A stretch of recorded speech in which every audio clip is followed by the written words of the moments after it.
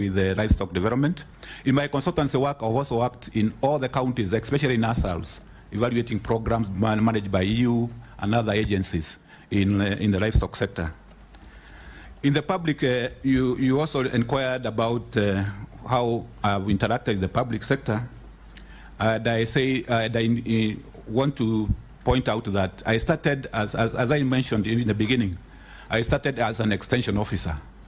So from the grassroots, I went all the way to become a planning officer, all the way to an economist in coffee research, and of late, as a member of the task force on coffee reform. So I have interacted in various ways with the public sector. And when I was in the World Bank, definitely I was interacting with the public sector, both at the higher level and the lower level in terms of operations. Being a PA, this one caught me off guard and surprisingly. For the record, Mr. Speaker, sir, and honorable members, I've never met the former honorable Minister for Agriculture. I've never been a PA.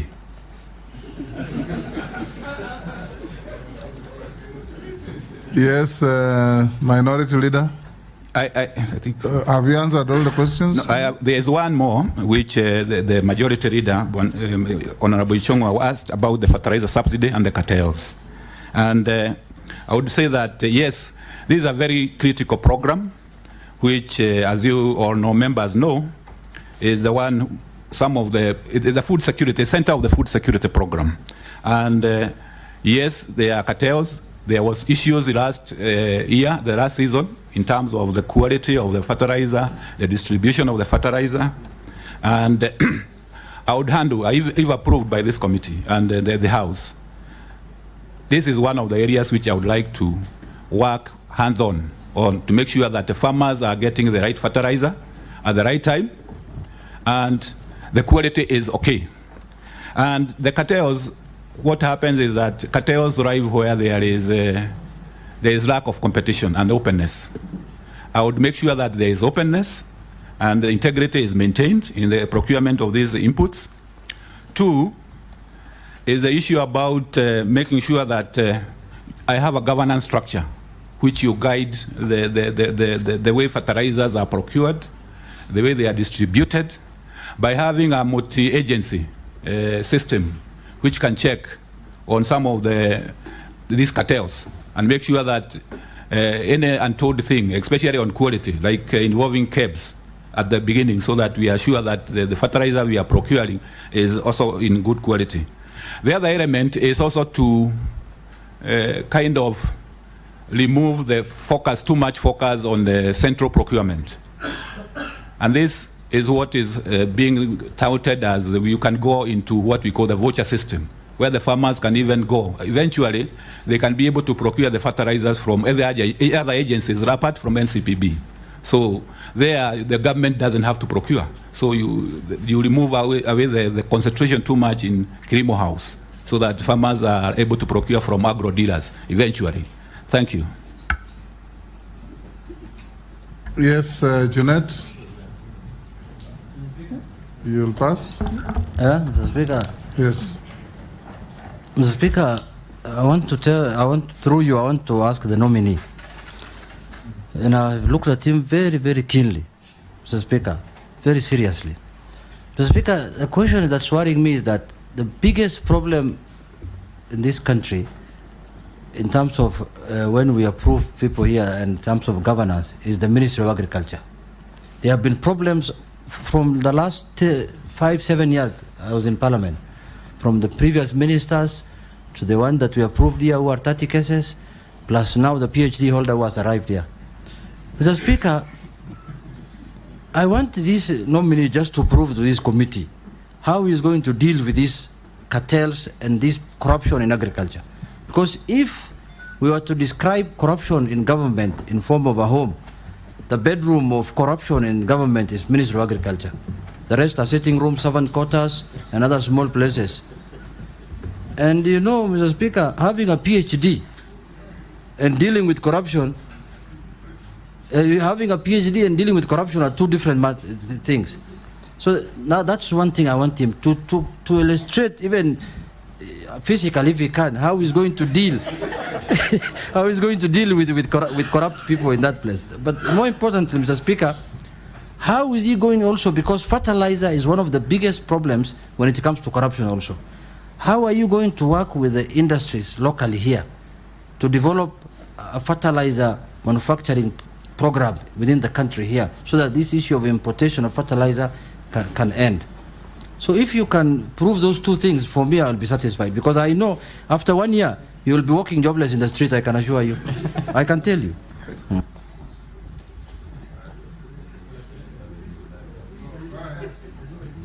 Okay, thank you, Mr. Speaker, and thank you, Honorable Junet, for your questions.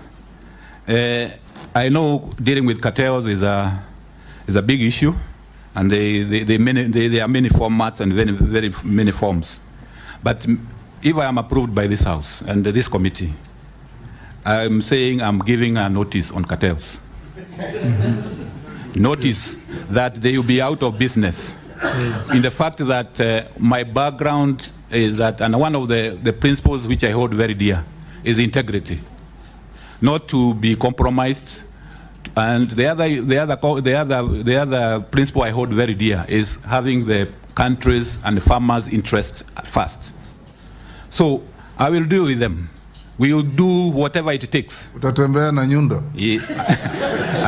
I will do whatever it takes, Mr. Speaker, to deal with them, putting systems in place, as I said, governance structures, making sure that I involve all the agencies of the government. I'm sure the government of Kenya is capable of and have agencies which can deal with these cartels, and I will be in the forefront for that. Nelson? On the development of the fertilizer, it's a good one, because we need to develop the local industry. What is happening today is that most of the manufacturers we have are for bleeding. They are not for manufacturing of fertilizer. And it will be good to explore further whether they can, apart from bleeding, which is important, because we need to blend for coffee, we need to blend for tea, we need to blend for various crops. We need also to go a step further and do the manufacturing of the fertilizer. So if I'm approved, this is one of the agenda I would like to pursue. Nelson Koech. Thank you, Speaker. Dr. there is a crisis in the tea sector. Tea prices at the Mombasa auction were on a downward trend in 2022, forcing the government to establish a minimum reserve price of 2.6 USD for teas from the east of the Rift and USD 2.4 for teas from the west of the Rift. This initiative was aimed at stabilizing the market and addressing the declining tea prices at the Mombasa auction. However, the current pricing structure has resulted in several millions of teas being unsold, thus resulting in stagnating in warehouses and facilities. What strategies will you employ to alleviate this situation? Additionally, is the government interference in the manner necessary in a free market, and how can it be balanced to ensure that market stability without causing an adverse effect?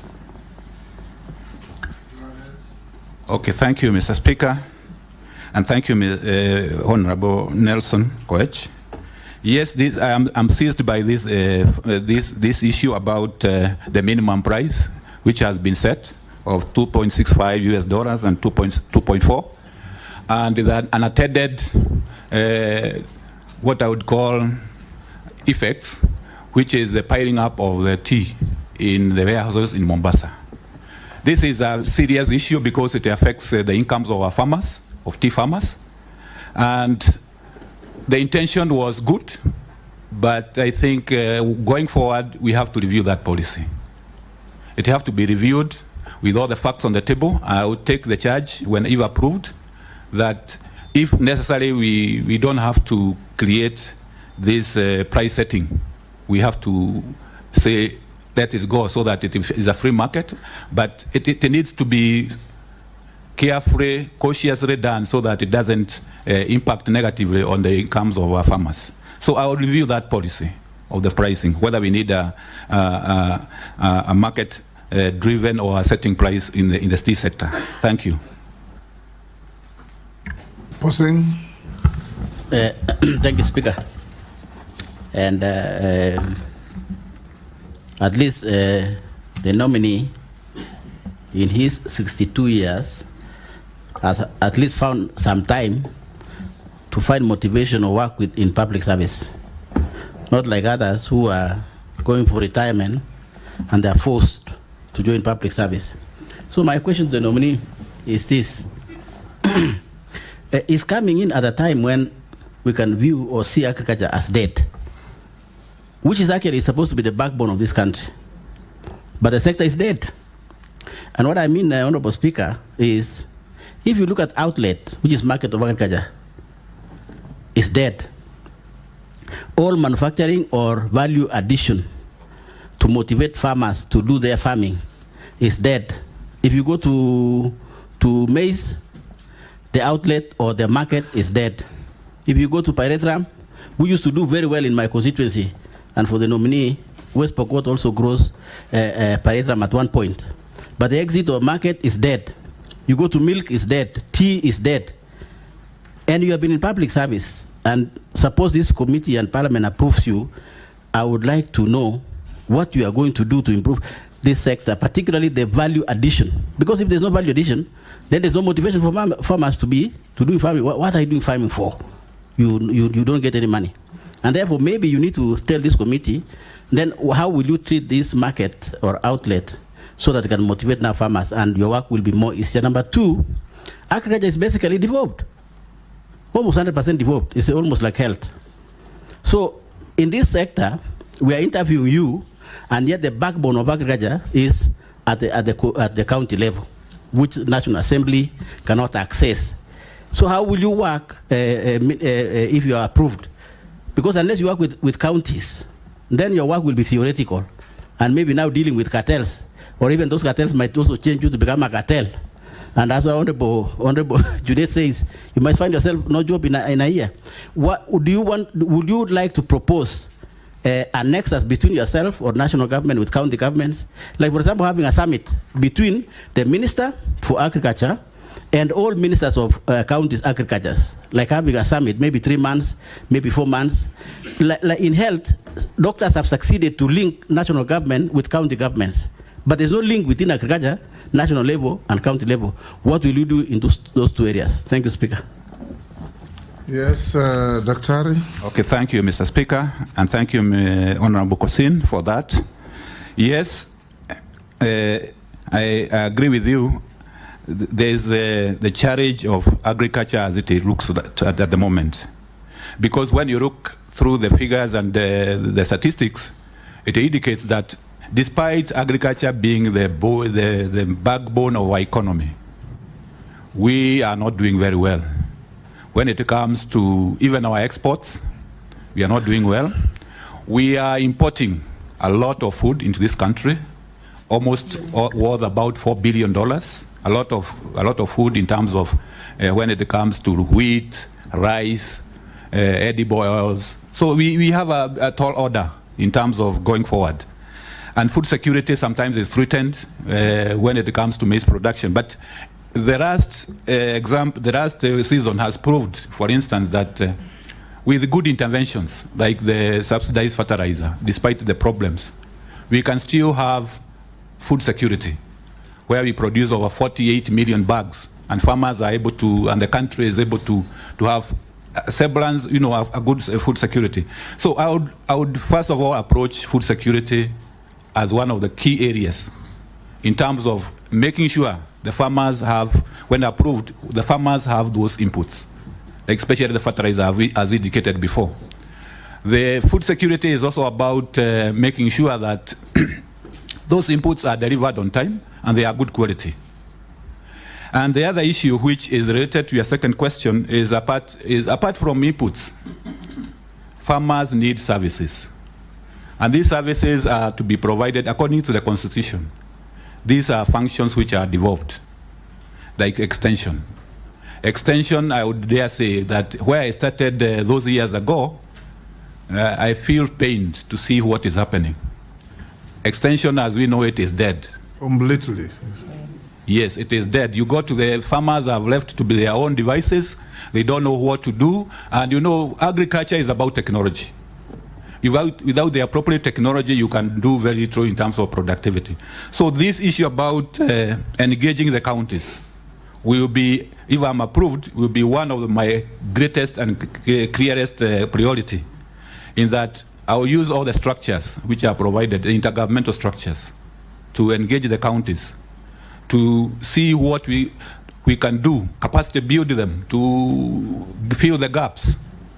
I was also thinking about even what is happening with the health sector, the model where the government, the national government has the health promoters. Can we have agri promoters working in the counties from national government? So those are areas which will be, as it has been suggested by Honorable Kosin, we can have a summit where we can dwell on these issues with the agriculture committees of the House, so that we move forward, because without extension and delivery of services, we are just doing the margins. We are not doing very much. We need support to our farmers. Thank you very much.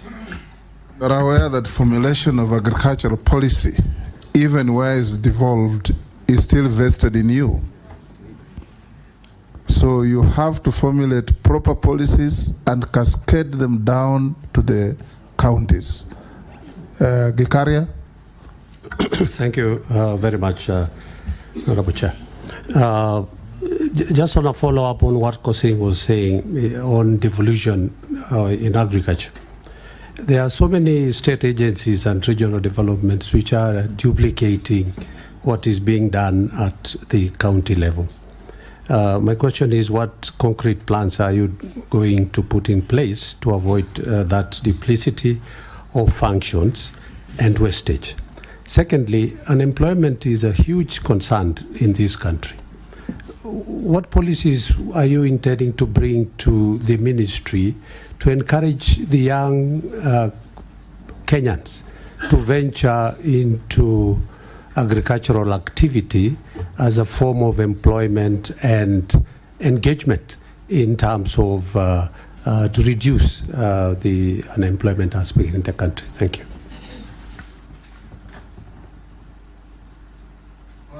Okay, thank you. Thank you, Mr. Speaker. And thank you, Honorable Gachagua.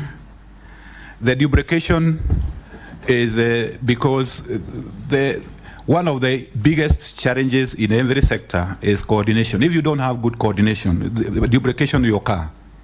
For instance, I'm sure, and if I'm approved, the sector which I'm going to, the ministry, has about 36 parastatals. Very many of them doing various things. But are they coordinated? Are they tuned to the priorities of the sector? I think that is my challenge as the incoming CS, if I am approved, to make sure that they are tuned to what is the priorities of the sector.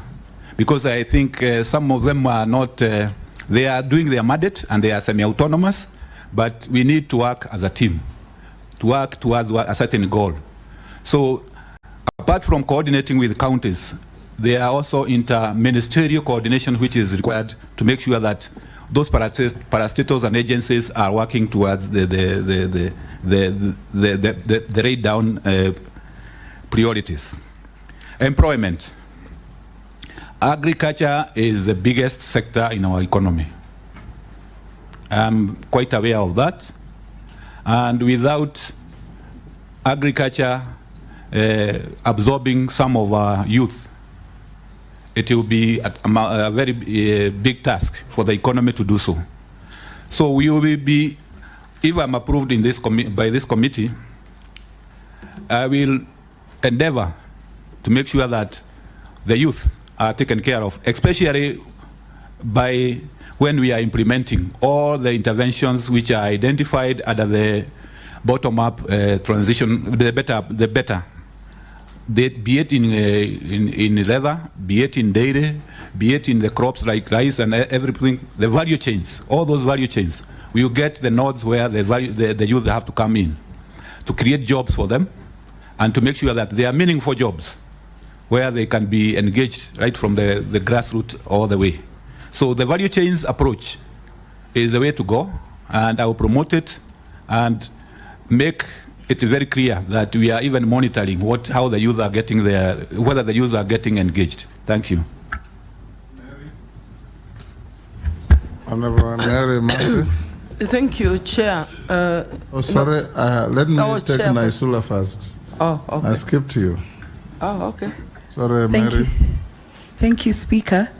Dr. Karanja, listening to you and the comments that most of my colleagues have raised about agriculture being devolved, and even you saying that the extension services at the counties are dead, it is because the Ministry of Agriculture at the national level, you're also involving yourself in devolved matters than doing your work, which should mostly be policy, and collaborating with the counties to see that those policies are implemented and those extension services are working. Because I do not understand why the county government are providing seeds, they are doing, they are providing all that to the farmers, but fertilizer, you keep it at Kilimo. Is it a cash cow for the minister, for the PS, for the cartels there? Why are you leaving fertilizer at the national level instead of dealing with matters policy, which is your main core mandate? And when you talk about functions being devolved, resources should then follow those functions so that then the county governments are able to work and not the money remaining here in the capital in Nairobi. The second issue is the issue of livestock farming. We talk about coffee sector reforms, tea sector reforms, even pyrethrum and cotton have a board. Livestock we do not have in this country. People who wake up every morning thinking and implementing issues to do with livestock. Botswana is one of the best countries in livestock farming, implemented by Kenyans. They're the ones who went to do livestock issues in Botswana. So I want to know what you're going to do to see to it that livestock farming is taken seriously. Instead of taxing Kenyans, make money through livestock farming. Lastly, on the livestock bill 2024, what will you do as a cabinet secretary to communicate properly what it is all about, because we are already seeing a lot of things flying right, left and center? What strategies will you put in place to ensure you communicate to the public efficiently on the livestock bill 2024 and taking their views in? Thank you. Yes, nominee. Okay, thank you, Mr. Speaker. Thank you, Honorable Raisuda. The issue about, yes, interfering with the mandate of the national government and the intergovernmental, I would like to say that if I'm nominated, approved by this committee, I'm a firm believer in devolution. As I said earlier, if you want sustainable development of agriculture, the counties have to take their role seriously, and they have to work. They have to work. There is no other way. I'm a development economist, and I know that if you don't have structure, institutional framework to support you to do a sustainable development, it will never work. So the counties have to take their mandate. They have to take their laws, give those services. The national government have to take its role of the ministry where I'm going, if I am approved, the role of policy, the role of regulatory and also research. Those are the mandates which are to the national government. But the counties have to take that role. And I will do whatever will be in my power to make sure that those delineation and that it becomes very clear. In terms of even fertilizer, that's why I said eventually, gradually, the way to go is to make sure that you decentralize. The procurement should not be done centrally. It should be done with agro dealers. Those are business people who can be able to do procurement, and they do it as part of their business. The government can come in and subsidize and give the vouchers. So I am, as I indicated, and I would like to repeat again, I am a firm believer in that issue about sustainable development through counties. Livestock. Yes, livestock is a very critical area. Is one of the critical areas, because if I'm approved, I'll have two state departments: agriculture and livestock. And livestock has a great potential in terms of being able to the livelihoods, especially in ASAL areas. And Honorable Member Isuda is to say that I'm lucky that when I'm coming in, if I come in, there is a livestock bill which has been published and a livestock policy which has been published. So the livestock bill is trying to cure the lacuna which was there, in that we do not have agencies which are promoting livestock matters in the country. So it will create, for instance, try to regulate what is happening in breeding, animal feeds, which members know that there are a lot of issues with animal feeds, quality and others. Create a livestock marketing board, which will be promoting livestock. A research organization dedicated to livestock, although it is between cattle. And institutes, I was surprised to learn that some of the institutes in livestock, like Haiti, which we know, don't have legal status. They are created by, so the livestock bill is trying to do that. And there are issues which are coming through, I know, misinformation, which you would be dealing with, so that when it comes for the necessary hearings and the public hearing, those issues are dealt with. So I think I will give it a lot of priority, the livestock bill, and so that by the time, maybe by next year, we will have some of these institutions in place. Thank you. Marina. Thank you, Chairman. My question to the nominee. The country has suffered recurrent drought, flooding, as occasioned by climate change. In the process, we've lost a lot of livestock through starvation, millions of livestock. We've also lost crops through flooding. Some are washed away. Even the crops that manage to survive do not perform well because of too much water. My question is, what mitigation measures can you put in place to reduce the loss of livestock during future droughts? What compensation measures or strategies would you be able to put in place? Because we know that we have livestock insurance, at least areas, livestock farmers can be compensated. What about crops, farmers that lose crops? What are your thoughts? Secondly, in the agricultural sector, we have so many youths who are trained, degrees in agriculture, even PhD in agriculture, extension officer, trained but jobless, so many of them. I don't know if you're aware of that. And we need to be deliberate in employment creation.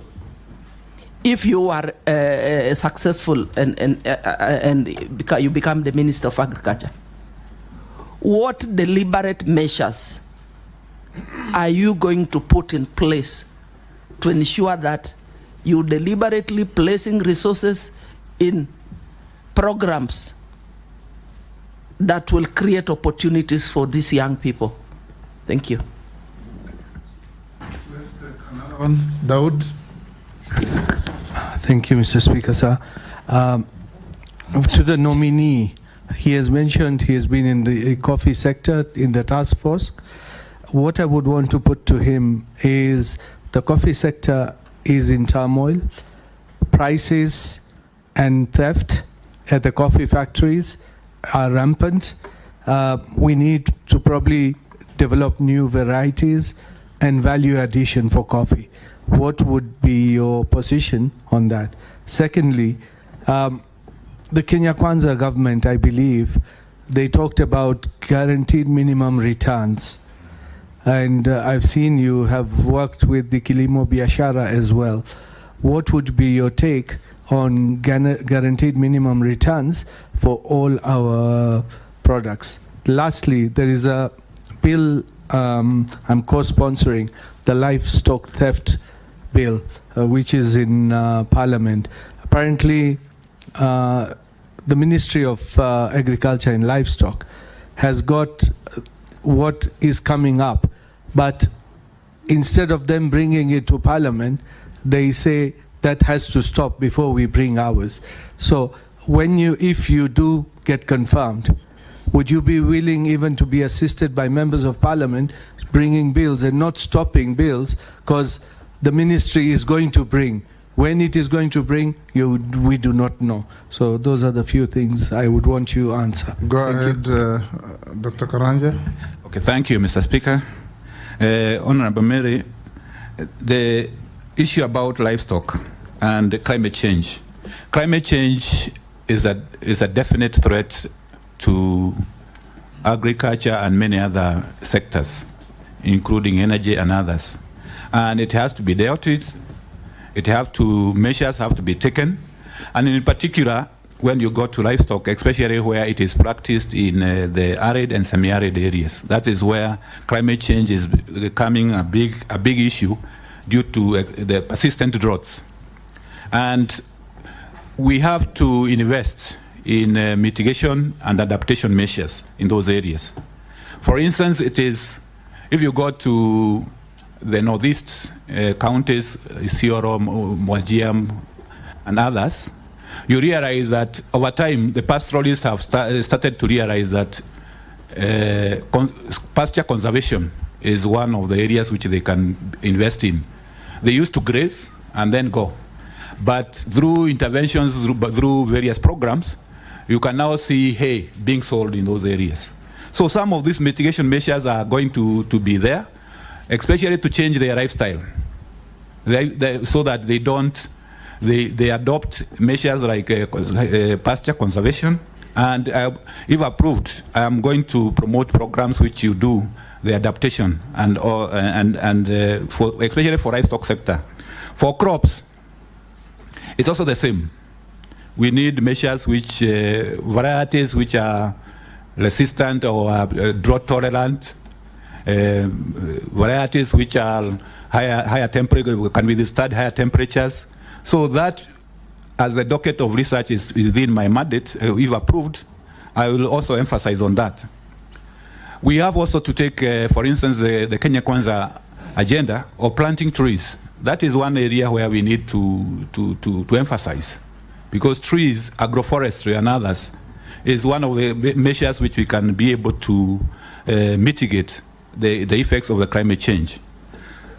Then in agriculture, I'll also be working closely, if I'm approved, with my counterparts in irrigation. Our agriculture is rain-fed. It is prone to the vagaries of the weather. So we need to invest where we can, with resources allowing, we need to invest in irrigation so that we expand the area under irrigation. Small-scale irrigation programs, which can be able to support farmers so that they are not caught by this the issue about climate change. Then I think insurance. At the final end of the day, because this is a risk, we need to emphasize both crop and livestock insurance so that farmers are able to be compensated whenever there is an occurrence of that calamity which occurs. Issue about the youth. I indicated earlier that yes, I'm quite aware of this particular challenge of jobless youth in the country, in the rural areas and everywhere else. And if I'm approved, my undertaking is that, whatever we are doing in all the value chains, the issue about the youth, women, PWDs, people living with disabilities, will be taken care of. Not just taken care of, but we will go out of our way to make sure that and monitor clearly that we are taking care of the youth, the women, and people with disability. Honorable Dawood, the coffee industry, as you have rightfully indicated, I started my career there as an economist. I have also served in the task force and other. Yes, I know there are issues, very major issues in the coffee industry, including legislative one, the bill, the policy, which are still pending. This will be low-hanging fruits. I will be able to handle them if I'm approved, so that we move forward. new varieties and theft. I work with collaboration with, especially for theft, I work with the collaboration with the interior so that we are able to see how best we can handle the coffee thefts. Because the coffee thefts are usually promoted and kind of gotten mainly from maybe insider jobs or people who have licenses who can be able to dispose of the coffee. Because you cannot buy coffee. Where do you take it? It has to be that you have a license, you can be able to dispose. So it is something which, with working together with the Ministry of Interior, we will be able to handle. So I will approach it from the policy point of view, having the policy, and I'm also aware that there is a coffee bill which is before Parliament or Senate. I'm here to take the position very well. So I'll go ahead and do whatever it takes to make sure that that is done. Minimum guaranteed returns for farmers. This is the campaign and Kenya Kwanza in the plan. It needs to be looked into because it involves a lot of, from an economic point of view, it involves a lot of resources. In terms of if you want to guarantee the coffee, tea, you want to guarantee maize, you want. So this one, I would say that if I am approved, I will set up the necessary structures to make sure that I get good professional advice on this particular issue and the best way to go forward.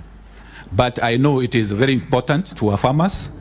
It was in the plan, the Kenya Kwanza plan, so we have to move forward, but cautiously so that we are not, given our financial situation, that we don't overcommit.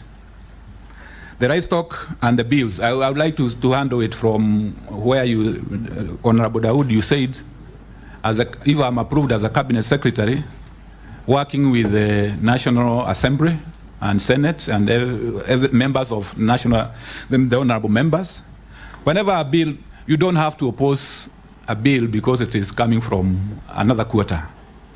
If it is something which is good, it is bringing something of value on the table, the best approach will be you look and you consult and you do the consultation so that you agree on a common position.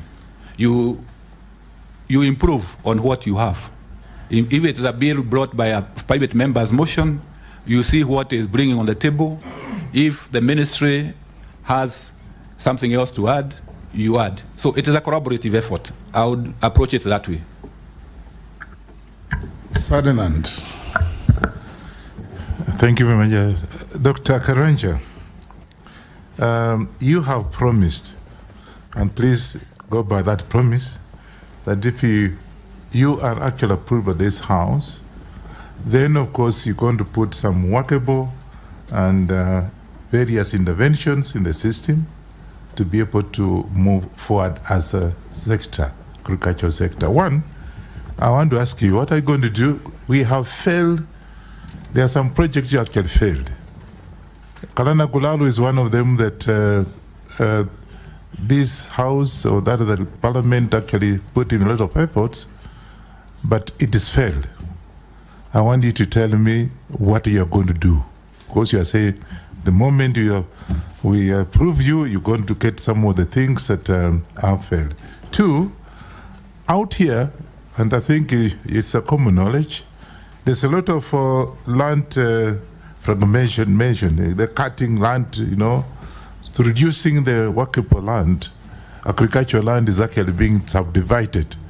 I'm afraid 20 years to come, maybe you and I won't be there.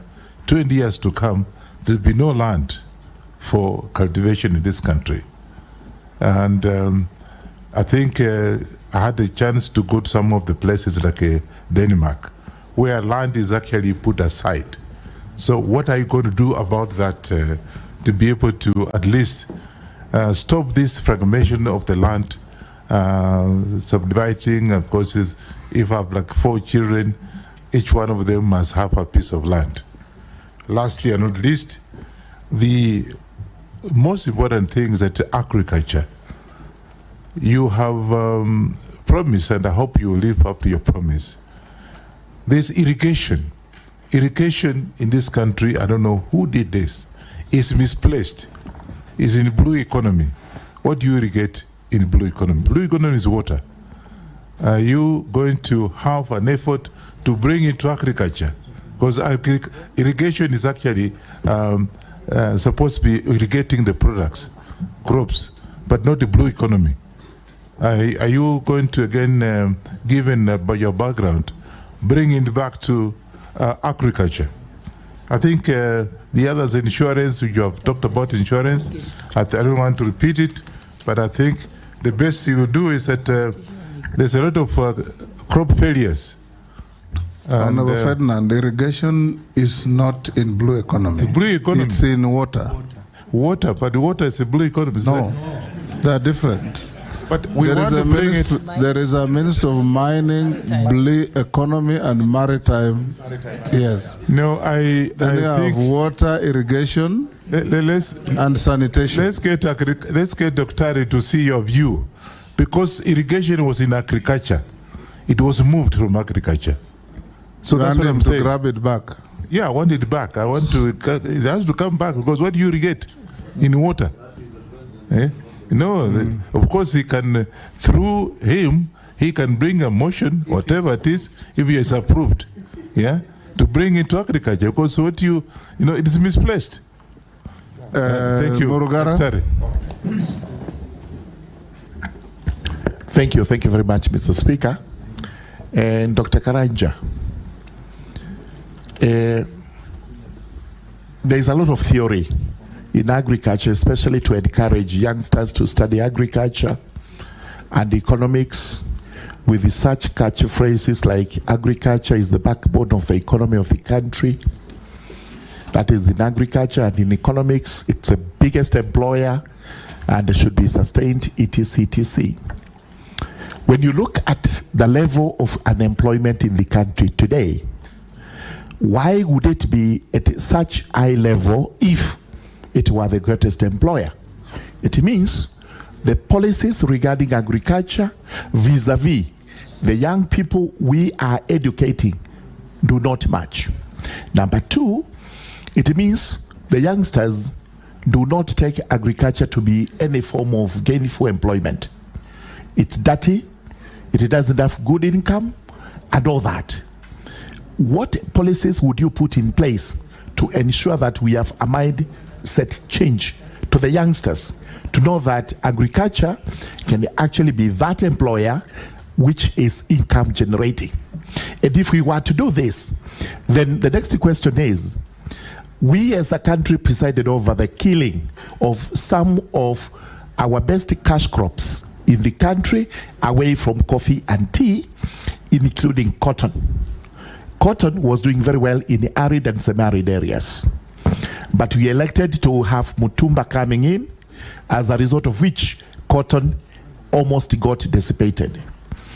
Sunflower, another cash crop, which was doing very well in those areas.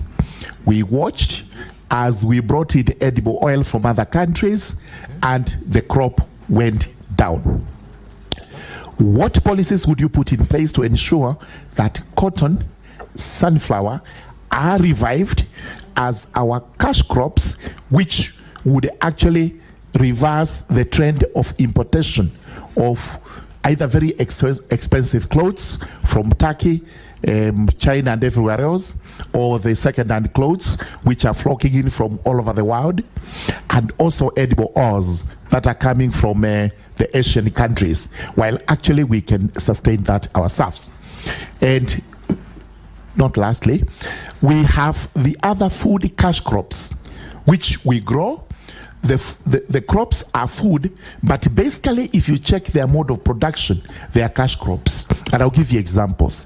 One of them is gadam sorghum, which is supposed to be consumed by the brewers. It's also a food crop. Another one is the mang beans, the dengu in eastern Kenya. It's supposed to be a food crop, but it is produced as a cash crop by the farmers.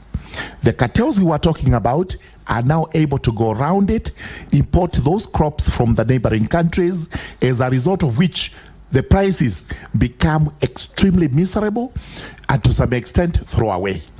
What policies would you put in place to ensure that those crops are sustained in the country and their prices are improved so that farmers are encouraged to continually grow these crops for economic purposes?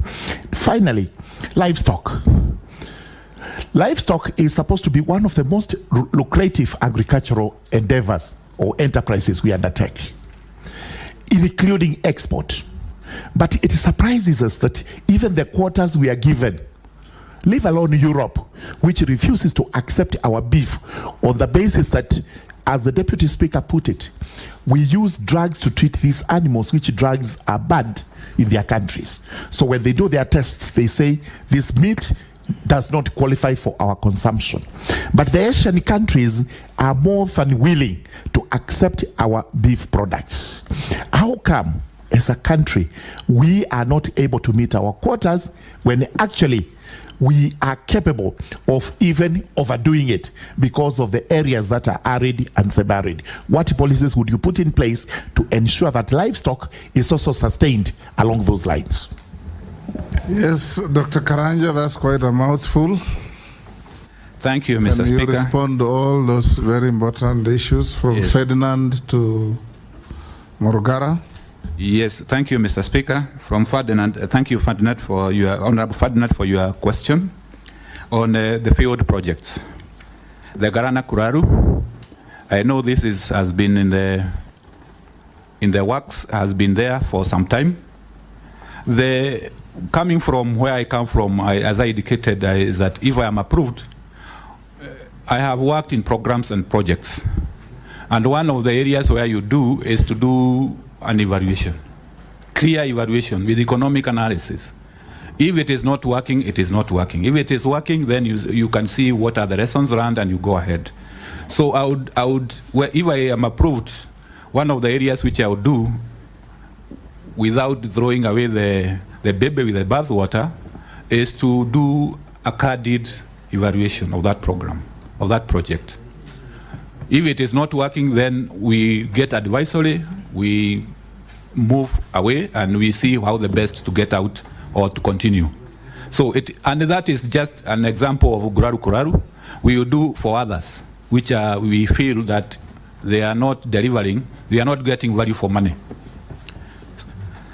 Subdivision of land. I know this is beyond agriculture alone, because yes, agriculture is the biggest user of land in the country. And if I am approved, what I will do is I will engage the sector of land, because we are supposed to have a land use policy, clear land use policy, which delineates areas where you can do agriculture, areas where you can do housing, areas where you can do other things, so that we are able to delineate those areas. So this is a collaborative effort with the sector of land, because I'm sure and honorable members are aware, we are losing a sizable number, a sizable proportion of agricultural land to real estate in Kiambu and other areas. And this are causing a lot of concern. Even in other counties, we are doing the same. So it is an area where I will engage the sector of lands to come up with clearly with I know there is a land use policy, but we need to revisit it and see how we can implement it. Irrigation, as it has been indicated, this is in the water sector, and this, I'm sure, is an issue which our appointing authority will cease to that, and I don't want to comment more than that. Honorable Murungaru, about thank you for your question. Point of order. Yes, Ferdinand. Daktari, you actually are very knowledgeable from what you have said. Don't tell us, don't throw that this the question of irrigation is something that you go to tell this committee what you're going to do. Don't tell us that somebody else holds they're talking of the same thing. We have said, and I've said it very clearly. irrigation is supposed to irrigate crops, and somebody misplaced it in water. It's as simple as that. So what are you going to do about it? Thank you, Honorable Ferdinand. Yes, I agree. Because irrigation, when you do it, especially the small one, not the big dams, which you have hydros in them, the irrigation we do for small scale is agriculture, actually, most of it. And logically, it is supposed to be in agriculture so that you manage, because even the technical management of the irrigation scheme, yeah, it is agriculture. The water part is it's just making sure that the water is there. So that is why I'm saying, because you know, coming in as a CS, I would love to have irrigation as one of the dockets, but definitely I need to be guided. It is not your duty to assign departments. Yes. Yes. Yes. Yes.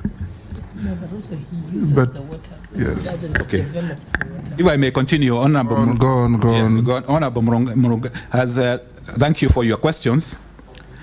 The issue about the youth and agriculture. Yes, it is quite something which, because you realize that agriculture has been left to the old people. One of the studies which was done by one of the institutes indicated that, for instance, the average age of a coffee farmer is 62 years. So very aged people. And the issue is about the youth might not want to go into production per se. They might not want to go to production, but what they are interested in is issues to do with the value chain, along the value chain. For instance, in agro-processing, in making sure that, for instance, if there is milk, the add value they can make yogurt, they can do the ghee. So, as indicated earlier, some of the key value chains which has been highlighted and has been prioritized, we will try as much as possible to integrate the issue about the youth. There is also a program, informed, if I come in and I'll try to scale it up, trying to inculcate, to teach youth about agriculture, right from the secondary schools and primary schools, so that they have the right mindset when they are coming up. Policies, edible oils and imports. As I indicated earlier, we are having a big issue about food imports. We are becoming a country of food imports. Edible oils. I was checking the statistics, and when you look at petroleum and other, edible oils is featuring very highly in terms of imports. So we need, and it's one of the priorities in the BETA, which has been prioritized, especially sunflower. So we will accelerate that if I am approved, we will accelerate that program to make sure that the farmers have the necessary planting materials for sunflower. They have the necessary planting materials for other edible oils, canola and others. And the challenge of also making sure that not only they have the planting materials, but also they have the technology to get the oil out of the sunflower. Because it's one thing to plant the sunflower, it's another thing to get the oil out of the sunflower. Cash crop, gadam, sorghum, dengu. Sustainability in the country. Yes, these are particularly good cash crops. Some of them are like dengu, gadam, sorghum. They are a bit drought tolerant, and they are grown in areas where, like Lower Eastern, other form of Lower Eastern, Upper Eastern, and other Kitui and other Machakos and others. They are good, and they are actually very helpful crop, because in this era of climate change, they are the ones which are going to be the ones which are going to help the farmers to adapt to some of this.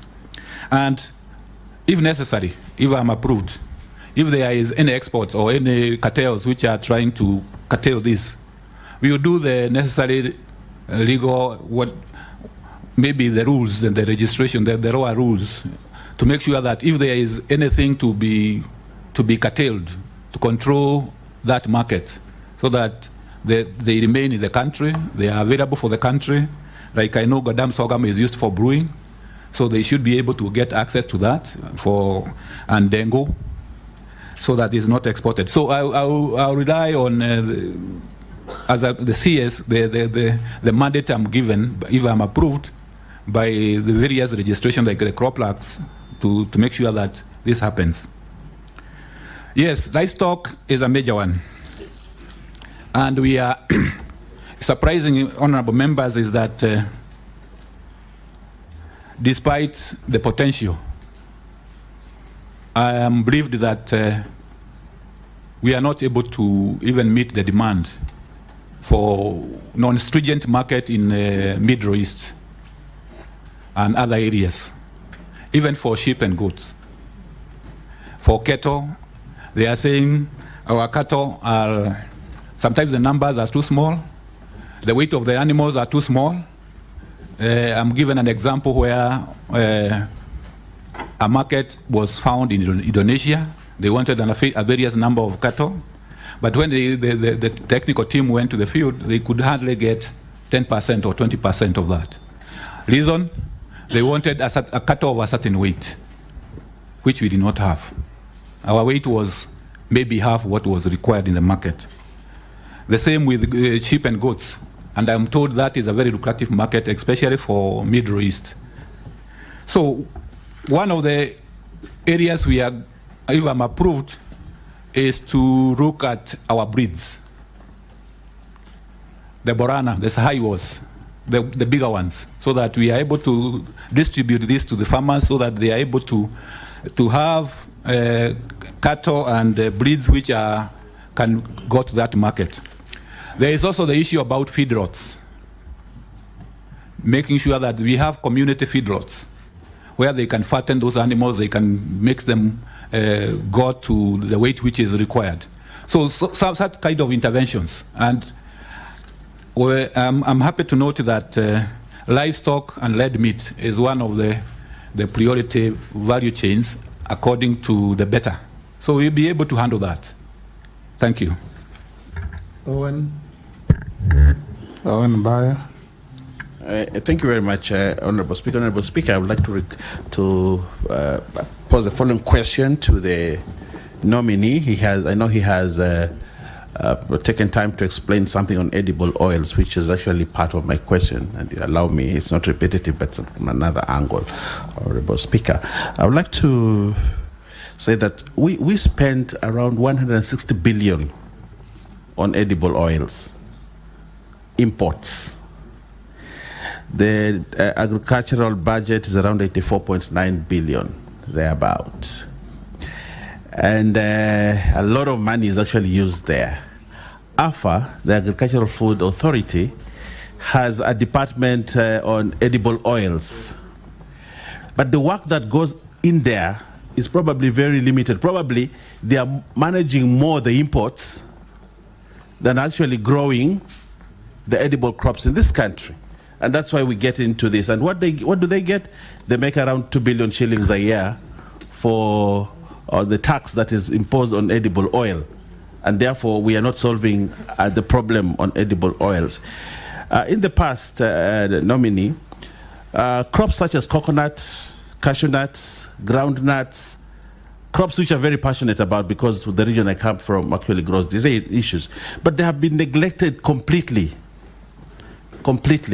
such that coconut and cashew nuts are crops that are continue to decline. We have old boughs, we have the old tall coconut trees, and the productivity is shrinking every day, and yet we continue to import. We have the solution.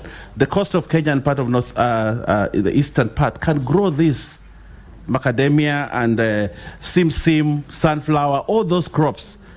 And it made the people of the coast very rich, and the country got enough revenue. But they've been on the decline. And yet AFA, the department, the area of edible crops, is not doing much. Tell me, what kind of reforms will you bring to reduce the imports on edible oil, both legislative and policy, and also increase the production of cashew nuts and coconut so that we can cut down on the budget on oil crops? Secondly, Honorable Speaker, ADC is Agricultural Development Corporation, which is supposed to help the agriculture department. And one of the things that ADC did was to have enough land set aside. I had the question on now we are moving to settlement, and but ADC has swathes of land. But what has happened for many years, there has not been any protection on this. They've been divided, they've been given out. I know even the ADC in Malindi, they have a huge farm in Malindi, but now they're actually renting their own farm because people grabbed it. Now the land they own, they are actually paying rent on. In terms of policy and legislation, what are you going to do to protect ADC and actually spur the productivity of ADC to ensure that as a country we still anchor ourselves in agriculture, and from agriculture to manufacturing and to jobs? I thank you. Robert. Thank you, Mr. Speaker. The nominee has come out as very brave because there's one answer he gave. I was very impressed when you said that you're willing to even advise in correcting the mess in state departments in the ministry. When you said that you feel that irrigation is misplaced and you will fight for it, that means you're a brave man. Now, I want to just point out two things. One which was raised by Honorable Naisula on the issue of Botswana, which actually exports 95% of its beef products to countries like Norway and the United Arab Emirates. And what she said is what I want to confirm, that actually they have a Botswana Meat Commission which was borrowed heavily and fashioned after Kenya Meat Commission. But years later, while theirs is thriving, Kenya's KMC is actually now in the hands of the military. So I don't know, what would you do? Because as a brave person, you must be able to make very serious and tough decisions to bring back that livestock sector to what it should be. Now, secondly, the other issue is the issue of corruption in the ministry. From NCPB and those state departments within the ministry, there's a lot of there's rampant corruption. In fact, I will tell you that at one time, just recently, Kenyans were treated to a circus of the sale of funny product in the name of fertilizer, and the parliament was actually seized of the matter and tried to handle it. Now, there's a gentleman who was my neighbor. This is a real story. And he had a piece of land, 5 acres. He was actually selling it. We were trying to get a buyer for him. Then he got appointed to the Kenya Sugar Board. Within a few months, he now started buying off all the neighbors and stopped selling his land. There is a lot of money that gets lost in our state departments, especially the agricultural one. Now, I've seen that you are worth 214 million. You are going into this sector. All those cartels are there, and they are willing to make you a billionaire within the next 3 years. Are you going to be able to resist, Bwana Nominee? Thank you, Chair. Yes, Dr. Karanje. Yeah, thank you, Mr. Speaker. Will they make you a billionaire, or you are a billionaire already? Thank you, Mr. Speaker. Thank you, Honorable Owen Bayer, for your question about this issue about edible oils. Yes, this is a classical case of we need to do import substitution. We cannot continue spending our good money importing things we can do in this country. As I indicated earlier, the edible oils is one of the key priorities in BETA, and if approved, I have no other alternative but to work day and night to make sure that we reduce the import bill, especially on edible oils, be it on sunflower, coconut, and cashew nuts. I know especially in the coastal zone, these are very good crops, which has been there, naturally growing there. What the farmers are getting the necessary technologies and inputs, and also the machinery and technology to get the oil and others. Because edible oils also, you do canola. When you squeeze the oil, what is a good industry where we need to work on, and if approved, I work day and night, I can assure you, to make sure that we reduce this import bill. It has been there. I know even in Western Kenya there is also the issue about palm oil, which is coming up, where you can get the varieties to plant there. So it's something which is an open potential. Mr. Chairman. Yes, Just a quick supplementary, because I hear what the nominee is saying, especially in terms of edible oils and the value chain around the production and growth and production of edible oils. And I'm just wondering, because the nominee lives in this country, and he knows what has happened to the finance bill of this year. Part of the proposals that were in the finance bill sought to do exactly what you are saying, to protect the local industry in terms of local farmers who are growing sunflower, canola, and the other inputs for edible oils. And we sought to increase excise and import duty on imported edible oils so that we protect these local farmers and grow our own local industry for the production of edible oils, to do exactly what you are saying. Now, my question is, considering that Kenyans have told us they do not want us to increase import duty or excise duty on imported products, what other measures would you take to, or what non-tariff interventions would you have to ensure that we protect these local farmers, grow our own local industries, and at the same time do what Kenyans are asking us, not to increase access on the imported products? Or when you speak about import substitution, my understanding of import substitution, and I'm certain being a development economist, you know import substitution will mean that we produce locally.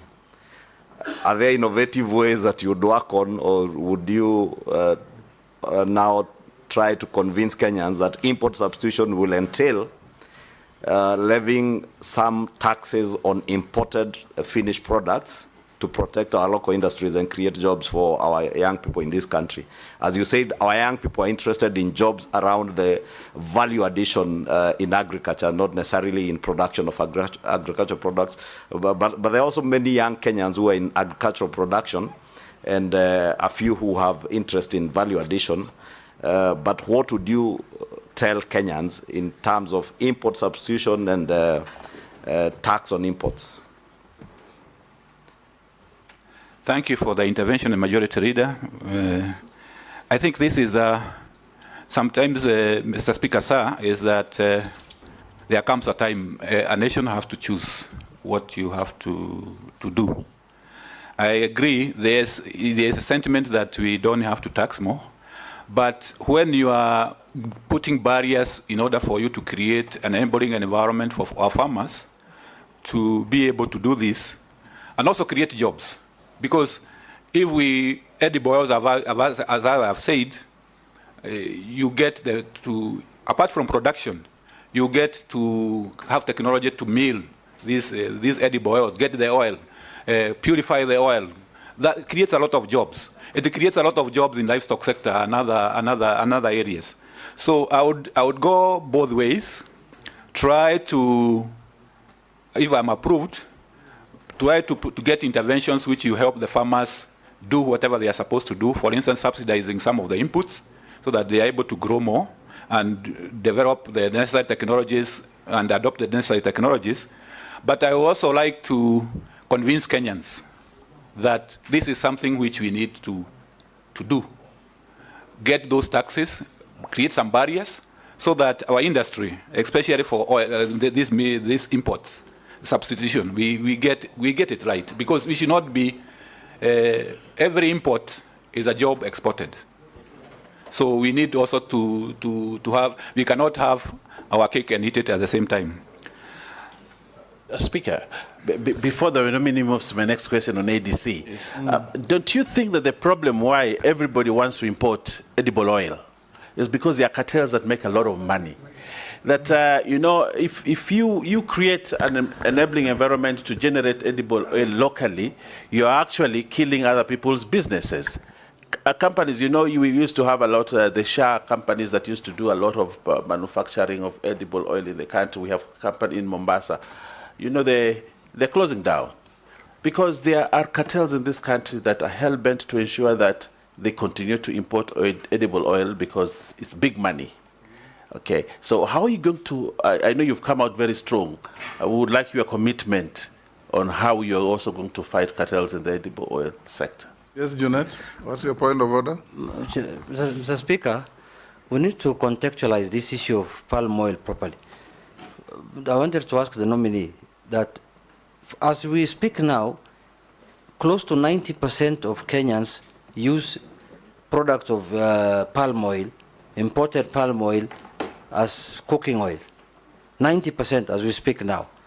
Now, we can only get rid of it when we develop the other products, the sunflower and what is the other thing? Canola and other things. But now, until that is grown and developed, you can't stop, because if you levy taxes on the palm oil now because of, you're saying, quote-unquote cartels, then cooking oil will become very expensive because the sunflower and the canola are not ready now to take over. So you can only develop that other side. When it is ready is when now you switch from the palm oil to that. But if you say they are cartels, those are stories in the street. Order. Answer the questions. This is not a debate between members. Yes. Yes, thank you, Mr. Speaker. Thank you, honorable members, Junet and Owen, for your interventions. I think this shows. There is a question pending on ADC. Yes. And the dismantling cartels. Yes. Yes. Okay. Thank you, Mr. Speaker. I think this shows you the robustness of this debate, that we need to deal with the two sides. And I agree 100% with what Honorable Junet is saying, that we need, in terms of timing, we need to, when we are phasing out the imports, we are coming in with strongly on the locally. So that is a matter of timing. That is a matter of timing, but we need to yeah. Thank you. So I think that's one issue which I would definitely, if I'm approved, I would look at it and see the switching the timing.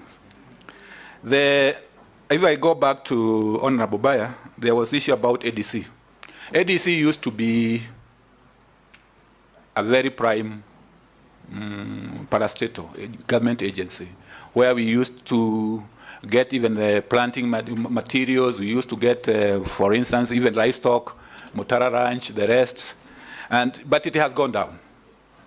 I don't know, I will have to, when I get, if I get approval, I have to make sure that I visit them, I know what is aiding them. And the issue is, what role should they play in this dispensation which we are in? For instance, we know that we need a lot of planting materials, we need a lot of, like we are talking about livestock breeds, the Sahiwas, the Borans. What role can they play in that, aligning themselves to that priority in the sector? So that is, when I come in, if I'm approved, is some of the areas which I would like to pursue quickly, because I am sure they have the capacity. They need only to go through what they need to do. Honorable Baya, thank you for your question. And one of them is,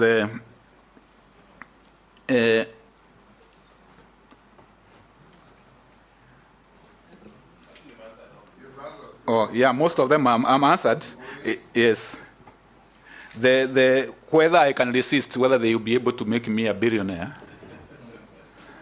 I come, Mr. Speaker and honorable members, I come from a point of, one of my clear areas which I am saying is non-negotiable is that is issues to do with accountability and being able to stand for what is public good. And I think that, to me, will be uncompromised. I'll pray to God that I will not vacate that principle. Yeah, because I need divine intervention.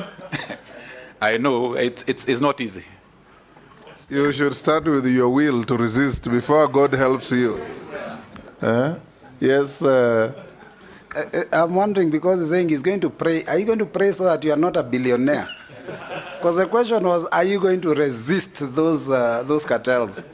He will pray to God to give him courage to resist. Yeah, Mr. Yes, Speaker. Mule? Yeah. Yes.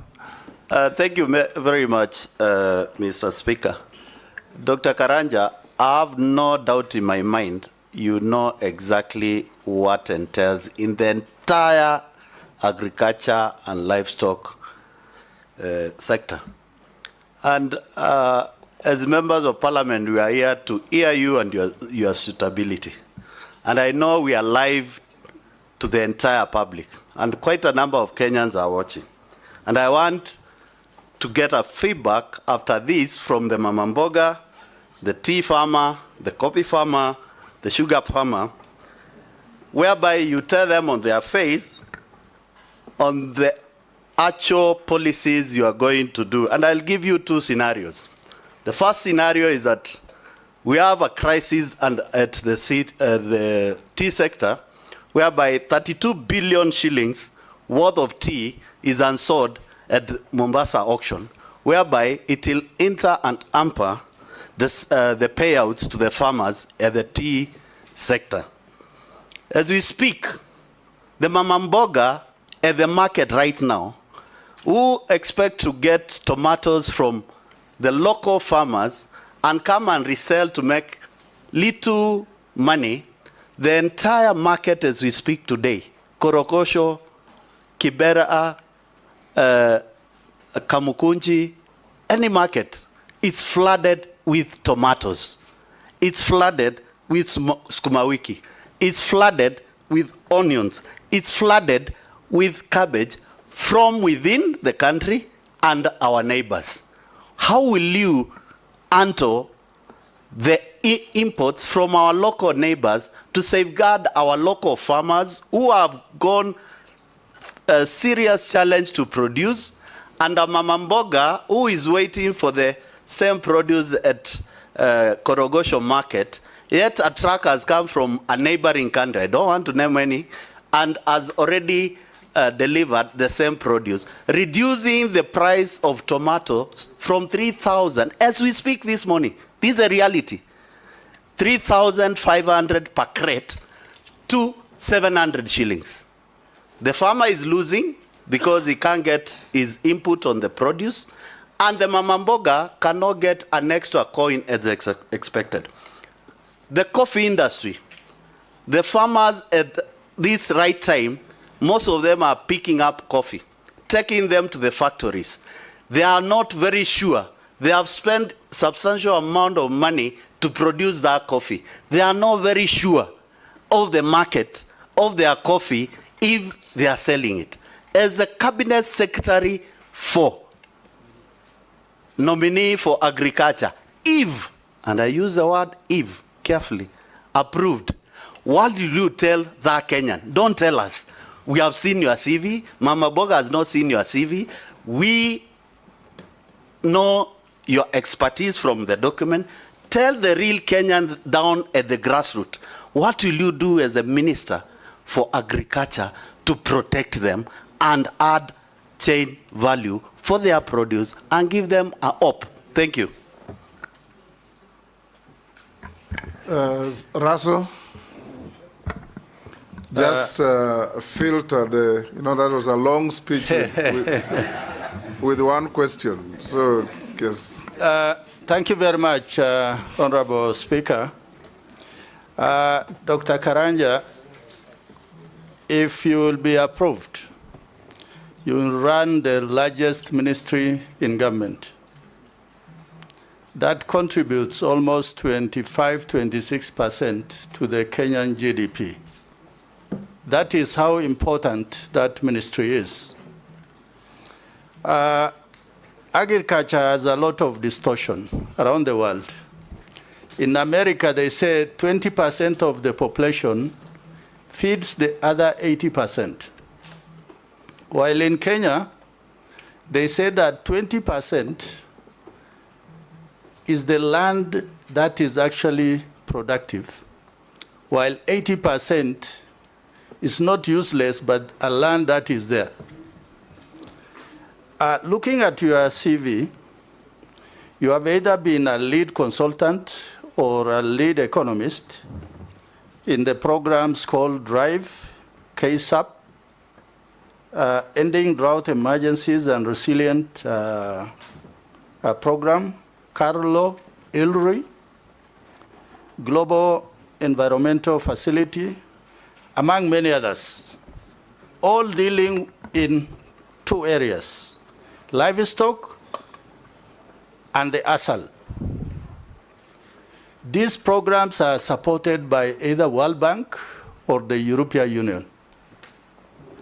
But on the reverse, when you look at have those regions really benefited, tell us one program that is successful to say that, yes, it has succeeded. Honorable colleagues have talked about irrigation. Year in, year out, for now, two governments, we are talking about Galana Kulalu. And yet, Mwea irrigation, Moroni, all those were done almost before independence or just around independence. My question to you, one, is Kenya really throwing away good money by engaging with World Bank and European Union, where when they give us 10 shillings, we are told you only give 3 shillings, because that is a matching fund, that we're actually throwing away good money, yet it can do other things. Secondly, the issue of livestock. For those of us who come from the pastoralist communities, it is our main economy. But the problem in agriculture, even you, as you try to explain, you kept on talking about dairy. But the cattle that we keep, or the camels, they're actually not dairy, it's beef. And for beef production, if you don't talk about breeding, traceability, disease control, then there is no market. Those from outside will never buy from you.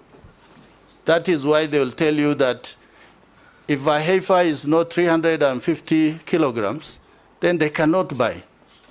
So for that reason, my second question is, if you are confirmed, just tell us what is it that you can do in livestock? Because livestock, in 25% of agriculture, livestock actually contributes almost 9%. And that is not a mean figure. Finally, when you were nominated, there were people who said, that one is ours. We live in Kenya where there are 42 different communities, many nationalities, but one nation. Are you going to serve all Kenyans, irrespective of where they come from? Thank you, Honorable Speaker. Yes, Daktari. Thank you, Mr. Speaker, sir, and thank you, honorable members.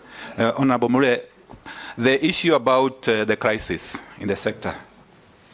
If I'm approved, I want to guarantee you that and the mama boga, the tea farmer, for instance, the issue about this piling up of tea in Mombasa, I will be the next brain to Mombasa to see what is happening and to do, if I have the powers within the law, I will do it the next day.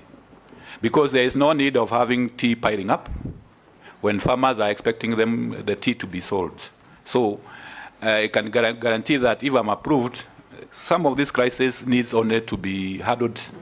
You go there and handle them as they, because it doesn't make any economic sense for you to have tea which is spiring up 32 billion. Farmers are expecting money. So that will be handled. Tomatoes, flooding from the East African community. This is an East African community issue. There might be issues to do with tariffs and what we need to do. We intergovernmental, interministerial with our colleagues in the East African community docket to see what we can do, because sometimes you don't want also to escalate with our neighbors. It doesn't. So I'll also look at that, and I can assure you that Namamaboga, that we need to do. Yes, we also need to look at ourselves. Why is tomatoes from our neighboring countries coming at a cheaper cost? Address what I would call the root cause of the problem. Is it our inputs which are high? Is it our methods which are, is it our varieties which are not good? Because I'm not sure our neighboring countries are subsidizing their tomatoes. So there must be something they are doing we are not doing. And we need to look at that and address it so that in a sustainable way, because even if we put the barriers and then we are producing at 3,000 or 2,000, and they are producing at 2,000, always the market will always shift towards them. So we need also to look at that. Coffee industry. I will also look at the coffee farmer and tell them, we will finalize whatever reform. If I am approved, it's one of the areas which I have a comparative advantage, having worked in the coffee industry for long, and I know what is required to be done. The reforms which are remaining should be done so that the coffee farmer enjoys the whatever is supposed to be enjoyed. Then, Honorable Lasso, on the issue about interventions by our development partners and what they have been able to do.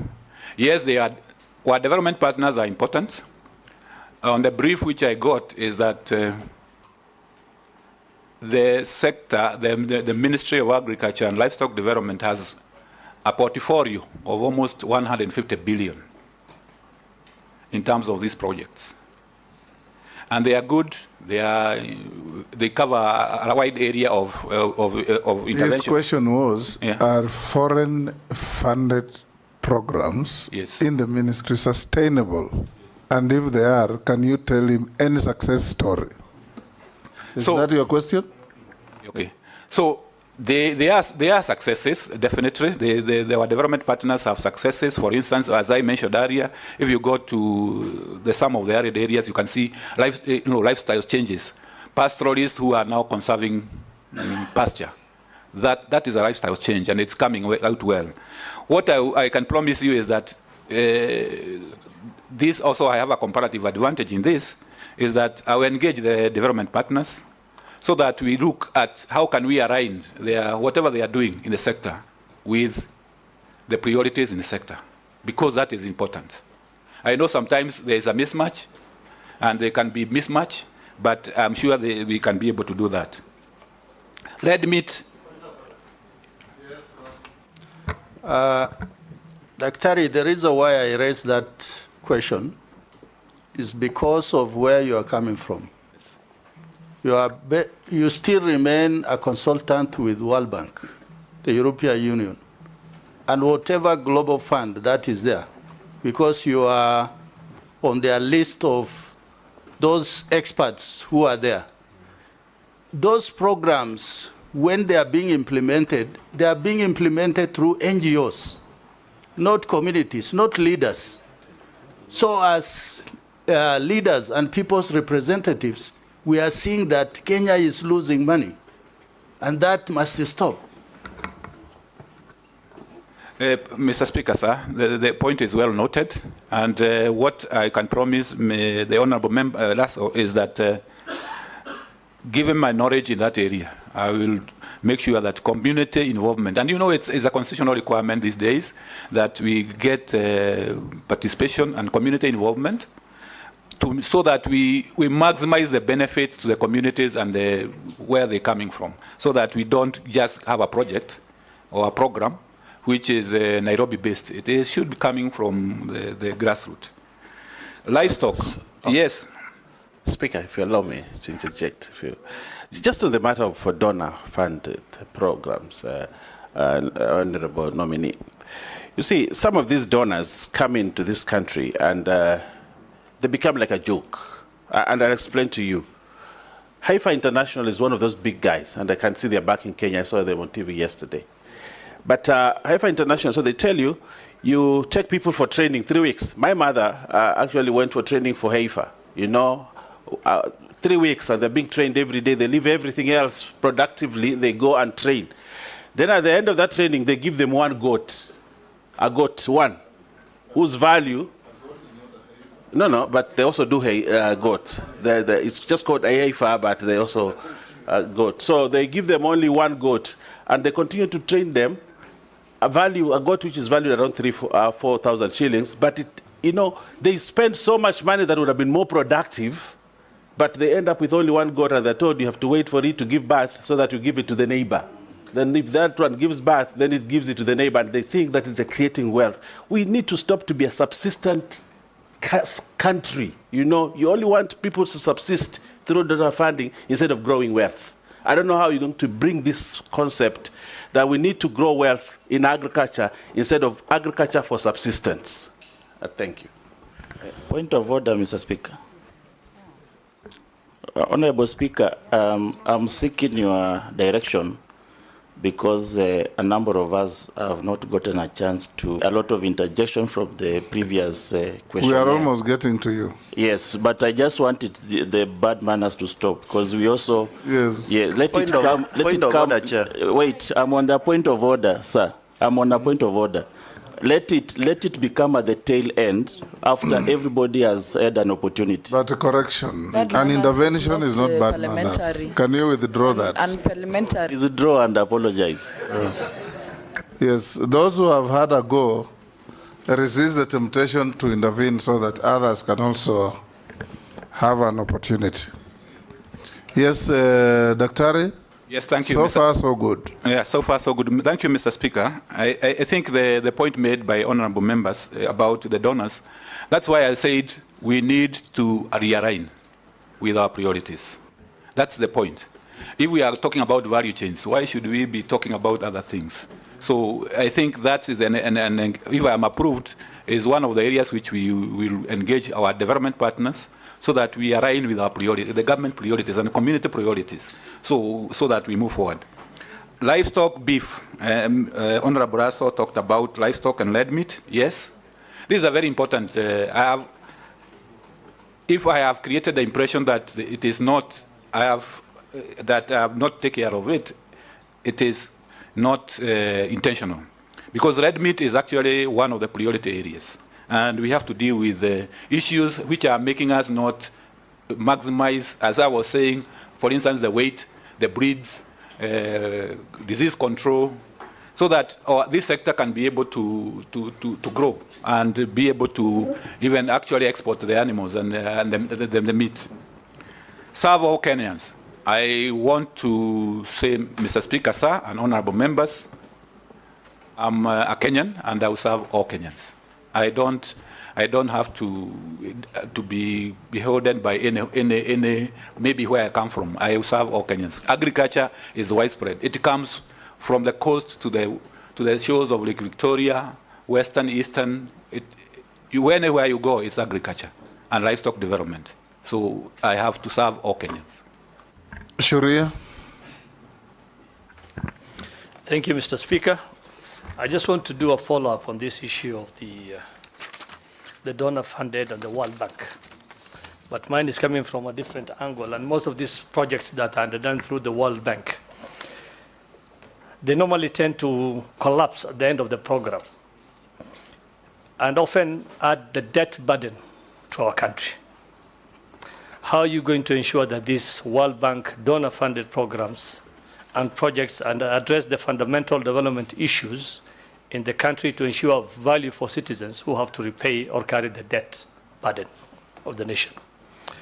Question number two.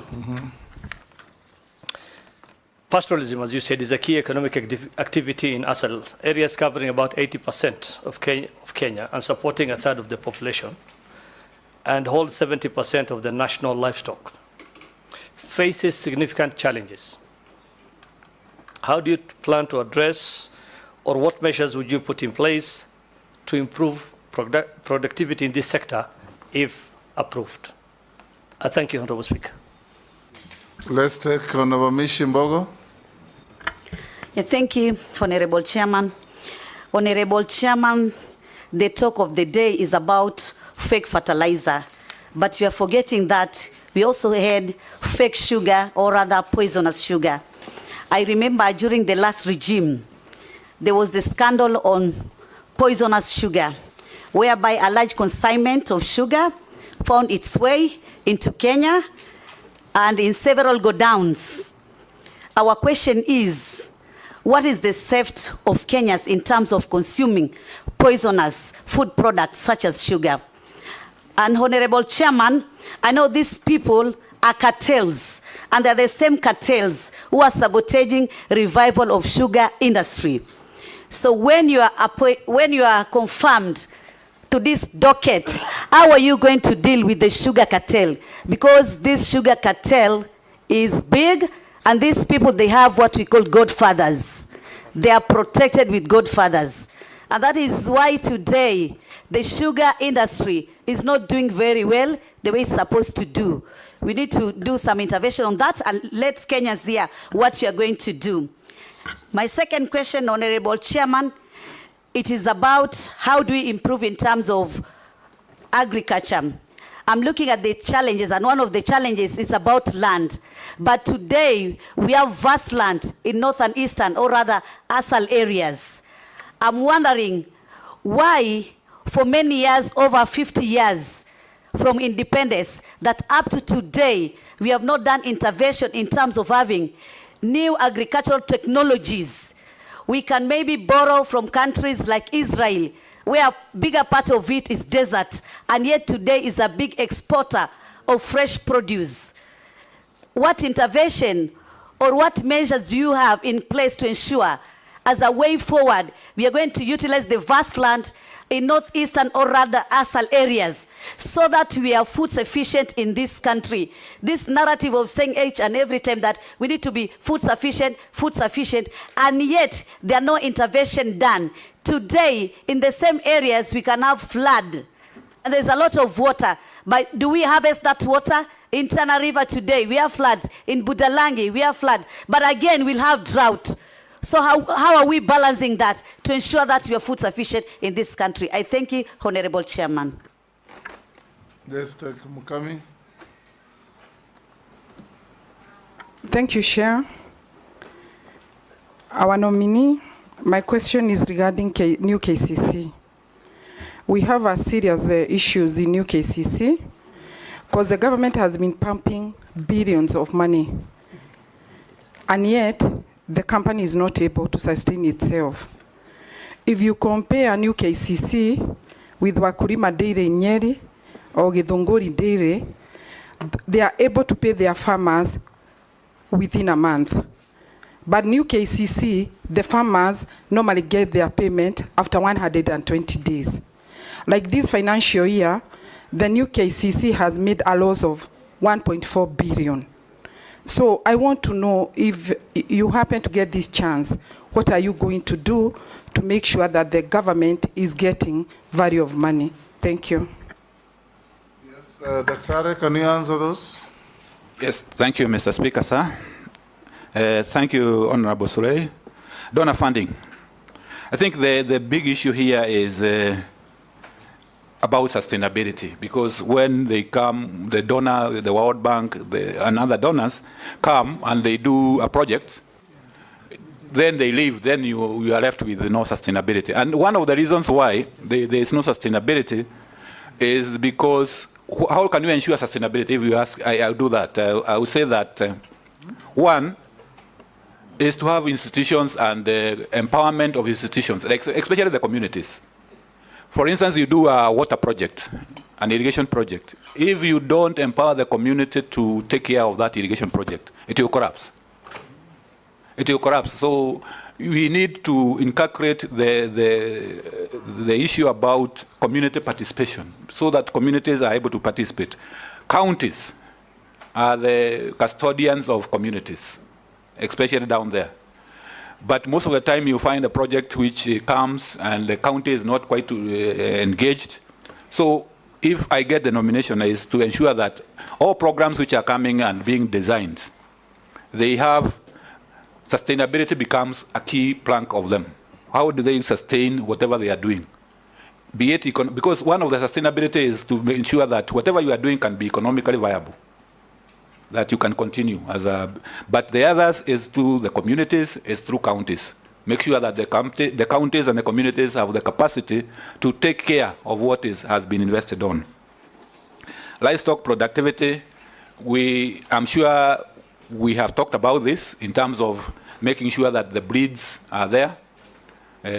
Disease control is well taken care of. And when I talk about livestock here, I'm talking about both sides, the dairy side and the red meat, especially in the assals. So that, and I talked about even the feed rots, so that you intervene and make sure that we have the right weights for export. Honorable Missy, fake fertilizer, sugar, cartel. When you look at the sugar industry, it has been, we have a deficit of sugar, and that's why the problem starts. We have a big deficit of sugar, ranging, depending on the production, ranging from 300 to 500 metric tons. And this is a lot of sugar, which have to be imported through the COMESA and the other safeguards which are there. So the cartels, we always thrive when our production is not meeting our demand. So one of the measures to actually talk about the sugar industry is what do you need to do in order for you to improve on production. You close the gap so that you are able to manage the quantities which are coming into the country. And definitely there will always be some kind of imports. The issue is about how do you allocate these importation quotas. And the best method is always to be an open method. I know that is maybe challenging in one way or the other, but I'll try as much as possible, if I get approved, to have a competitive method of allocating this, so that the cartels, even if one of the ways of dealing with the cartels is opening the information, transparency. Yes, so that you get that. Vast runs in. Yes, it is there, especially in assals. 70%, almost 70% of our land is in assals. Vast land. It is used. Some of it is used in livestock and other engagements. But the major measure here is what are you doing to make the land more productive? And that is why I was talking about working with irrigation, working with introducing the right technologies so that they are able to do. Getting technologies and also getting examples from other countries like Israel. So if I get approved, definitely this is a resource which I would like to look into, the vast land in Assal and how it can be done, especially on red meat. Honorable Mukami, New KCC.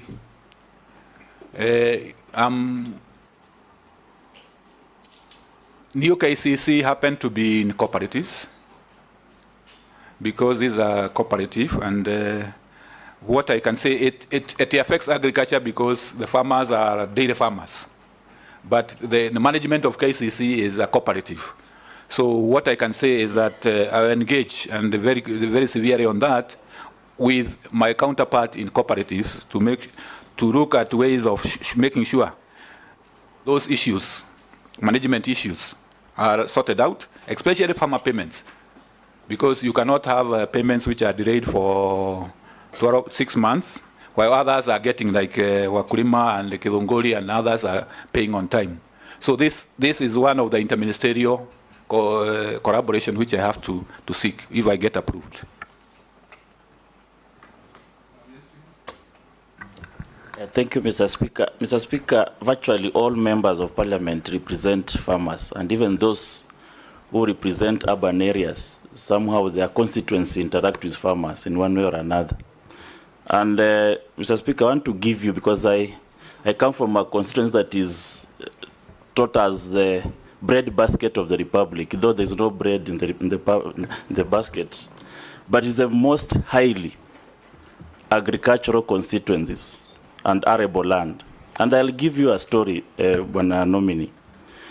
One of the large-scale farmers, the few are left because of land fragmentation that has taken place, but the few who are left in Kitale, I interacted with a farmer who did maize for a long time. He left, started doing sugarcane.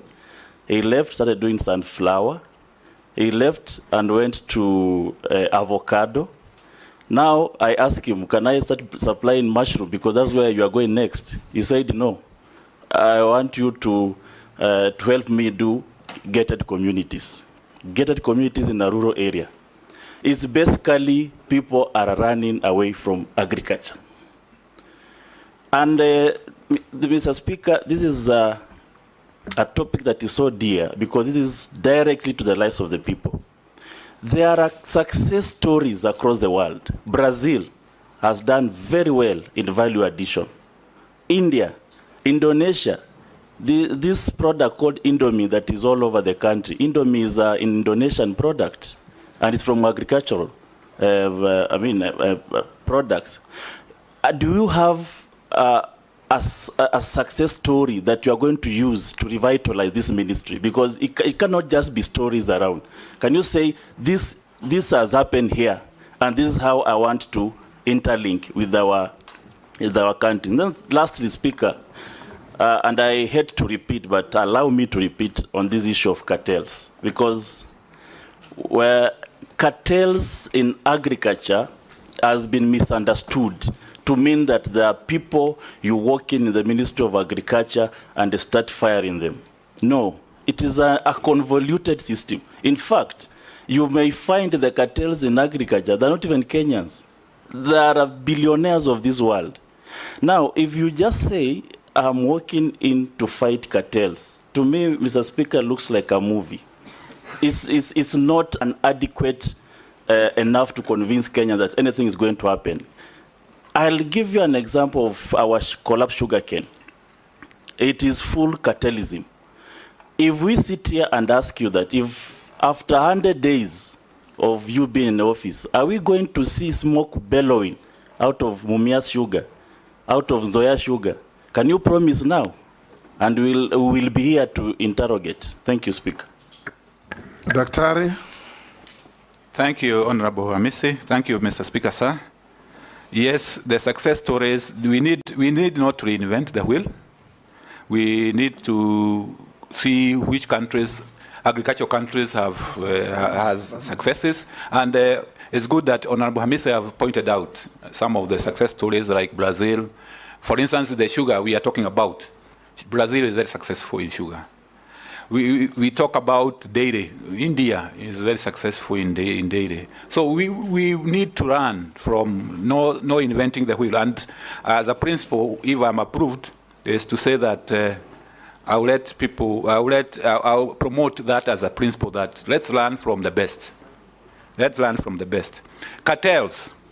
This is a major issue, yes. But when you look at cartel, you realize that where cartels thrive is where public interest is compromised. Because if you are compromising public interest, the public interest, for instance, for sugar, is to have sugar producers, especially in Western Kenya and coast, to have their sugar factories operating. If there is a deficit, then we import with at the least cost, so that the consumers also benefit. So it's also a moral question and an integrity question that we need to, as a nominee, and if I get approved, where I'm saying I will fight cartels is that I will do whatever it takes to promote public interest and use the state agencies which are there which can help me to promote public good and the public interest. Thank you, Mr. Speaker. Thank you, Dr. Let me ask you 2 or 3 questions. Yes. Mr. Speaker, I ask if there will be smoke billowing out of Mumias in 100 days. He has not said. Yes. Mr. Speaker, thank you, Mr. Honorable Amisi. I know there is a program for leasing for those factories which is ongoing, which has been initiated. And I know there's a process. I have to check what stage they are in. But I'm definitely going to, sugar is one of the major subsectors. We will look at it and see how we can move it very fast forward. Mr. Speaker, just one from Mamamboga. I've just received a text. They are requesting and they are asking to hear from you as a cabinet for agriculture. What plans do you have? It's just a nominee. Yes, a nominee. Yes. What plans will you have if you are nominated on perishable goods like tomatoes, sukuma wiki, cabbage, in their market at the local end-tail market? Yes, Murugara. Just let's combine this. Thank you, Mr. Speaker. Let's combine this with the great people of Meru and Embu. The crop they have, the cash crop called Mira. We've not spoken about this. Mira has a lot of issues because in our statute books, it's a lawful crop, and we can't take that away from them. In the neighboring countries like Tanzania, they say it isn't a lawful crop and therefore you can't export it there. Recently, some counties in the country started saying, sorry, they don't welcome it there. It's not a crop, it's other things which they possibly were imagining. And at the end of the day, there is a bit of uncertainty regarding the crop Mira in the country. Now, what policies would you put in place to ensure that at least in the country, Mira, which is Mira and Muguka, which is a lawful crop, does not suffer the consequences it suffered recently? I am asking the nominee, not you. Speaker, maybe just to supplement what the Honorable Mula is asking, the nominee could tell us, leveraging from your experience with the World Bank and other donor organizations, including the EU that you've worked with, how would you help to harness resources? Because what Honorable Mula is asking is critical. I know government, through the markets that are being developed, they have cold storage facilities for dealing with the perishable products like the tomatoes Honorable Mula is asking. But how would you leverage that to ensure that we even access more resources from the donor community in the local areas, not just at the local markets, to have cold storage facilities around the farms, so that when farmers harvest their tomatoes and the price is bad, they can store them there to await for the value addition that you spoke to, that will benefit many of our young people. But also, you mentioned something that you worked on livestock insurance. I don't know whether you said you did that working with the EU or with the World Bank. And the president has already considered to the country one of the problems that his former cabinet had was a failure in communication. I don't know what you will do as, if approved as a cabinet secretary, to ensure that there is proper communication to Kenyans on that livestock insurance that you worked on in your consultancy life, to increase the uptake of this livestock insurance, because the uptake is still very low. Many farmers still lose their livestock during the drought and floods, but they don't know that there is such a product. And what would you do to communicate better to ensure there is better uptake of that product around the country? Yes, Daktari, we're running out of time on you. Can you answer quickly those last interventions? Yes, thank you, Honorable Speaker. On perishability, I think the leader of majority has helped in that, saying that yes, there are programs which are run on markets, definitely we, at the value chains, as we look at the value chains, definitely one of the interventions is to make sure that we minimize the post-harvest losses. Because that is cuts across the board, tomatoes and perishables and even other crops. So minimizing post-harvest losses is a part of food security. Because why do you spend a lot of time, money and time and then you lose it along the chain? So we will look at the programs which can be able to help with, with the issues to do with the perishables. Mera Mogoka, I know there is a problem, there is an issue between the producing counties and the consuming counties. And what can happen? Yes, this one is a big issue, and as the incoming, if I'm approved, is the issue is about dialogue. The two sides have to sit down and see how best to sort it out. And I'll be a good, if I come in as an CS, I will be an arbitrator. Yes.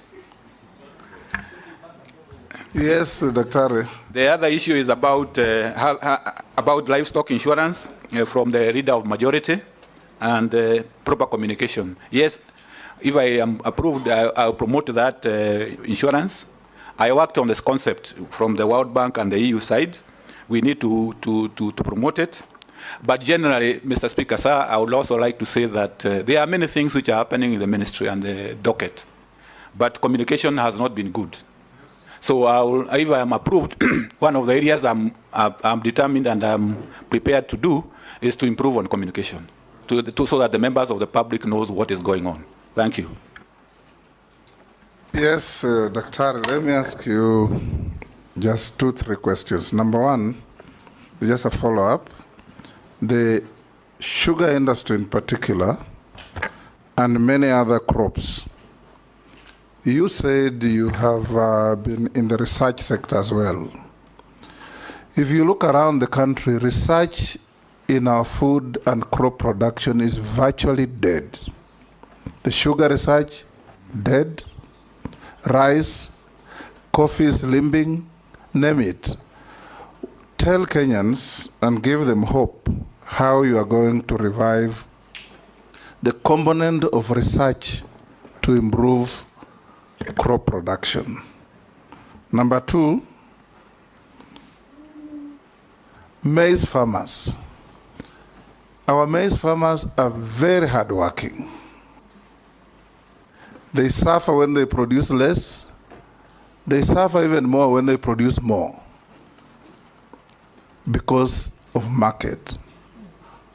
What are you going to do in terms of policy intervention to create a proper marketing system and program for maize and other cereal farmers in the country?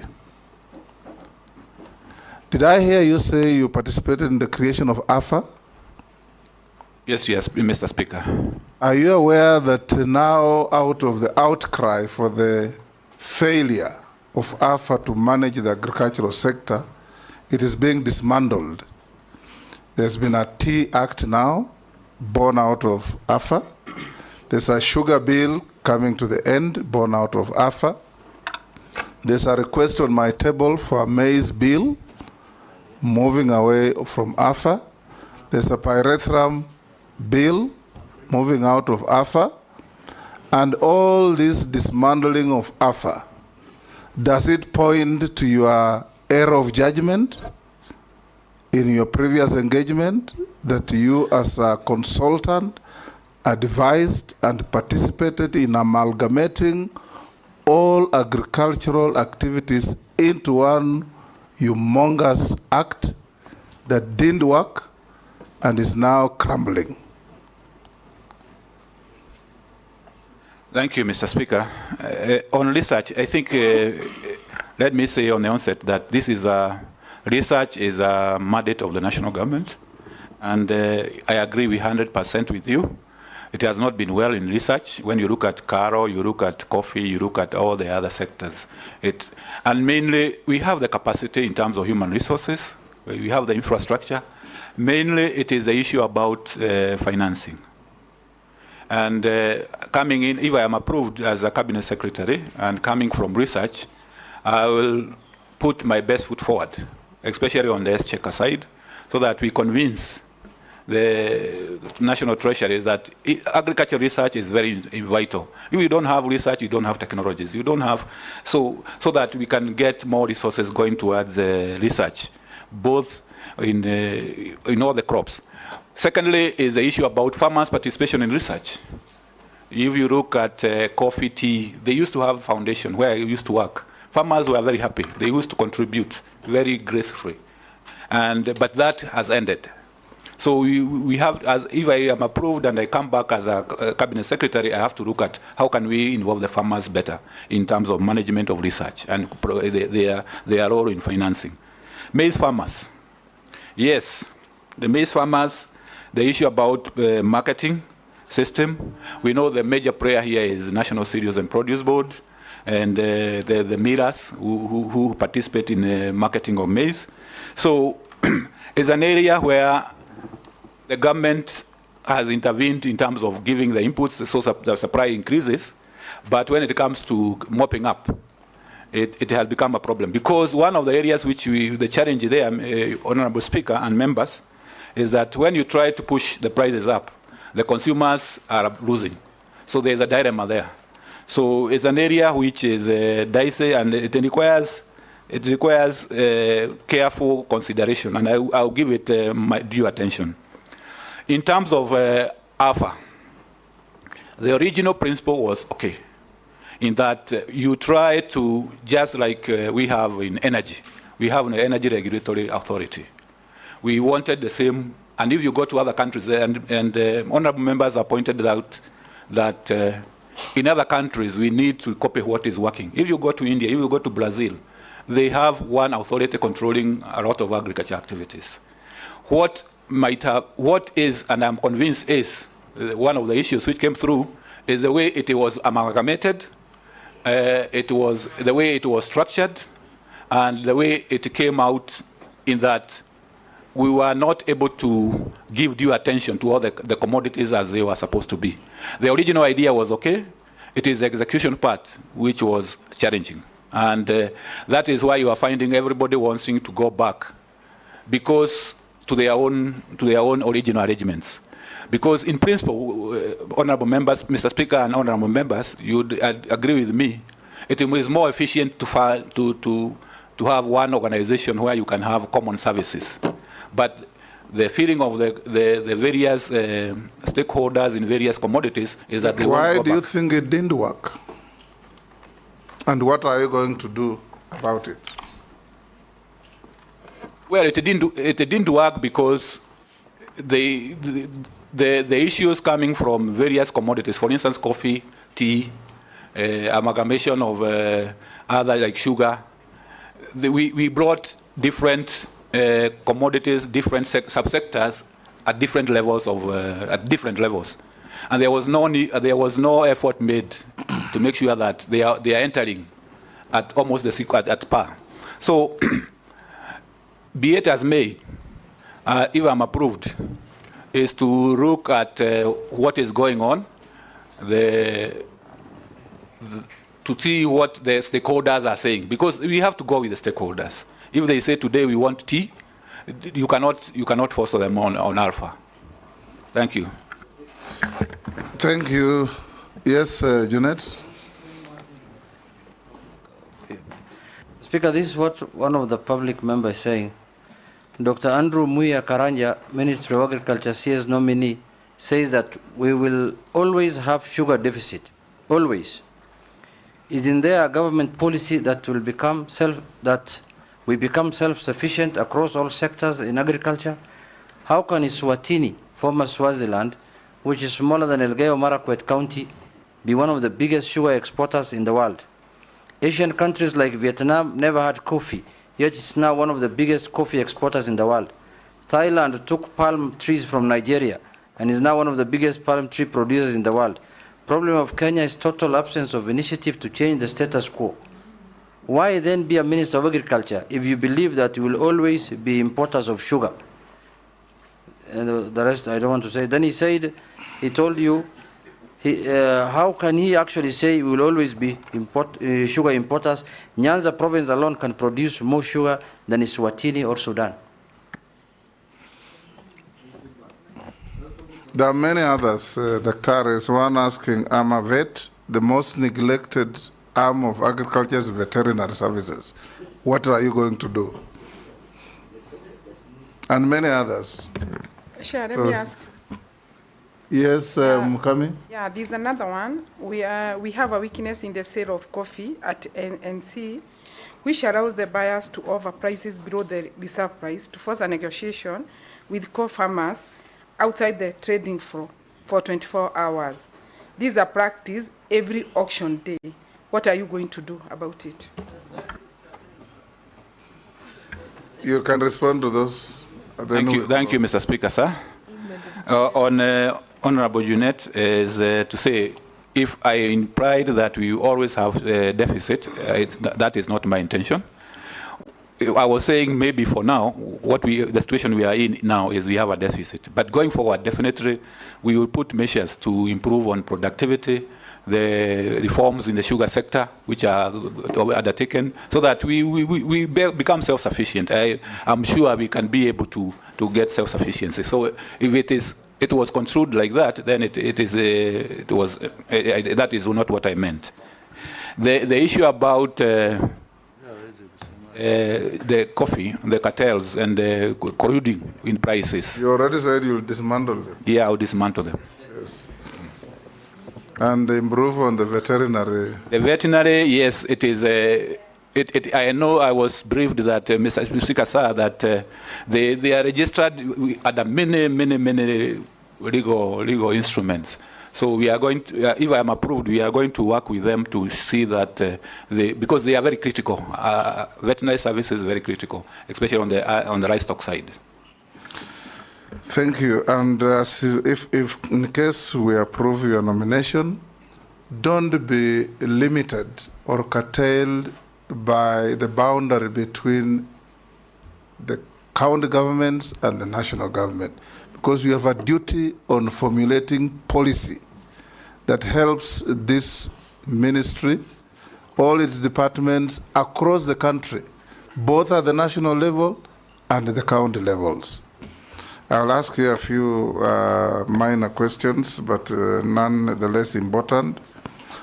Dr. Karanja, have you ever been adversely mentioned in any integrity-related report? No, Mr. Speaker, sir. There is a man, Olonyango, who has written saying your conduct and integrity as a nominee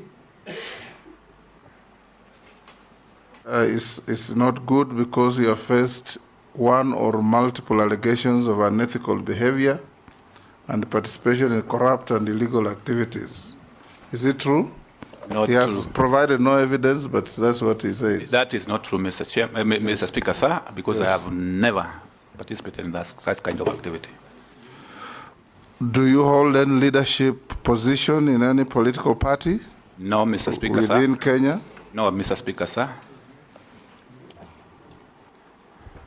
What is your net worth?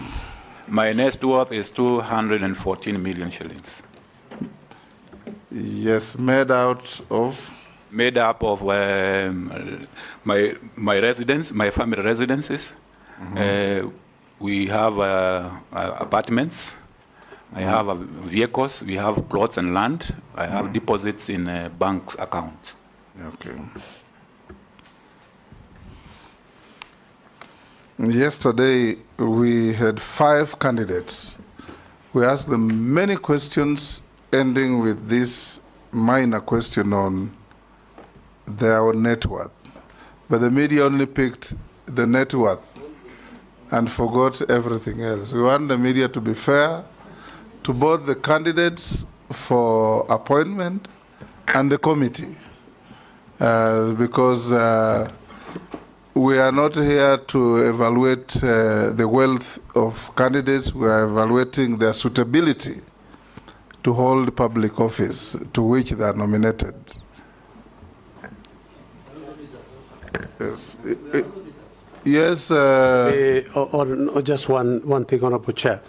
The last time when I was in the energy sector, KenGen came up with a policy. They wanted to start doing production of ammonia in Naivasha, which is a very big byproduct for production of fertilizer. Maybe Dr. Karanja can tell us whether, instead of, because the biggest chunk of our fertilizer is imported, and if we could be able to produce ammonia, which is a very, very big component in fertilizer production, then maybe that can go towards addressing most of the fertilizer issues. Thank you, Chair. That's good information for you, Dr. Karanja. You can go with it, and we'll now release you. Go with your original documents after having been checked with what we have in our possession and found to be correct. Have a good day. Thank you, Mr. Speaker, sir, and I would like to thank you and all the members for the good engagement. Thank you very much. Thank you. Agent, you can escort the nominee. Mr. Speaker, on that issue of declaration of wealth, you know, since our media colleagues are here before the other nominee comes in, I know it's the newspapers that largely reported on it, which is okay, because it's part of the vetting process. But, you know, if these honorable members also here declared their wealth, there are others who are worth much more than that. Like my friend here, Junet. I know if he was to declare his wealth, having been a member of parliament and a businessman of many years. Mr. Speaker, that is being malicious, Mr. Speaker. And he has been sent to finish me. Yeah, I don't know by who. My only concern is that you asked the candidates many incisive questions. And the question of their worth was at the tail end of every interview. And even the candidates gave very clear explanations, like Soipan said, her growth is because of the appreciation of the assets that she had.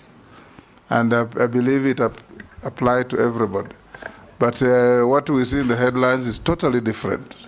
In fact, the Honorable Soipan said appreciation of land and a house she has acquired in Nairobi. And I think it's important for the public to also know all these cabinet secretaries once appointed into office, just like members of parliament, access mortgage facilities to buy a property in Nairobi if you didn't have one. Soipan has also been a member of parliament for 3 terms. So it's fair because maybe next time it will be, these members here will be here being vetted to appreciate that Honorable Mary Amase has been a member of parliament for 3 terms. Whatever she is worth, and she also has other consultancies she does and other businesses. What about me 6 terms? We will only question what you will own if you are to declare here. Mr. Speaker, on the same breath, even Honorable Soipan went ahead and declared even the loans. And if you look at her declaration, she has a loan of 49 million shillings, which is not yet paid and removed from the net worth. So we need to be sensitive on some of these. Speaker, Yes, Chairman. Honorable Speaker, I just said I think it's also important for members of the media to understand that the fact that you own properties or your net worth is high is not a disqualification, or it does not make you unsuitable.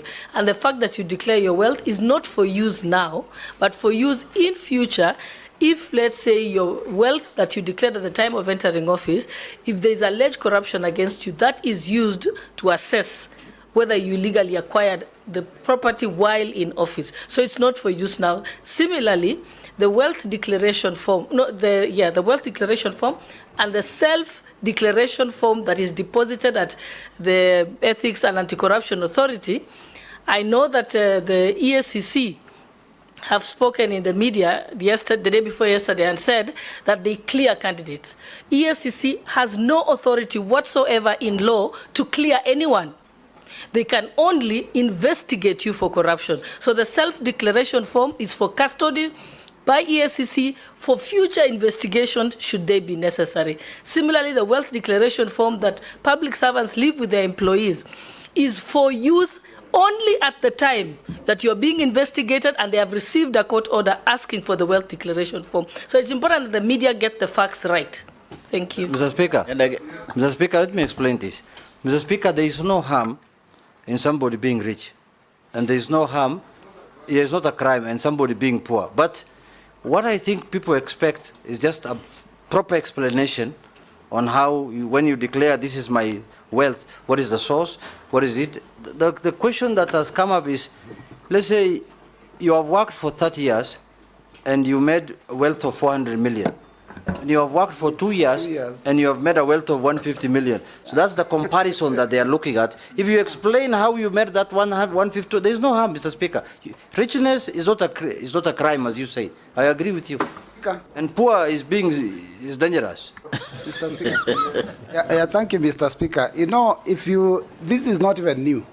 When we did the vetting last time, all headlines talked about the billions and the hundreds of millions that the nominees were worth. So I think it's something that maybe the media feels can sell. And because of freedom of media, we can allow them to report it the way they see it. Curtailing their freedom at all. Mr. Speaker, I'm aware that Ishungwa is worth 5 billion as of now. Why are you understating him? Honorable Speaker, I was wondering why he's understating. Why are you understating him? Can we break for 10 minutes?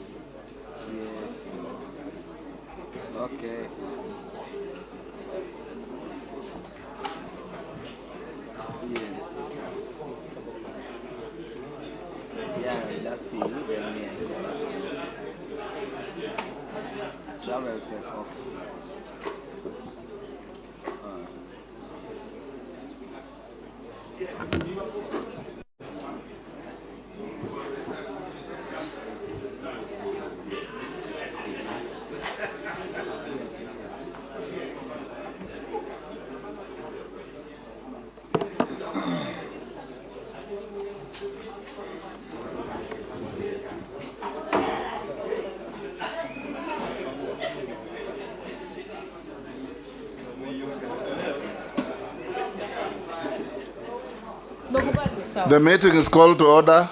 Rahim, umekubali nini? Namuguka?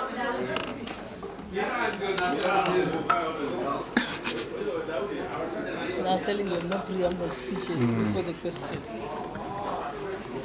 Because even the candidate gets confused. Honorable members,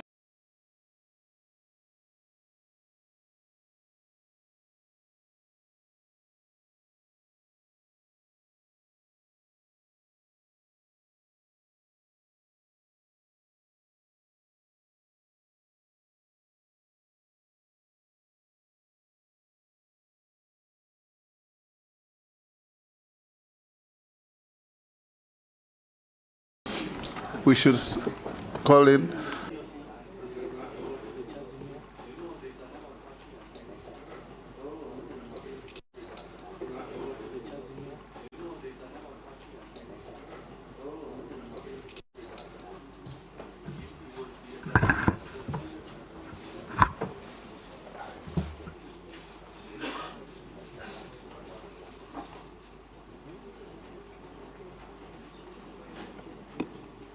Good morning. Mr. Speaker. You are Honorable Adan Bare Duale, EGH. Yes, Mr. Speaker. Welcome to familiar ground. Absolutely. You have the privilege of being vetted twice within 2 years, and you're welcome to this parliamentary committee on appointments. I'm the chairman, the Speaker of the National Assembly. We have the Deputy Speaker, Gladys Boss. We have Njoroge, our clerk. I'll invite all the members to introduce themselves for the record, starting with Naisula. Naisula Lesuda, MP Samburu West. Kimani Shongo. Junet Mohamed. Nelson Koech. Kosing David. Gikaria David. Abdul Rahim Daoud. Ferdinand Kevin Wanyonyi. George Gitonga Murugara. Owen Baya. Robert Mbui. Didoraso. Abdishurie. Shimboko. Dehab Mukami. Caleb Amisi Sabot. Thank you. Honorable Duale, you know you have appeared here before, so before we start, we'll take your evidence on oath. So you have a choice between the Quran, the Bible, or affirmation. You obviously is the Quran. I have only one choice. Take the Quran in your right hand, be upstanding.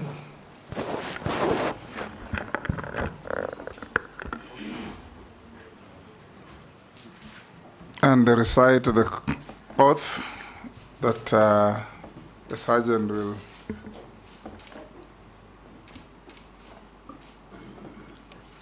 Bismillah. I, Aden Bare Duale, do swear that the evidence I shall give before this committee on the matter under its consideration shall be the truth, the whole truth, and nothing but the truth. So help me God. Thank you. And take your seat and sign the oath.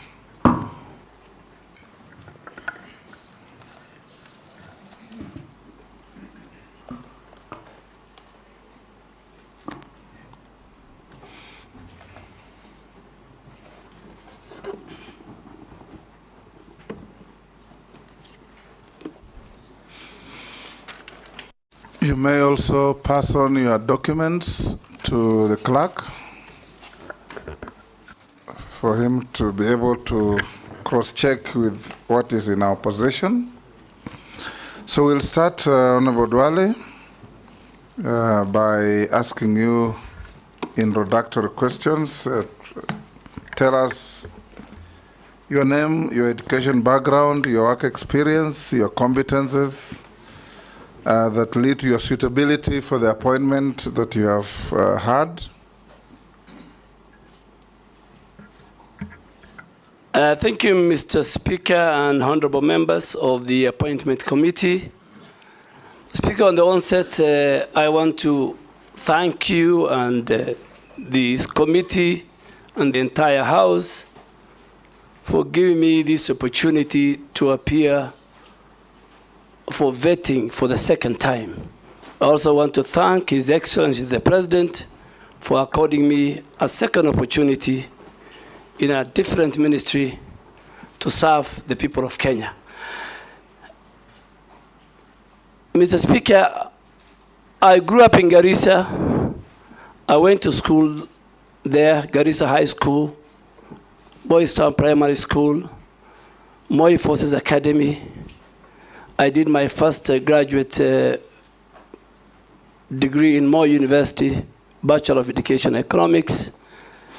And finally, I did my master's in business administration in 2011 at Jomo Kenyatta University of Science and Technology. I worked in the private sector. I was a businessman before I joined politics in 2007. I served the people of Dugis between 2008 and 2013. During the Grand Coalition government, I was an assistant minister for livestock. I served with you, Mr. Speaker, in that government as the Minister for Foreign Affairs. And between 2013 and 2014, the people of Garissa Township gave me an opportunity to serve them again. And again to serve them between 2017 and 2022. And again, they gave me an opportunity to serve them between 2022 for about 2-3 months. So I served as a member of parliament for 4 consecutive terms, which the last one I did not complete because the president in his wisdom poached me from the legislature and to help him in the executive. I was the first majority leader under the 2010 Constitution. I served for 8 years. I led in making sure that the government business during that period sailed through. Over 150 bills were enacted, had my signature. And Mr. Speaker, I had a wonderful time working with a cross-section of leaders from different parts of our country, from different gender and age, and from different political formation. As the Minister for Defense for the last 2 years and 1 month, Mr. Speaker, my record speaks for it. Today, I can confirm without fear of contradiction that the housing project, since independence, over 4,000 housing units are under construction, launched them in Laikipia, in Nyanyuki, in Gilgil, in Mariakani, in Roysambu. Through this august house, I passed the Prime Healthcare Fund, where now the Kenyan citizens have an opportunity partially to access the robust medical facilities and hospitals, the level 5 and level 4 hospitals of the Kenya Defense Forces. If you are in Eldoret, if you are in Nakuru, if you are in Mombasa, if you are in Nairobi, you can at certain level access. Through this house, Mr. Speaker, I passed the National Peace Fund, which is now domiciled, that helps our men and women in uniform who serve in peace missions. Today, there's enough resources to buy them the required equipments within the standard of the UN peacekeeping missions. On defense diplomacy, Mr. Speaker, I am the first minister in the history of Kenya to host the US Secretary of Defense, to host the British, the UK Minister for Armed Forces. Today, as I leave the Ministry of Defense, through the what they call the excess defense article, 150 vehicles, anti-mine vehicles have been donated to the Kenya Defense Forces. I secured $57 million for the expansion of the Manda airstrip in a partnership between Kenya and the US. The National Defense College today, under the support of the partnership we have with the US government, is constructing the largest in our region, the School of Strategic and Security Studies, to the tune of $5 billion because of that. And finally, I want to say it, the only center, the Center for Terrorism, Counterterrorism, Counterinsurgency in Laikipia, funded by the US, UK, and the Kenya government. One of its type is ready for commissioning. Of course, in the war against terror, Mr. Speaker, in the last 2 years, Boni is safe, the North is safe, Nairobi is safe. Kenya Defense Forces have taken the war to Al-Shabaab inside Somalia. We will not anymore, at any given time, we're not going to wait for them at our borders. We will not allow them to come to our cities. We have taken the war to them. So, Mr. Speaker, my qualifications, academic qualifications, my experience as a member of parliament and as a leader in this country, the stint I had at the Ministry of Defense, my age, my role in the private sector and business gives me the required testimonial. But finally, to say, Mr. Speaker, I have never been indicted in any adversely in any report of parliament. I have always had clearance from the criminal justice system, the Ethics and Anti-Corruption Commission, the DCI. I have never violated Chapter 6 of the Constitution, never violated Article 75 of the Constitution. And I think I am ready and willing to serve the people of Kenya in the docket of environment, climate change, and forestry. Thank you, sir. Thank you, Honorable Duale. We'll now start off with members asking you some questions. Try to be concise and precise in the answers in the interest of time. We'll start with the Deputy Speaker. Okay, thank you, Honorable Speaker. Honorable Duale, you will recall that during COP27, the President made it clear that Kenya's biggest export would be carbon credits, and asked for a simple and transparent system of ensuring that people can access these market systems, and not just the intermediaries, but also down to the local people. If approved, how are you going to ensure that this carbon trading trickles down right to the small communities? And in connection to that, on the 22nd of December 2022, the government launched the African Landscape Restoration Initiative. It pledged to the world that it would plant 15 billion trees by 2032. That is 15 billion trees in 10 years. That, if my calculation is correct, it's 4 million trees a day. If approved, what measures will you put in place to ensure that you don't let down the president and achieve this ambitious project? Thank you. Go ahead. Carbon credit, carbon markets, carbon trading, carbon offsets. These are very key fundamental terminologies within the reading of the climate change. And this August House, Mr. Speaker, last year amended the Climate Change Act. To be more precise, in September, just before we had the Africa Climate Summit. Two, our president is currently the chairman of heads of state and government of the Climate Summit in Africa. Carbon credit or carbon market is very, very important to our communities. Our communities, mainly in the ASAL, play a very, very big role.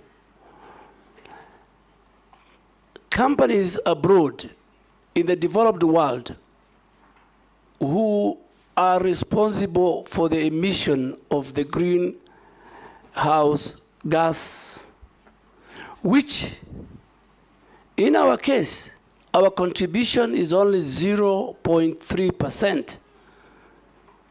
While we only contribute 0.3%, on the flip side, we are the biggest victims, we are the vulnerables.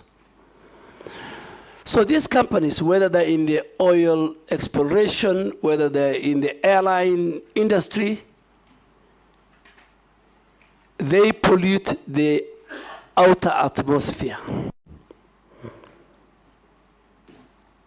And they get involved in carbon trading and carbon market. Carbon market is just where you provide a mechanism, an infrastructure where both the private and the public sector engage in that. So to the question of Honorable Deputy Speaker, that amendment that this House did created a very robust legislation where the role of the community, particularly in land carbon projects. And I'll give an example in the northern Kenya, the so-called Northern Rangeland Trust. Before communities were evicted from those lands, before this law, there was cultural disruption by these project proponents. Before this law, because there was a lacuna, there was no even register for the carbon markets. Today, I want to report that the law this House has passed gives communities 40% of whatever carbon markets resources are received from the developed world. Today, NEMA as an organization is a custodian of the register. A company cannot just come into our country and go to our forested areas, can go to our rangelands and enter into an agreement with the project implementers. The community has a role, the community has a percentage, and even in that same amendment law, you created the element of the offenses. That today in our country, if you commit certain crimes, even money laundering in carbon credit business, falsification, not involving the communities, then you need to have to play. So I want to assure, if this committee approves me, that my mantra will be public participation, public consultation at the community level. Communities will have a role.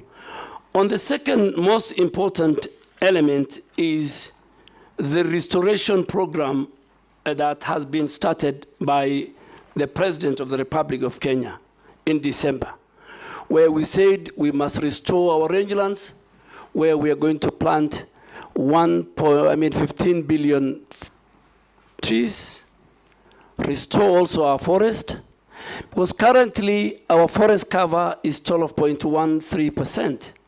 And we anticipate that by 2032, we must reach 30%, from 12.1 to 30% forest cover. Tree cover. Our forest cover, as of now, is about 8.83%. So, Mr. Speaker, a number of strategies has been put in place so far to give the status. So far, we have done 400 million trees out of the 15 billion. That is not a very good indicator. I think we're not doing very well. And I want to do a number of things if this committee approves me. Number one, and it has happened in other countries like Ethiopia, it can't be a trickle down. The restoration program, the planting of trees, must be a bottom-up approach. The communities must own it. It must be citizen-driven.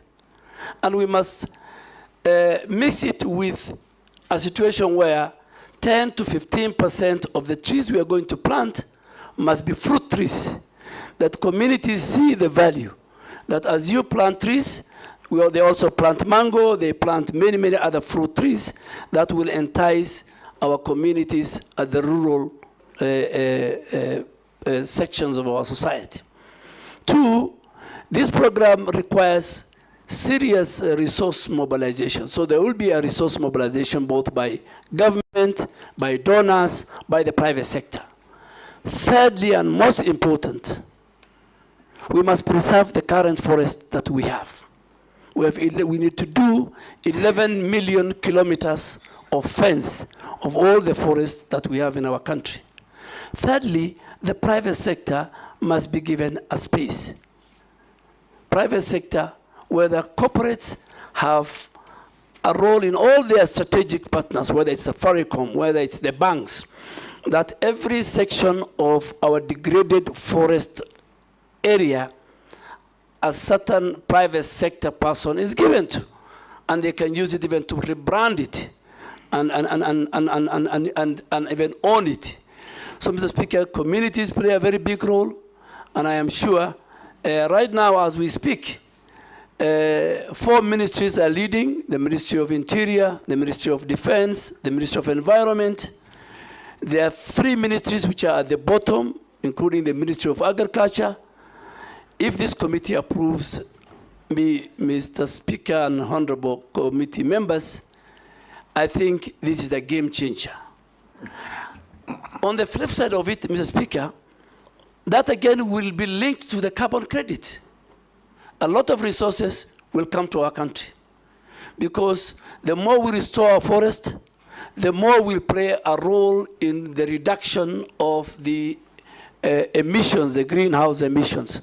So on one side, it's good for our country. We will increase our forest cover. It's in the Constitution. And Mr. Speaker, let me say it. In our preamble, Article 4 of our preamble talks about the environment. We must preserve our environment. It's our heritage. So it is, it's not even an article of the Constitution. It is in the 4th preamble of our Constitution. Thank you, Mr. Speaker. Thank you. In the next questions, Honorable Duale tried to hit pointed answers. That was a good introduction to what is actually the epicenter of your ministry. I'll now ask the Majority Leader.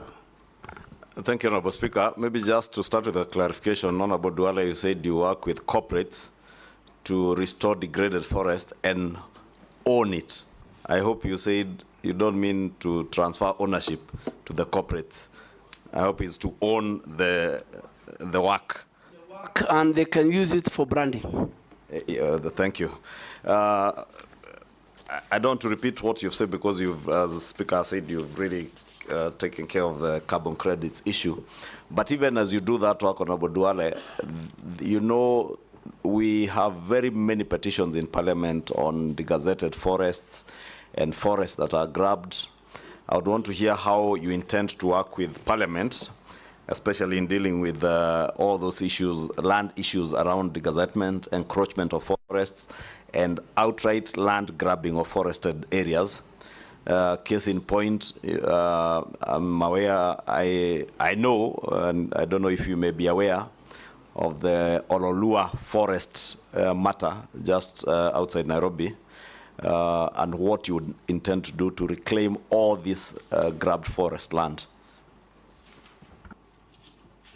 Mr. Speaker, when I look at the ministry and even Parliament, there are a number of petitions touching on forest, grabbed land of the forest, part of the forest be put under use either for agriculture, for even government offices. across the country, and the history of forest being grabbed, being encroached, is as old as the Republic of Kenya. In my entire life in Parliament, from the Mao Forest, when the Honorable late Michuki was the Minister for Environment, it's a recurring thing. And what I want to intend, if this House approves me, Mr. Speaker, is first to consolidate all those petitions. Some are genuine, some are out of fraud. Generally deliver a cabinet memo, and the cabinet, the highest decision-making organ of our country, can make a decision on this matter. All the petitions, the ones dealt with the Parliament, the ones which have not been dealt. Coming specifically to Ololua, Mr. Speaker, I want to categorically, without fear of contradiction, say that if this House approves me, in the first 30 days, working with the Minister for Lands and other government agencies, a number of titles, including and belonging to big people in government, some of them members of Parliament, will be revoked. I will revoke those, and I am ready to bear the consequences. Particularly for the one on Ololua. I have been briefed, I have listened to experts, and I have seen it's deliberate. In the last 2 years, there are people who got illegal title deeds, and I think it will be the first place I will visit, and also with the Committee on Environment, and I hope the chair is a member of this committee, my chair. We will visit. And please, Mr. Speaker, some of your members might be casualties. No problem. If you do what is right, we will support you. Yes. Mr. Speaker, is that to say the CS nominee actually knows the grabbers of Ololua Forest?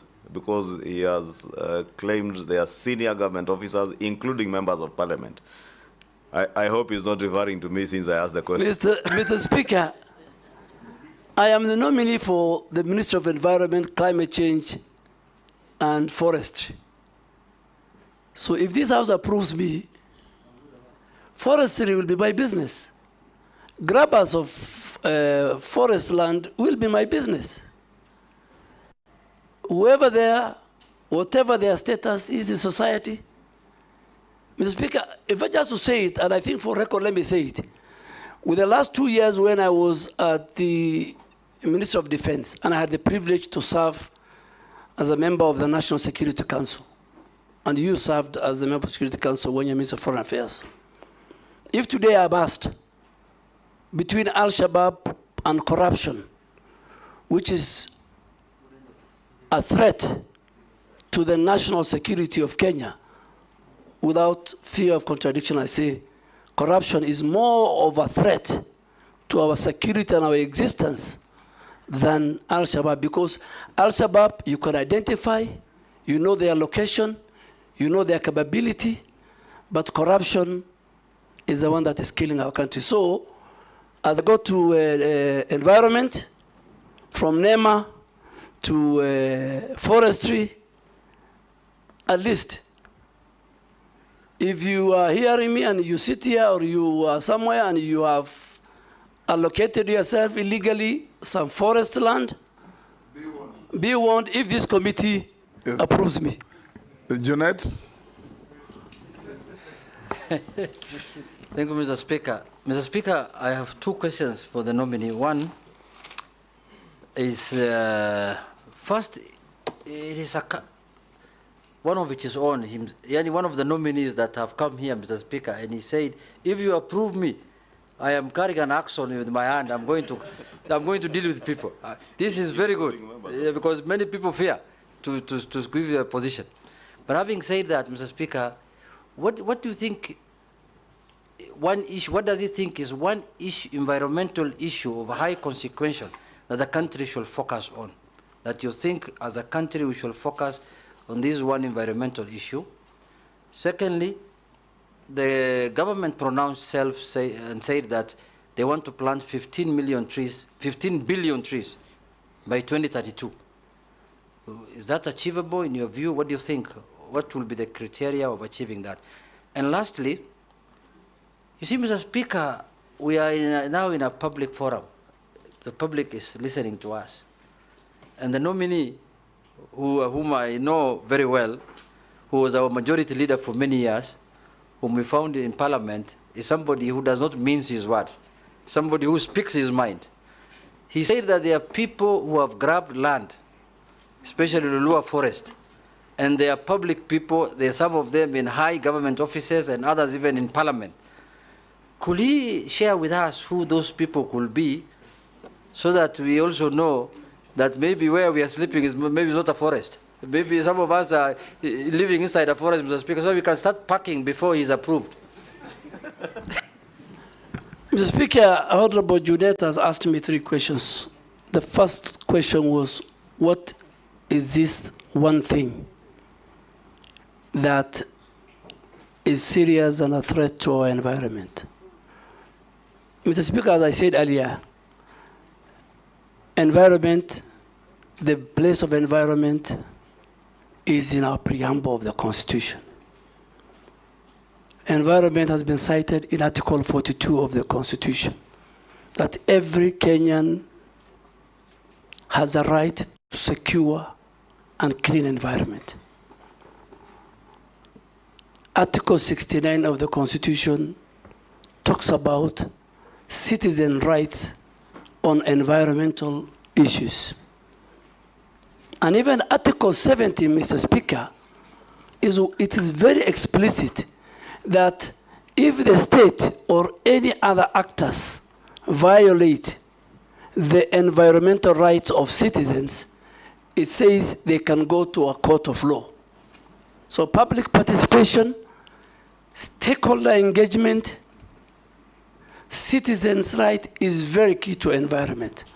But with these rights to the environment comes with responsibility. All of us have a responsibility to protect and preserve our heritage, which is our environment. Three critical things, Honorable Junet, that we are facing as a country. We are facing pollution, very serious, both air and water. We have serious pollution. I am sure some of the members and the citizens listening to me, our air is polluted by industries, by noise pollution. Then you come to our rivers. Our rivers, our oceans are polluted. Mr. Speaker, the 3 rivers that originate from Honorable Ichungwa's constituency, it's called the Ondiri Swamp. By the time, because of the sewage and all the other things that they pass through, the Athi, the Madare, the Ngong rivers, is completely polluted. The second thing, Honorable Junet, is our biodiversity. Our biodiversity. But from Dagoretti, the origin is very clean. Yes. Yes, Honorable. Thank you for that information. Yeah, the origin is clean, but it's very subjective, so we need to go with you and check. So biodiversity. A lot of the biodiversity, whether big, small, our heritage, are finishing. How are they finished? Through agriculture. Even the small insects, through agriculture, through road constructions. You know, infrastructure is a big threat.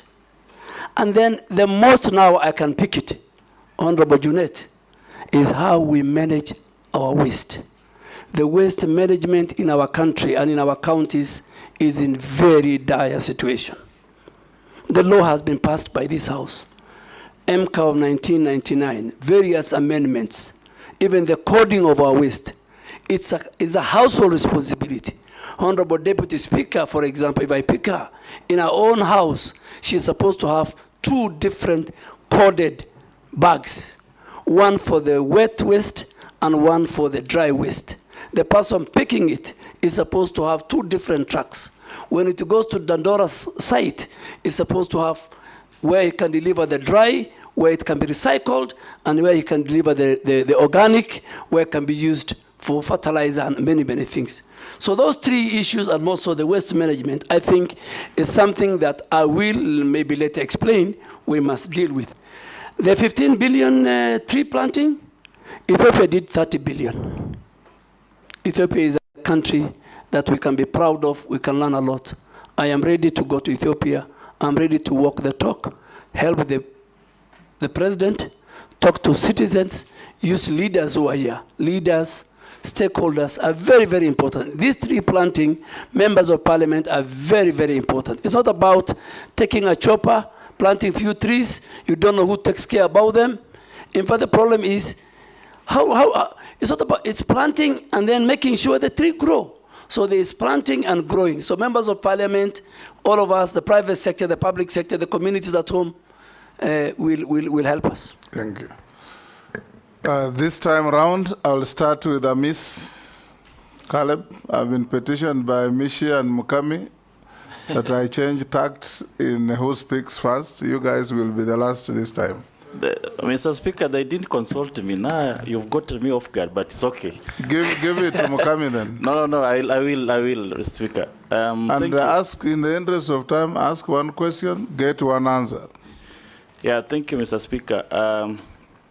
I'll ask one question because I was trying to prepare the second one. If I get a chance, later I will.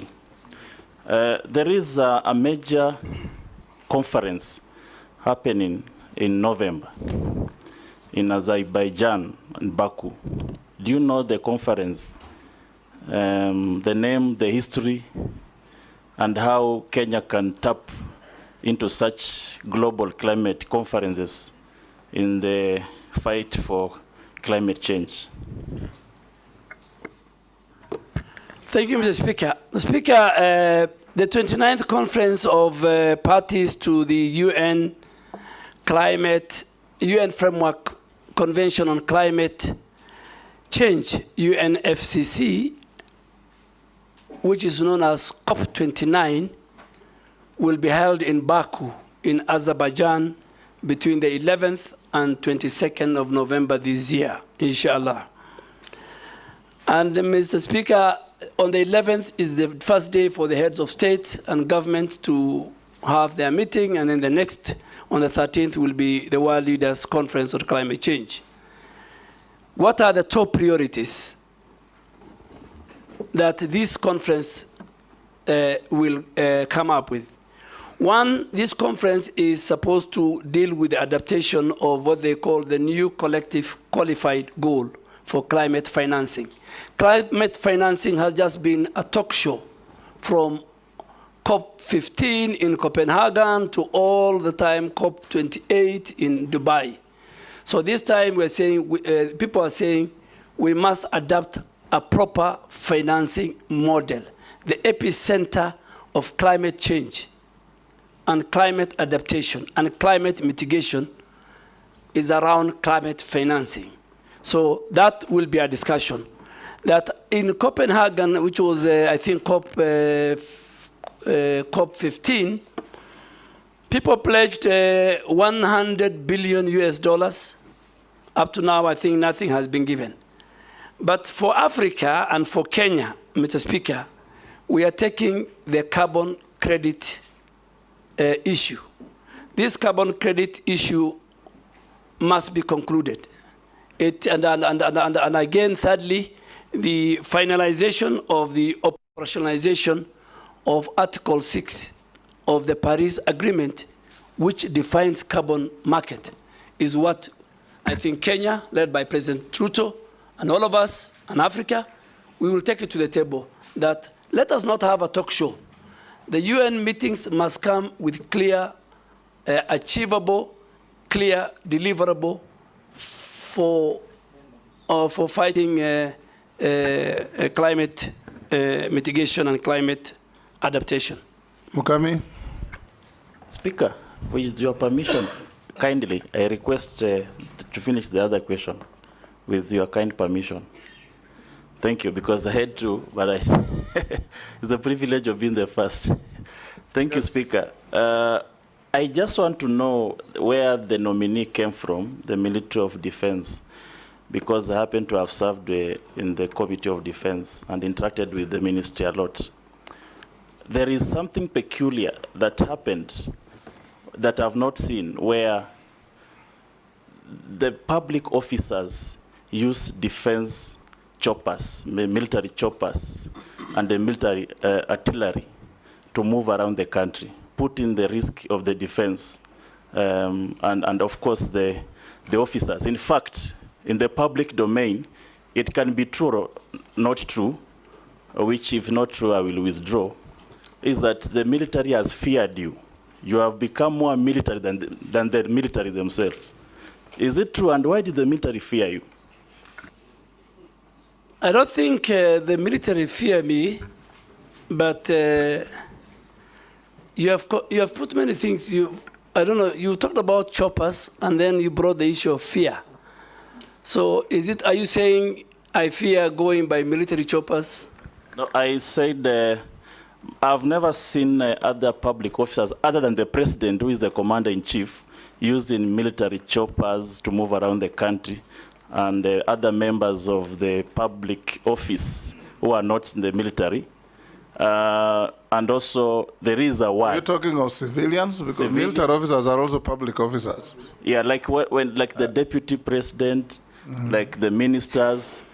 This is something that I've never seen for us sometime. So I wanted just him to clarify whether also deputy president is allowed to use military choppers, or was it misuse of power in your, because it's something that I've never seen with the previous ministers.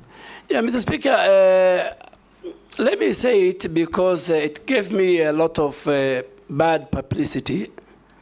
But when you serve in a public office, that's part of life. Within the reading and the instruction of the Commander-in-Chief, at the Ministry of Defense, the Commander-in-Chief is the President. The President and the First Lady are the people allowed to use military air assets with a rider. If the Commander-in-Chief allows the Speaker of the National Assembly to be airlifted from Nairobi to Bungoma, that is in order, but with the concurrence of the Commander-in-Chief.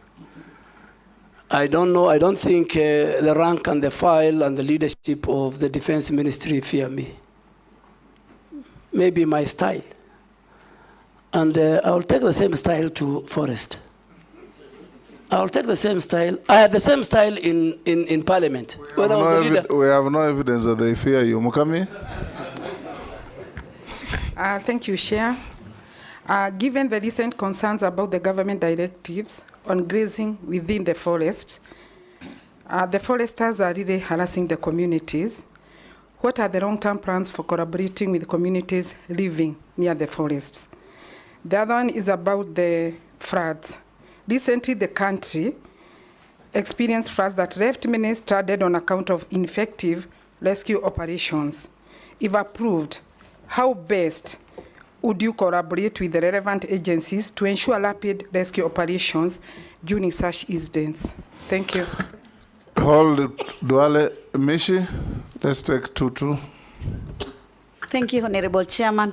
Honorable Chairman, before I raise my questions, I just want to ask the nominee just to clear some airs for the benefit of the public, because when His Excellency the President pronounced the list of the nominee, he was given the defense docket.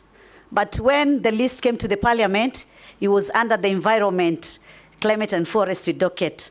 So Kenyans are asking, is it maybe the President was doubting his ability and leadership capacity, or what was the reason?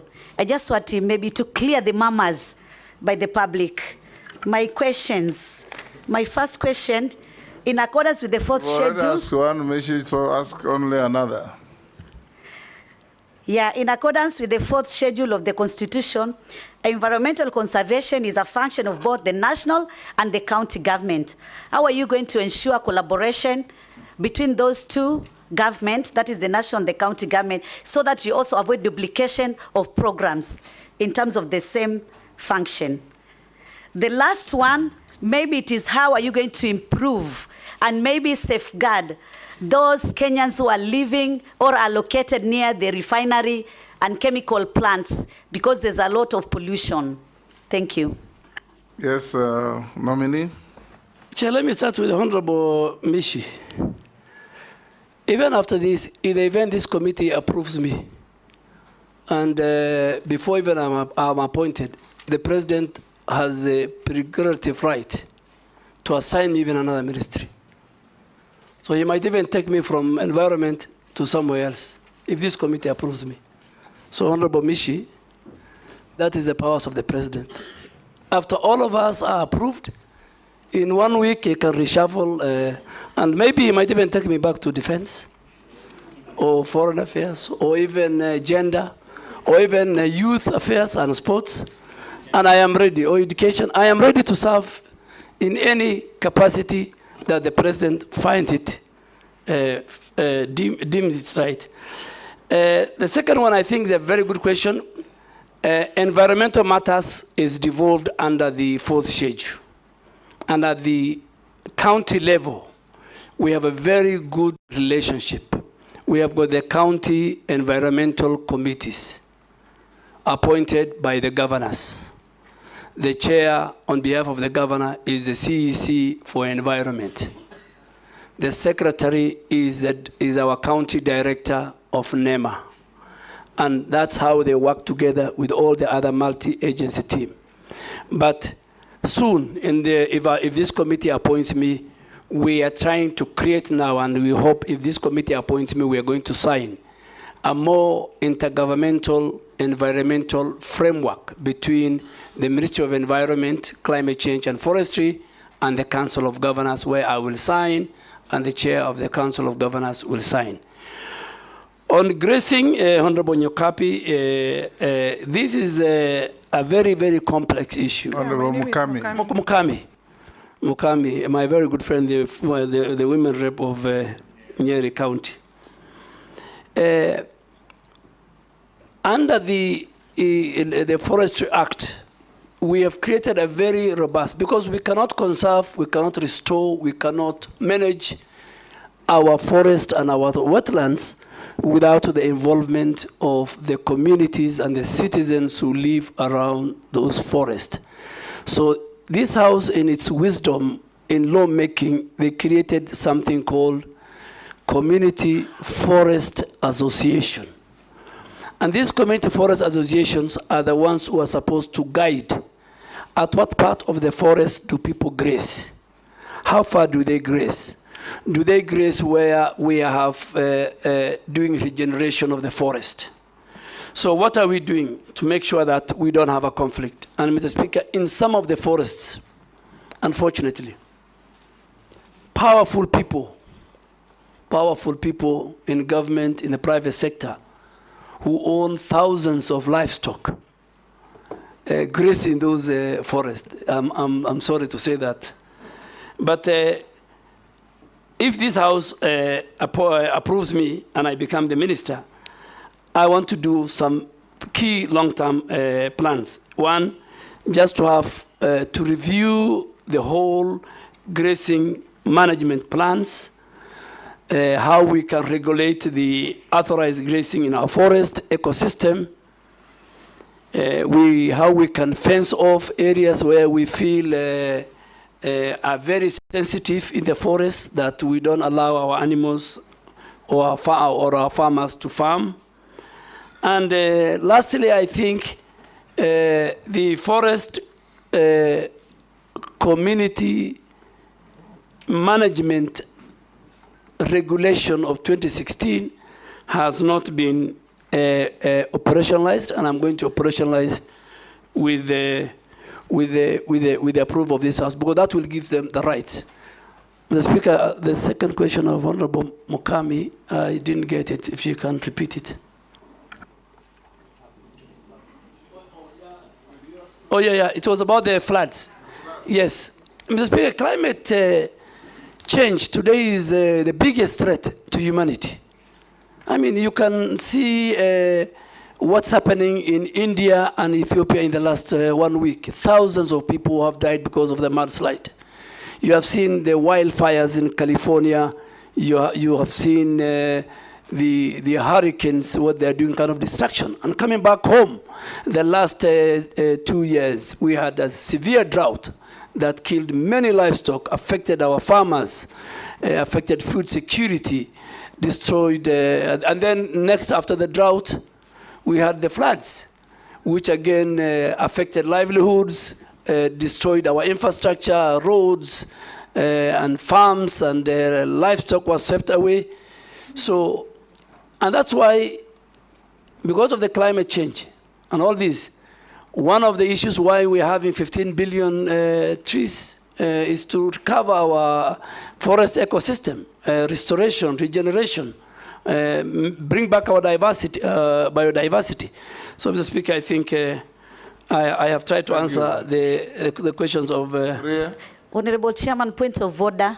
Yes. Part of my question was not answered. Chairman, I was asking this question: how do we improve the health of communities which are living near a polluted site? I'm asking this because in my constituency, there is a plant built by Titanium Base who are doing some mining in Kwale, and there's no mitigation which has been done, and it's a residential area. That is why I was asking that question specifically. Yeah. Thank you, Mr. Speaker. I forgot to answer that question.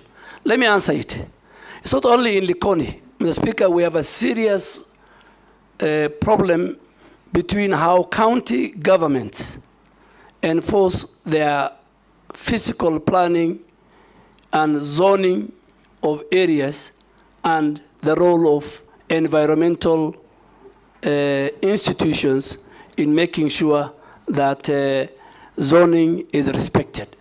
Mr. Speaker, even here in Nairobi, you'll find county governments with no regard to the law, to the Physical Planning Act,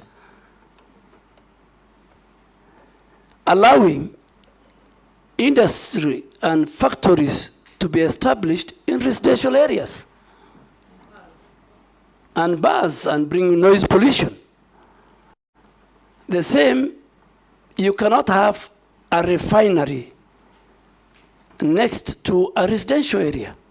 The laws, the environmental laws, the Physical Planning Act, the Land Use Act, all those don't allow it. So, Mheshimiwa Mishi, this is because of corruption. And Mr. Speaker, that's why you see even skyscrapers are appearing next to each other, buildings which has no ventilation, they have no air, there's no sand, particularly in this cold weather of July. Your children will live in an apartment, they will never see the sun, they will never get the fresh air. So all this, Mr. Speaker, if I am confirmed, I want to assure this House, and governors must listen to me, and we are going to do an audit. NEMA is going to do an audit of all factories and industries which are established in residential areas, and we will revoke their licenses. There must be order. There must be respect for environment as we build our country. Sharia, you'll pass. Razo. Thank you very much, Honorable Chairman. Honorable Duale, you are the immediate former Cabinet Secretary for Defense. And defense in our country is a celebrated institution. As you move to environment, if the House confirms your nomination, what are some of the good things that you have seen in defense that you are likely to carry over? Secondly, is the issue of environment. I want to say without benefit of doubt, if the members of parliament are not used in planting trees, in conserving the environment, then that thing is bound to fail. and it will fail seriously. In northern Kenya, currently, the Northern Rangeland Trust, NGOs, are the ones that are being used for conservation, environmental support programs. But at the same time, we have left out KWS and forestry, which is a very serious omission. Going forward, maybe tell us what plans you may have, so that institutions of government are not killed silently by non-governmental actors. Thank you, Honorable Speaker. Thank you, Speaker. The nominee, Honorable Dwale, Karibu Bunge tena. My question is that Kenya hosts one of the United Nations Environmental Office and Program in Nairobi at Gigiri. And the people of Kenya, especially at the grassroots level, I doubt whether they can fill this office. And it's a UN office. If approved by this Augusta House, can you tell us how will you leverage on that status, and how will Kenyans fill this office and make a difference in our nation for the betterment of our environment? Thank you. Nominee. Thank you, Mr. Speaker and honorable members. What do I carry from defense? Of course, I will not carry the guns, I will not carry the arsenal and everything, but from a human resource part, I'll carry the discipline that I have learned in defense. I'll carry the order and implementation of task done very fast. I will carry the patriotism they have to the country, and I will carry the respect that they give to each other within the rank and the file, and the teamwork that we had at the defense. Those are things. Secondly, I think on the conservancy, Northern Trust, I think, is one of the biggest. There are many conservancies. Most of them, Mr. Speaker, they are not under my ministry. They are under the Ministry of Wildlife. They have airstrips. But I think working with the other ministries and working with the leaders, working with the stakeholders, even working with some of our security agents, we need to have a conversation on how these conservancies, and particularly members of parliament from the Asal region, on how these conservancies are run, how they are managed, what is the benefit to the communities, how will they behave when there is a conflict, particularly during the drought. Our animals, the animals of the people in the Asal, when there is a lack of water and pasture, they enter. Honorable Asuda will agree with me, in Samburu, there's a lot of conflict.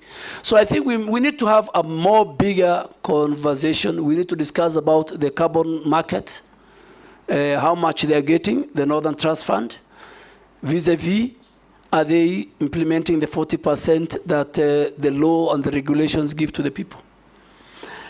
Honorable Mule, we are a very privileged country. We are a very privileged because we host UN, we host UNEP and UN Habitat. These are the only UN agencies in the global south. So it's a big privilege and honor for our country. And in fact, that's why in some quarters, Nairobi is called the environmental capital of the world.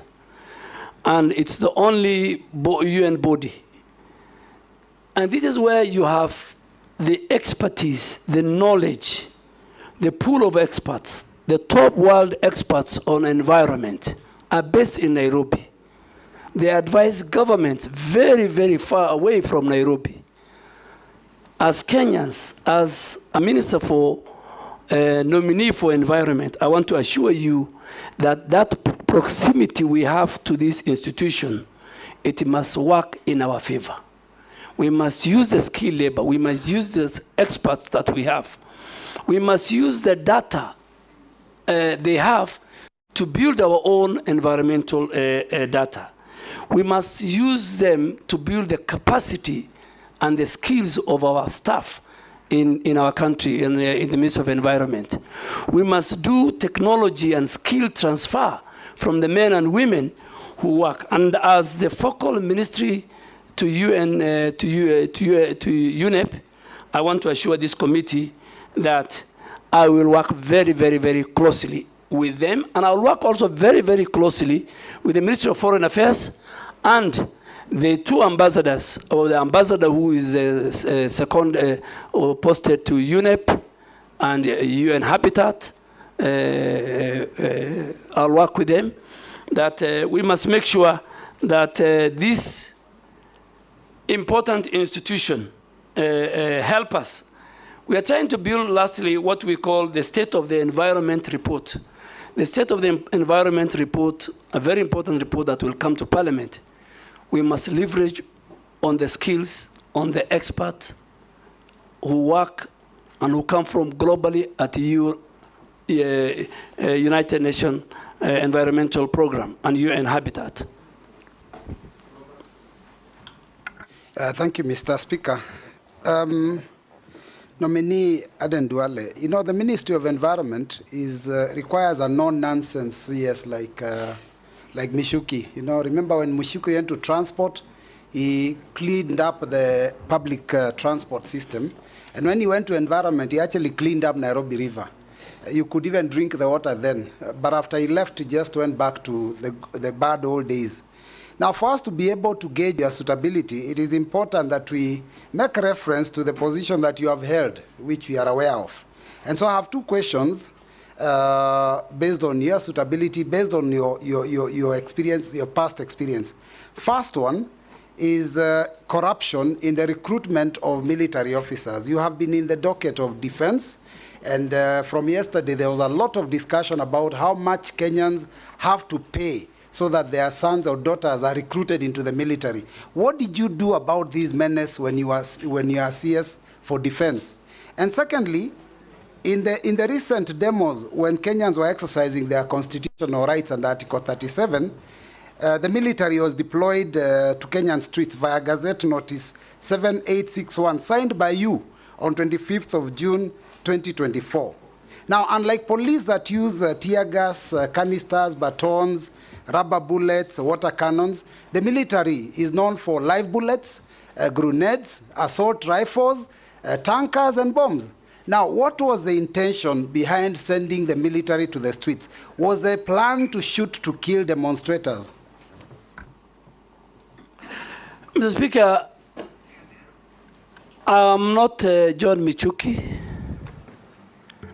but I will be like John Michuki. I can assure the member that I'll try my best. Nairobi River Commission used to be under the Ministry of Environment. Now it's not under me. It's under the Deputy President.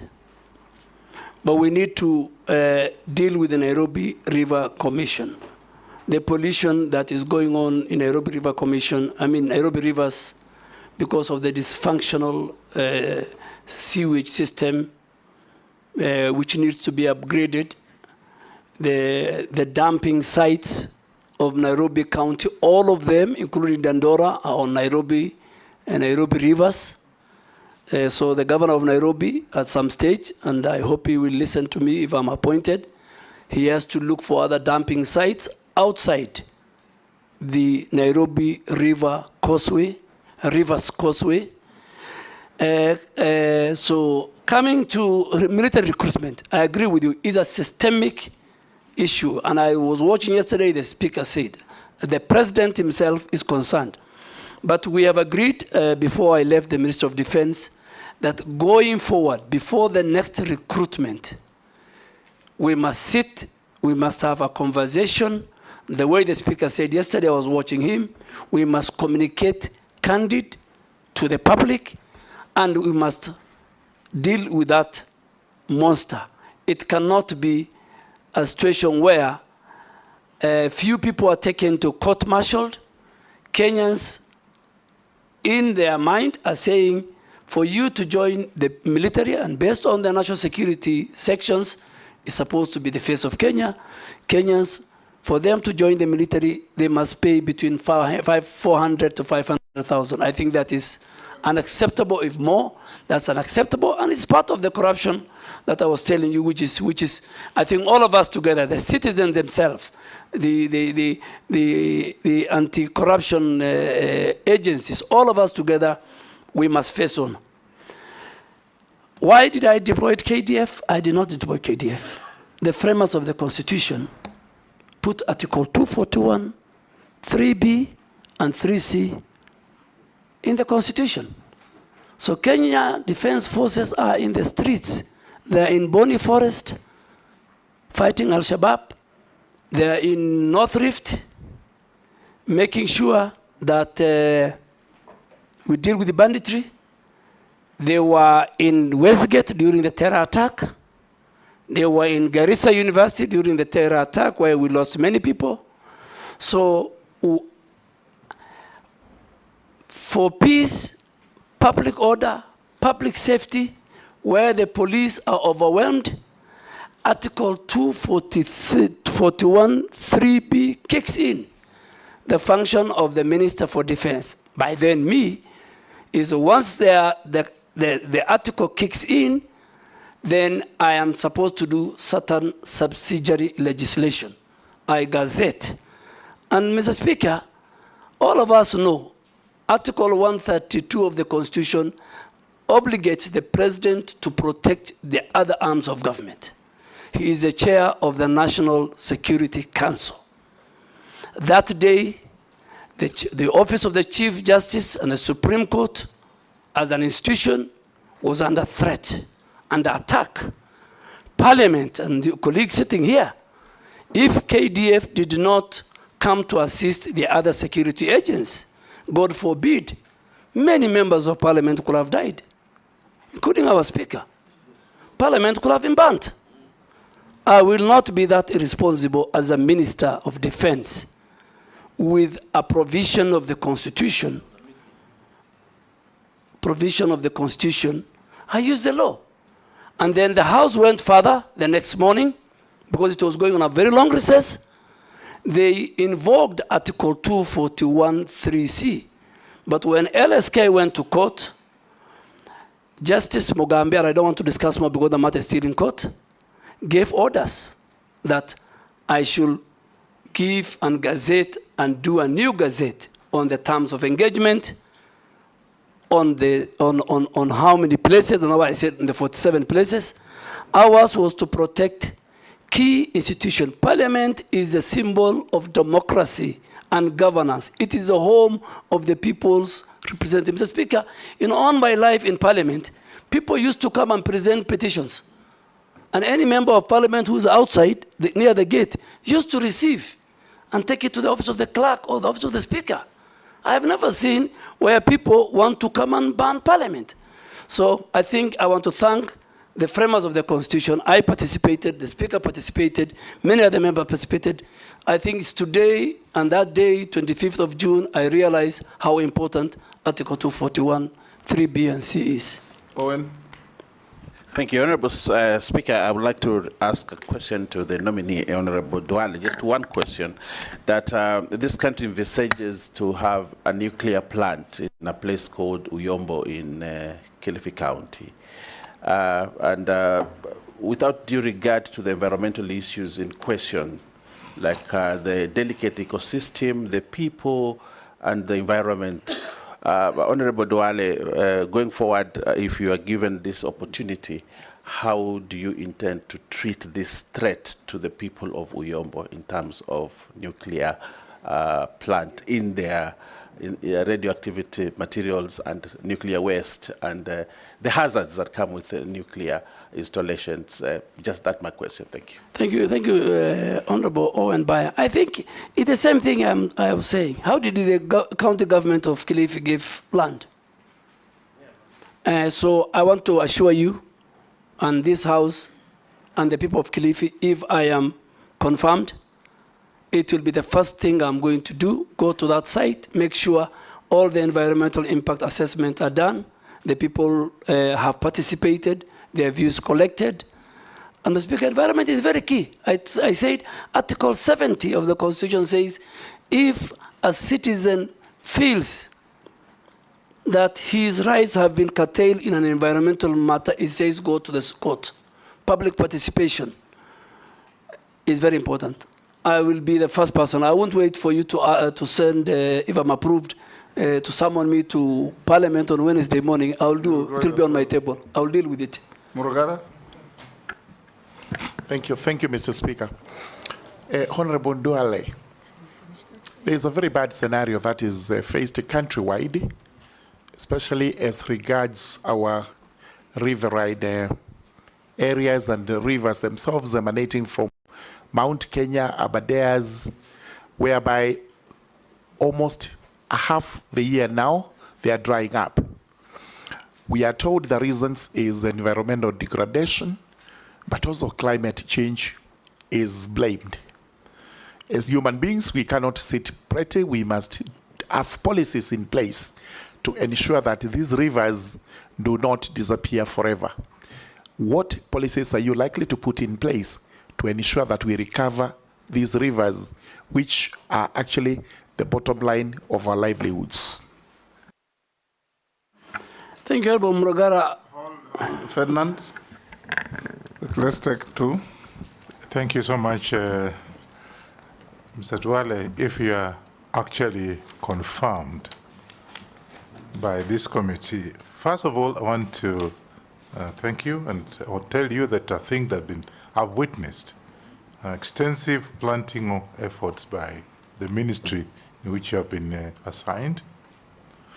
Now, to ensure that we retain that, I just want to ask you if it's possible. Instead of actually interfering with the planting, what have you, in agriculture areas, is it possible, are you able to agree with me that you can now plant trees along the roads? I say this because I went to Denmark and I was surprised.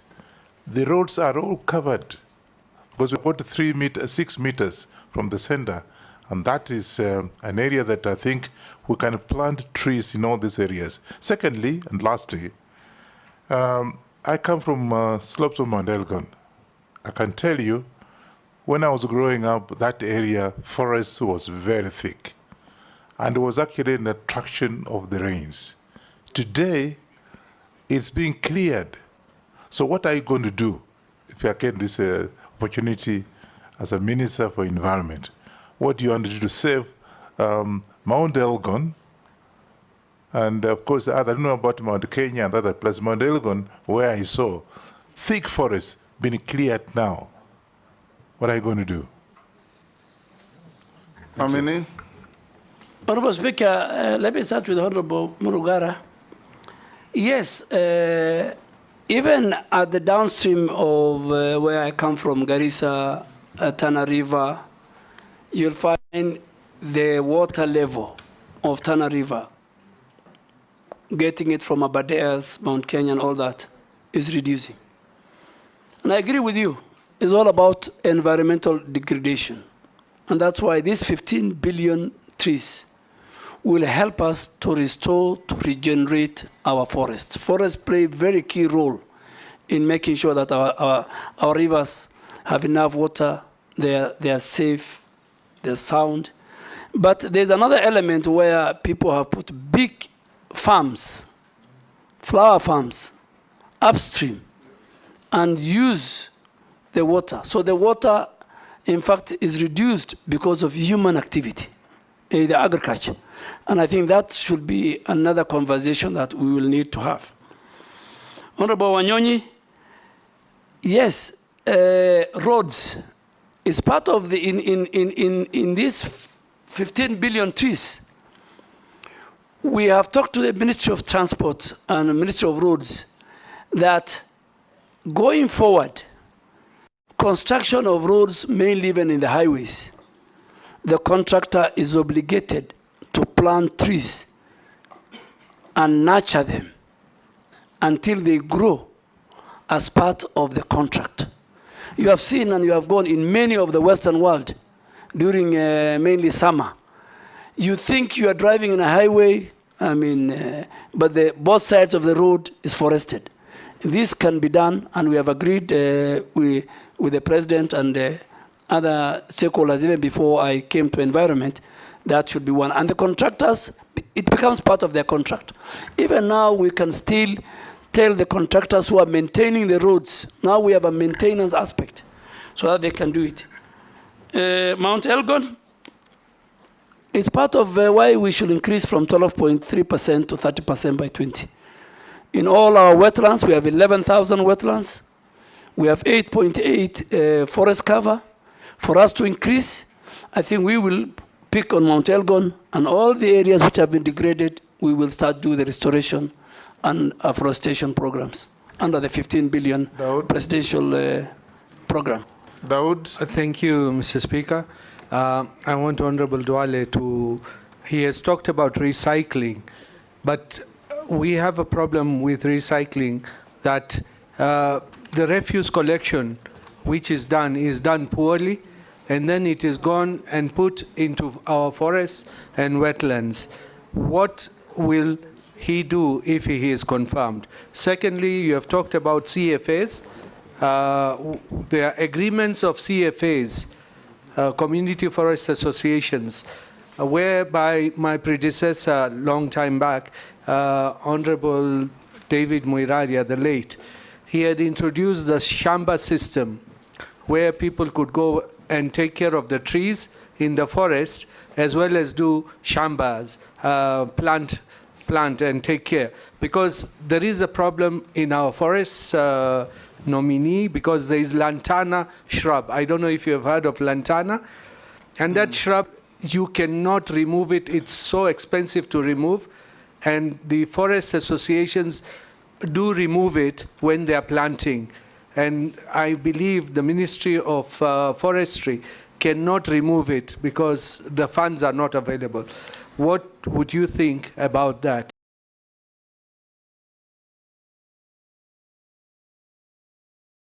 You talked about noise pollution. That's the last one, Mr. Speaker. You talked about noise pollution, and NEMA is in charge. But Honorable Duale, you know, NEMA, it's like as if it does not have teeth. Because there is noise pollution from bars, from nightclubs, from religious institutions as well. And it's a menace. So how will you handle it if NEMA do not handle it? Thank you. Mary Massey. Thank you, Honorable Chairman. My concern is still on waste. You know, waste is a nuisance. I'm wondering what mechanisms or interventions you intend to employ to address the menace of waste, so that we convert it from being a nuisance to a resource.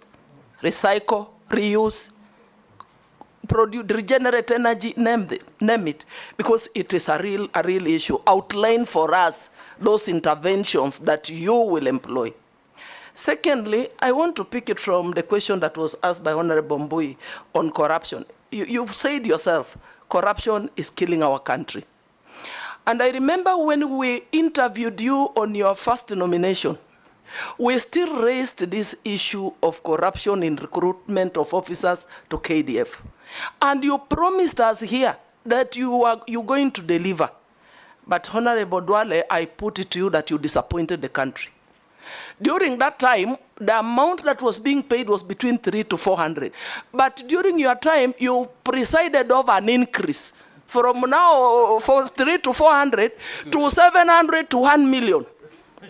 And as representatives of the people, our constituents report this to us. At some point, even efforts to reach you were not fruitful. You could not pick our calls. So now, my question is, why should we trust you? Why should we believe you? Why should we believe that you are not going to transfer this corruption to the Ministry of Environment? Because even there is recruitment of forest to others. you need to assure Kenyans that you will do something when you get to the Ministry of Environment. Lastly, Honorable Chairman. You've asked two. On deforestation. Okay.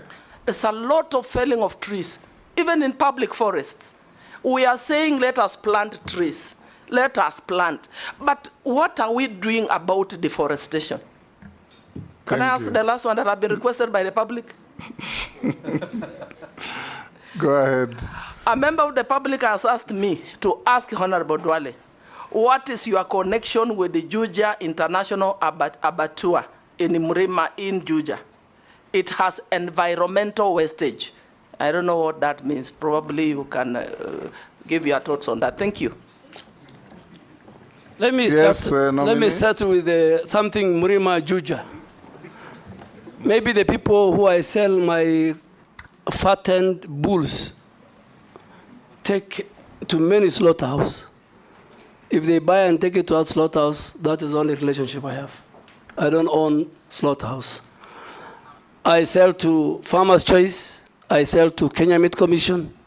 I am a very serious livestock keeper. And I do what we call feedlot.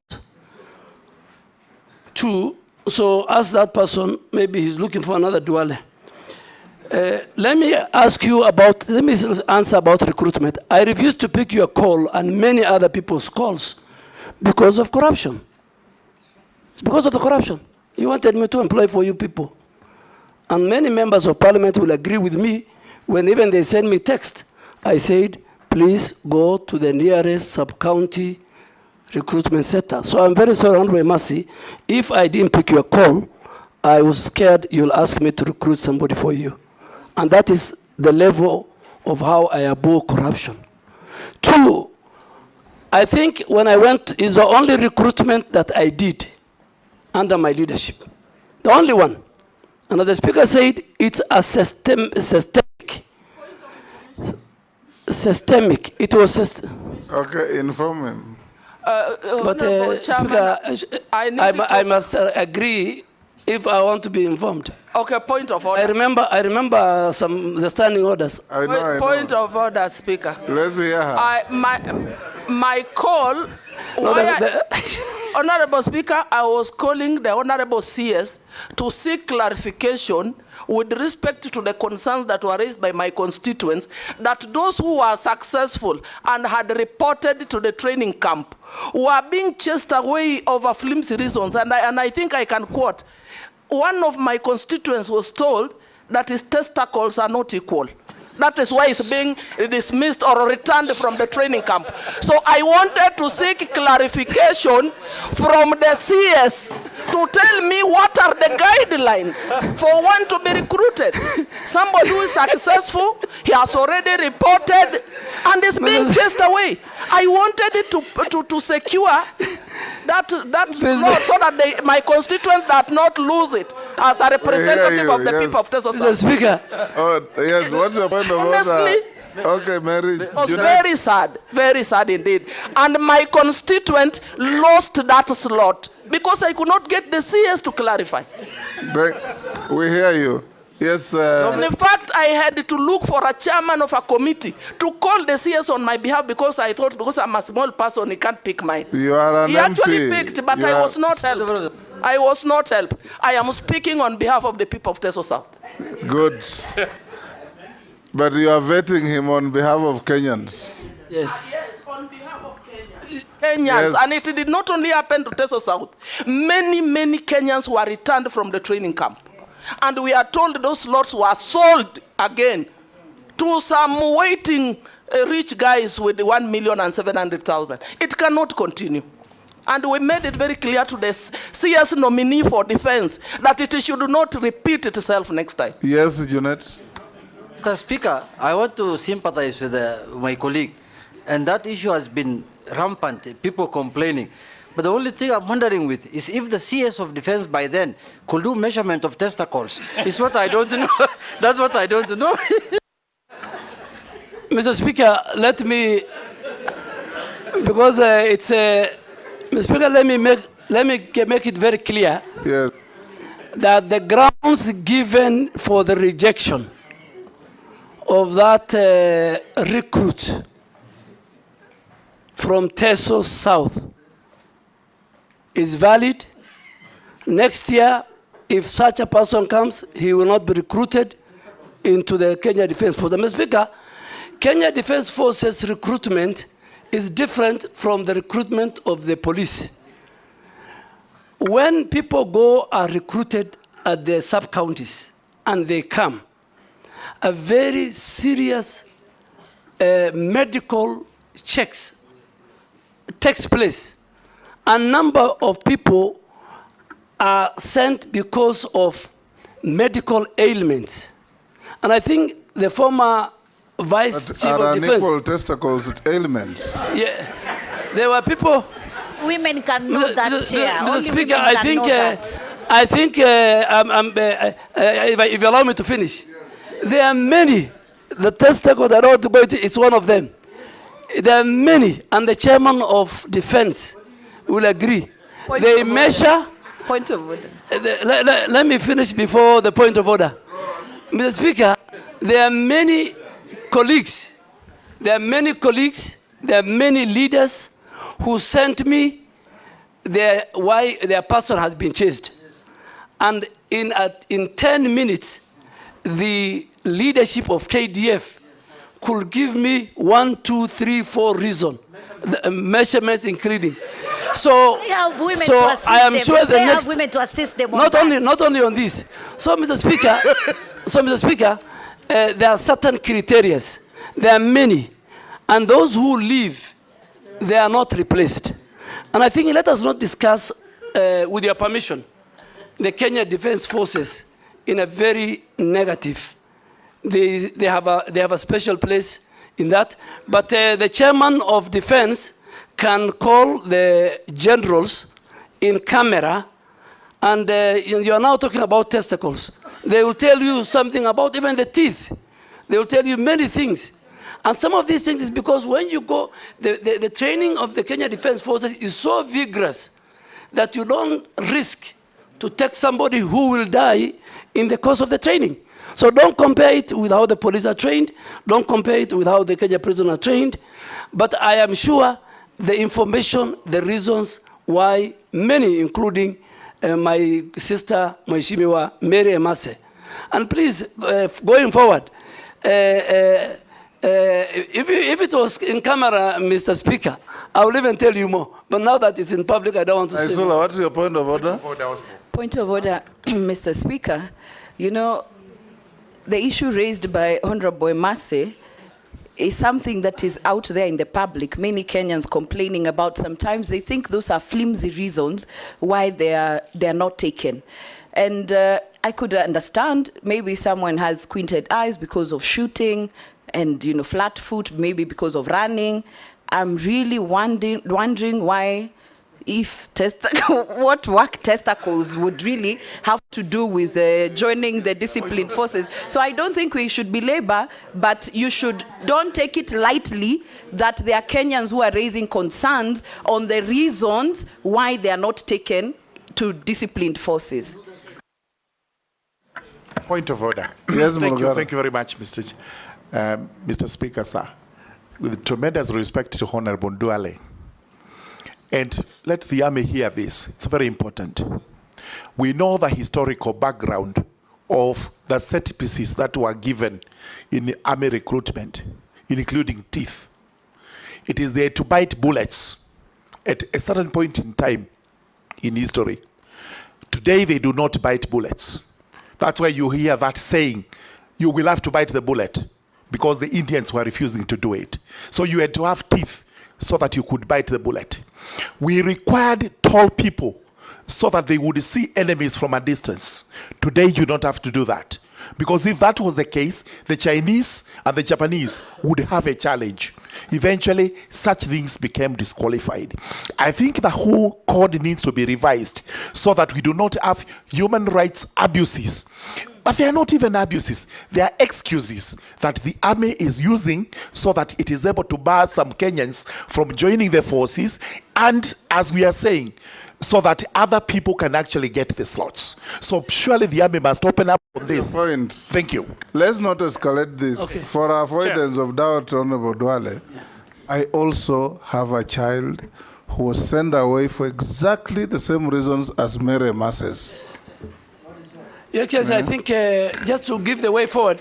Not my child, Because, Your but not Excellency, my son, but a child in my neighborhood. Your Excellency, Yes. Speaker, you have, because of And the... you remember I told you yes, about it. Yes, I think the leaders are raising very good valid... Yes, Dawood, what is it? You know, we have talked about men only, but even women are discriminated against. When they do a test, pregnancy test, they do not have anything. But once they go there, I don't know where it comes from, they have a pregnancy. And it's not true. Anyway, let the nominee answer the question and we move to something else. Yes, Mr. Speaker, I think because the leaders are raising very important and they don't have the information, Mr. Speaker, under your direction, we have a very robust, good leader, head of the military health department called Major General Nganga, through the chair of defense. I think you can call him to Akamkunji and he lists the conditions which disqualifies. I think because what the leaders are raising is public knowledge. Even I think they should even go to the media and they should sensitize the public, and I think is something we have discussed. Focus on your environment. No, let me go to, I'm no longer there, so yes, yes, next minister will deal with it if approved. Yes. Speaker, Honorable Dawood talked about waste management. Waste management is a serious issue in our country. Mr. Speaker, why do I say so? The law is there, the regulations are there, county governments are not enforcing.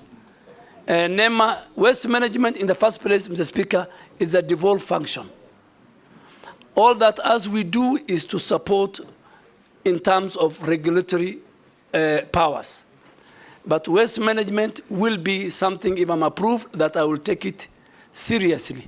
From our homes, to the trucks that carry, to the dam sites, the Dandora dam site, the one in Kachok, I think called in Kisumu, the whole environment is polluted, the air is polluted, the water is polluted. The law says you must color the bags, you must differentiate from the homes. Our homes have a responsibility. There must be designated bins in all our public places. So, Speaker, one of the things that I want to introduce, if you approve me, is that even public transport must have a bin in the buses. You know, public places like even the parliament must have those two different. In the malls, there must be different bins. The one for the organic wet, the one for the dry. But public waste management, which is a devolved function, Mr. Speaker, is an area that I think we need to deal with. A nightmare. A nightmare. Number two, I think the Shamba system, the community forest association are working very well. Some are abusing the law.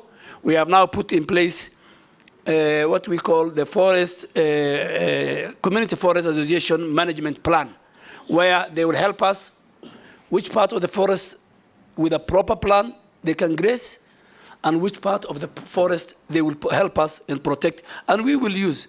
Are you aware that your predecessor announced that there will be a Shamba system, and shortly thereafter, she said it will not?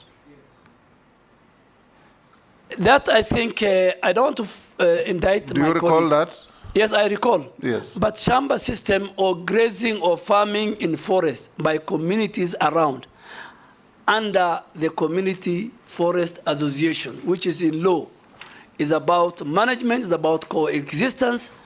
We cannot regenerate, we cannot reforest, we cannot protect our forest if we leave the communities. Kenya Forest Service, Karura Forest, the way you see it, the way it's managed, is run by Community Forest Association, and they're doing a very good work. Noise pollution. Do you consider allowing that kind of engagement in plantation forests are not natural forests? Yes, yes, because we have got 150,000 hectares of plantation forest, which now we have put proper transparency and integrity measures and tendering system, unlike the old system where there was allocation by the big people in government. I think I totally agree with you. Community forest association, community living around must be given an opportunity, particularly where even a plantation has been removed, for them, as we plant, for them to plant and for them to farm. In fact, farming can be well done under the plantation, Mr. Speaker. Coming to noise pollution, Mr. Speaker, is another serious thing. But again, it's a devolved function. It's a county function. They have no capacity. All they do is they give license to bus, they give license to clubs, and they don't choose which neighborhood. There are people who have got sick people in their homes. There are people who have children who are doing homework. There are people who want to sleep early. But today you'll find bars and clubs in the residential area. Mr. Speaker, we will not leave that to county governments. We will enforce it. NEMA will enforce it. We will not allow noise pollution to take place in residential areas. The whole zoning, the whole land use system, even the land use system that the county government, has violated, must be brought back. So noise pollution is key, and we are going to deal with it, but it's a default function. I think, Honorable Mayor, I must say I have discussed about the waste management. Let's go to Gikaria. Waste management I have done. Reforestation, we're doing very well with the 15 billion tree planting program that we have. Gikaria. Thank you, Chair. I've really taken note, being a chair of the Environment and Forestry Committee, the departmental committee, just for purposes of future reference on what the nominee is saying. But, Honorable Chair, I have two issues. One is about the 15 billion trees, a very ambitious program. But the scientists and a few of the experts are also arguing in terms of forest fires. Assuming we have the 15 billion trees, and only half of that, God forbid, catches fire. So what are the plans that the nominee will take into consideration when he will be, if nominated? What plans do you have to address forest fires? Secondly, and I don't want to belabor on the pollution that has been spoken about, Honorable Chair, most of our schools and other institutions from the colonial times have been using asbestos for purposes of roofing. And asbestos over the time have been a cause of cancer and environmental pollution.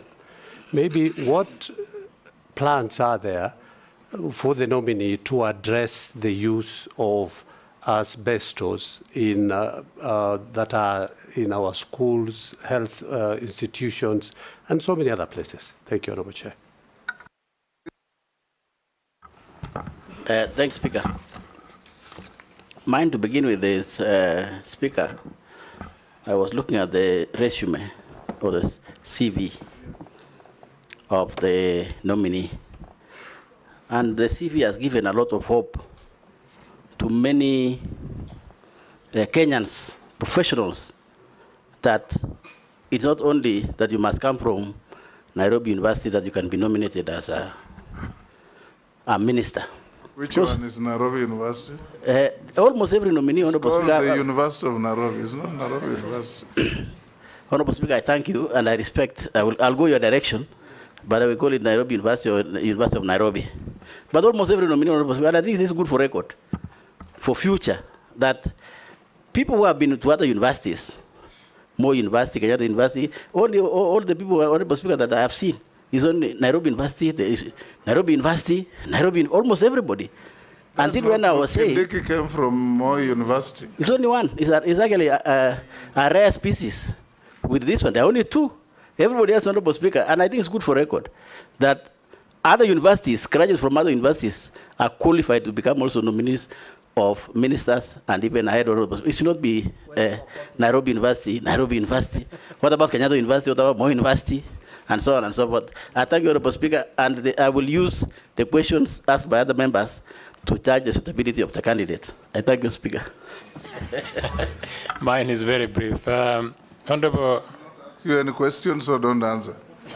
Honorable Duale is telling us to plant trees, but yet Kenya Power on the other side is busy felling trees. There's I don't know, there's a trend in this country that Kenya Power has decided that it is actually going to bring down trees. Nairobi is awash with very hoary situation of trees that have been felled by Kenya Power, very recklessly. Some very old indigenous trees. Honorable Duale, what will you do so that this cross-purpose by government is immediately stopped? Number two is a Mau forest. The Mau ecosystem has become a problem. Successive governments have not been able to deal with the situation. There's a lot of the human activity, and it is because of settlement of people living around Mau forest. What will you do to make sure that the people who've been moved out of Mau forest are resettled? Yes, go ahead, nominee. Thank you, Mr. Speaker. Let me start with the asbestos. Mr. Speaker, asbestos is a serious matter. Asbestos produces something called fiber that leads to lung cancer. And Mr. Speaker, we have mapped out, the ministry has mapped out, NEMA has mapped out 4 ministries who their institutions still have asbestos since independence. The Ministry of Defense, if you go to our barracks in Lanet and everywhere, Ministry of Interior, Ministry of Education, many schools, and Ministry of Lands and Housing. And churches. I'm just first And talking some for government. Yes. So Speaker, we have given, and health, we have given government entities until, if you approve me, December 2024, they must remove. And NEMA has put in place a program on how to dispose those asbestos. We expect county governments to give us land, field. Secondly, and more important, Mr. Speaker, now that we come to churches and other now individual private citizens, within the next 3 months, if this committee approves me, we will also do an audit and map the whole country where asbestos roof is still in place. It's a dangerous thing, it's a threat to our health, and it is a cause of lung cancer, Mr. Speaker. I think on the 15 billion, Honorable Gachagua, it is not over-ambitious. We have to do it, and that's why the people of Kenya, in their own wisdom, have preserved environment in the preamble of the Constitution, in articles of the Constitution, whether we like it or not, in our own homes, in our farms, in the roads. Each and every citizen must take a responsibility of planting and trees and be part and parcel of this regeneration, reforestation, tree planting, increasing our tree cover, increasing our forest cover, and be at par with our neighbor Ethiopia. Honorable Koech, I agree with you. They cut my trees. And when I went home, the Speaker, I asked, but the lines were just too thin. They should have cut only a branch. Yes. But, Mr. Speaker, I think we are lacking, and we are going to introduce, if you allow me, if you approve me, I want to introduce something called urban forestry planning and urban green spaces. As we sit here, there's no even stakeholder. This Ministry of Forestry and KPLC and the people who are in the road agencies and others, there is nothing called urban forestry planning. We must plan for our green spaces in urban cities. We must plan for our trees in urban cities. Every citizen plants trees. They buy from, they have seen on the road. And then an entity called Kenya Power Lighting cannot. Speaker, I will introduce what is happening in India. In India, you can't cut a tree, even in your own homestead, before you plant another one. You need to go and get a permit. You say, I am going to cut a tree in my house, but I'm going to replace, and I have planted it, and you show evidence. Secondly, even if you have half an acre in India, you must tell the planners, the county, that 20% of my compound is for tree planting, is for forest. Nominee. And yes, so I think those we are the were with you in this parliament when we passed the Forest Act. And among the salient features was that each and every owner of land in Kenya, both private and public, must plant a minimum of 10% of that land with trees. You remember? Yes. How are you going to enforce that? Give me the job, Mrs. Speaker. Give me the job, I will implement. It's the law. I'm not reinventing the wheel. It's not unique to India. Yeah. We have it in our statutes. Yeah. India, in fact, Mr. Speaker, is 30%, but we start with 10%. Ours was 10%. Yes, but Honorable Quech, I want to categorically tell you that if this House approves me, the first meeting that we're going to have with the KPLC, with the road agencies, with the other people who provide social amenity facilities, that they cannot come and cut trees, anyhowly, without due regard to the law. No, on Mau Forest, Mr. Speaker, Mau Forest, you know the history of Mau Forest. It has consumed people politically. And I don't want, because I will not be, I'm not in politics, but it has consumed many people. But I want to urge my colleague, and I'll sit with the communities around that place. Because even today, the biggest problem we have is Mau Forest, where a lot of illegal grazing is taking place. And that illegal grazing is taking place by very powerful people, people who are in position. It's not the ordinary citizens. But still, we will use the Community Forest Association provided in law on how we manage Mau. We have fenced a greater part of Mau, and we will fence, once we get resources, the other part. Fencing is the way to go to conserve our forest, Mr. Speaker and members. Naisula. Thank you, Chairman. So, listening and having interacted with Honorable Duale in the National Assembly as our majority leader then, it will be important to know your position or what you think about public servants engaging in politics, whether actively, in what you say, in what you do. What is your thought on that, including public servants participating in Harambees? I would like to know what your position is on that is, so that we know whether if someone wants to be a public servant, then you be a public servant. If you want to be a politician, you go back to politics. And I want to put it to you on the same breath, and even to Kenyans who are watching, that the beauty of vetting is not only to find the nominees to be suitable, but also to hold you to account in case we find you suitable and other nominees as a country and as a parliament. And on that, because you have said you have warned illegal forests, land encroachers, you will revoke titles on top state officials who are holding. It's actually now on 411. You can be sure Kenyans will hold you to account, because you know there's something that always follows you on that Al-Shabaab list to date.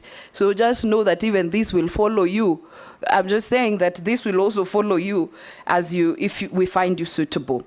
But on matters environment, very quickly, while sustainable logging may be healthy for forests, how will you ensure the ban on protected indigenous trees is enforced, and that close monitoring is allowed during logging, because the Kenya Forest Service only devised a plan for access, control, monitoring, and reporting actual harvesting. However, there is no established framework and procedure to monitor, verify, and audit millers' compliance with licenses and permits to avoid double allocation. How will you ensure that we don't log our indigenous trees?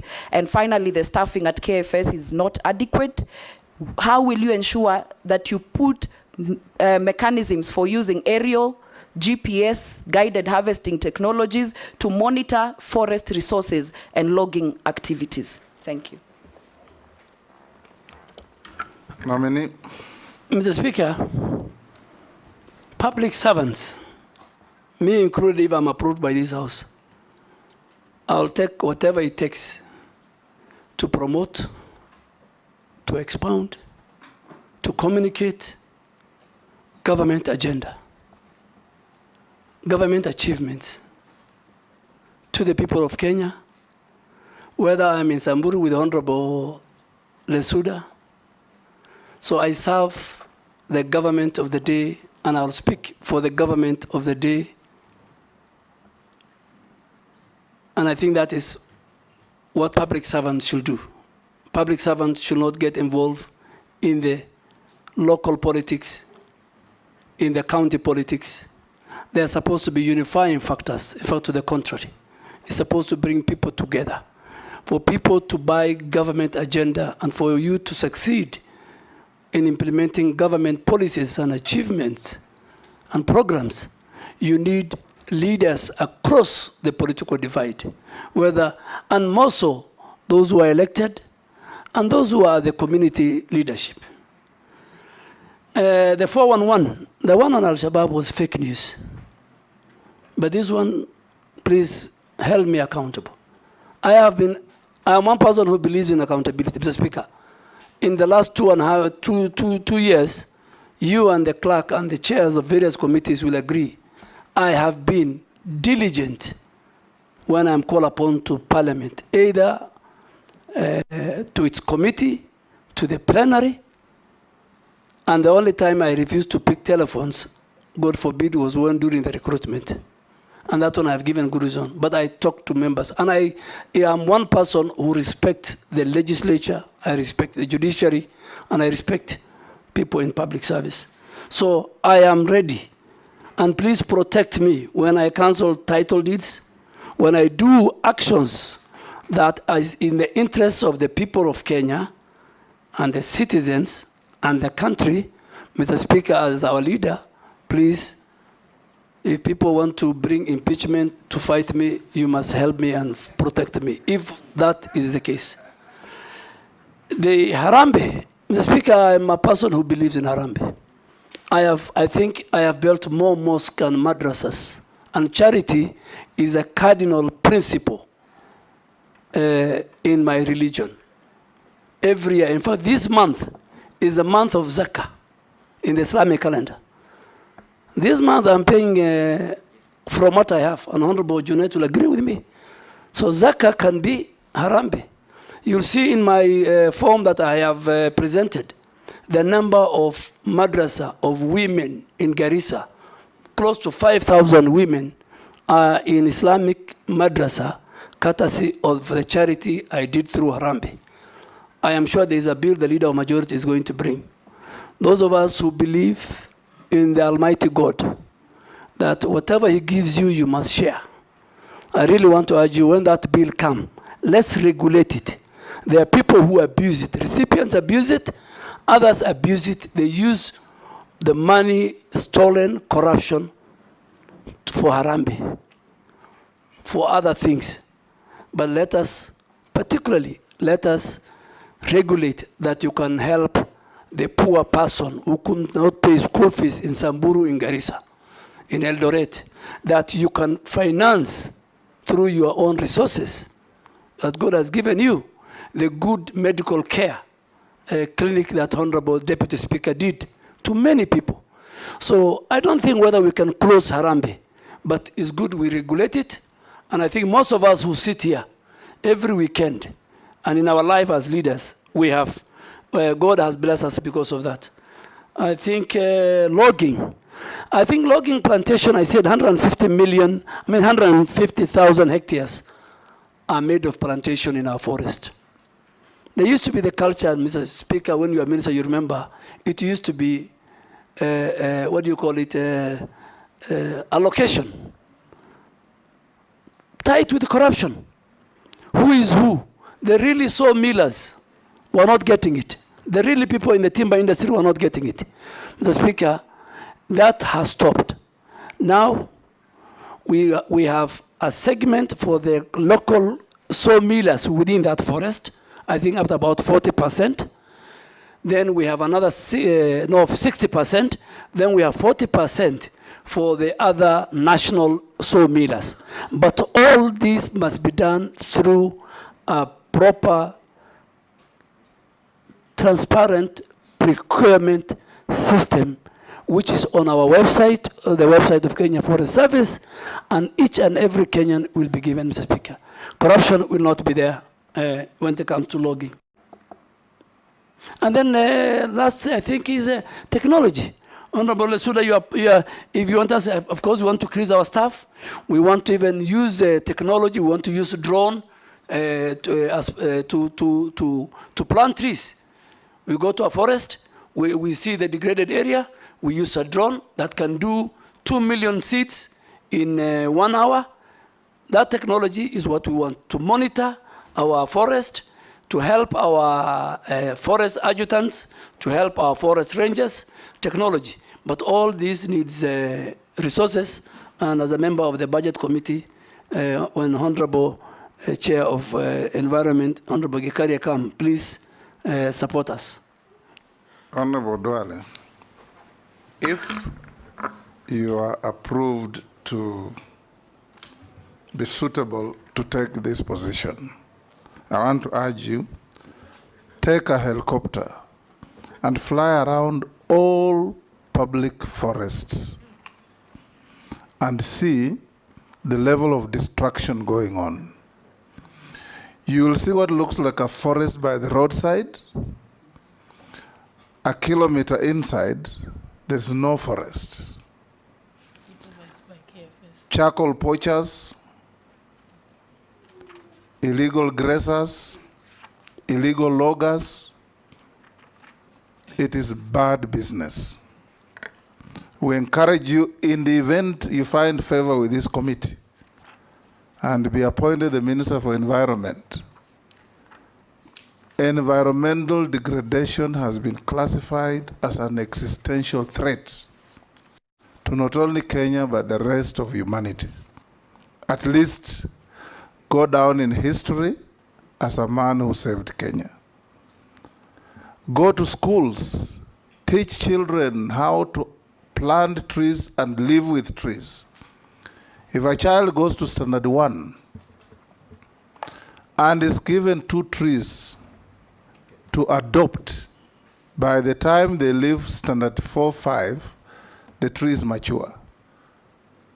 Leta maji kidogo, mwagilia asubuhi. When you come to school, you check if your tree is safe. Very simple things. Because you talked of forest cover and tree cover. So the two will help us aggregate forests, enforce the Forest Act.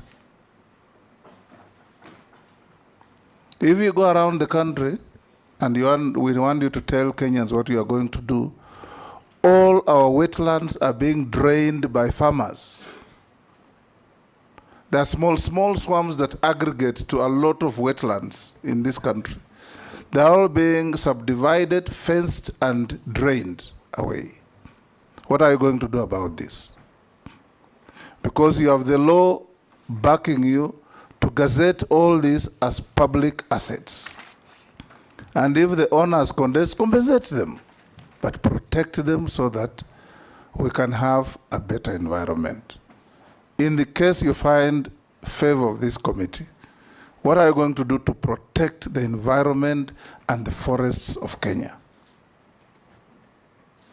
Mr. Speaker, as you said, we have 11,000 wetlands.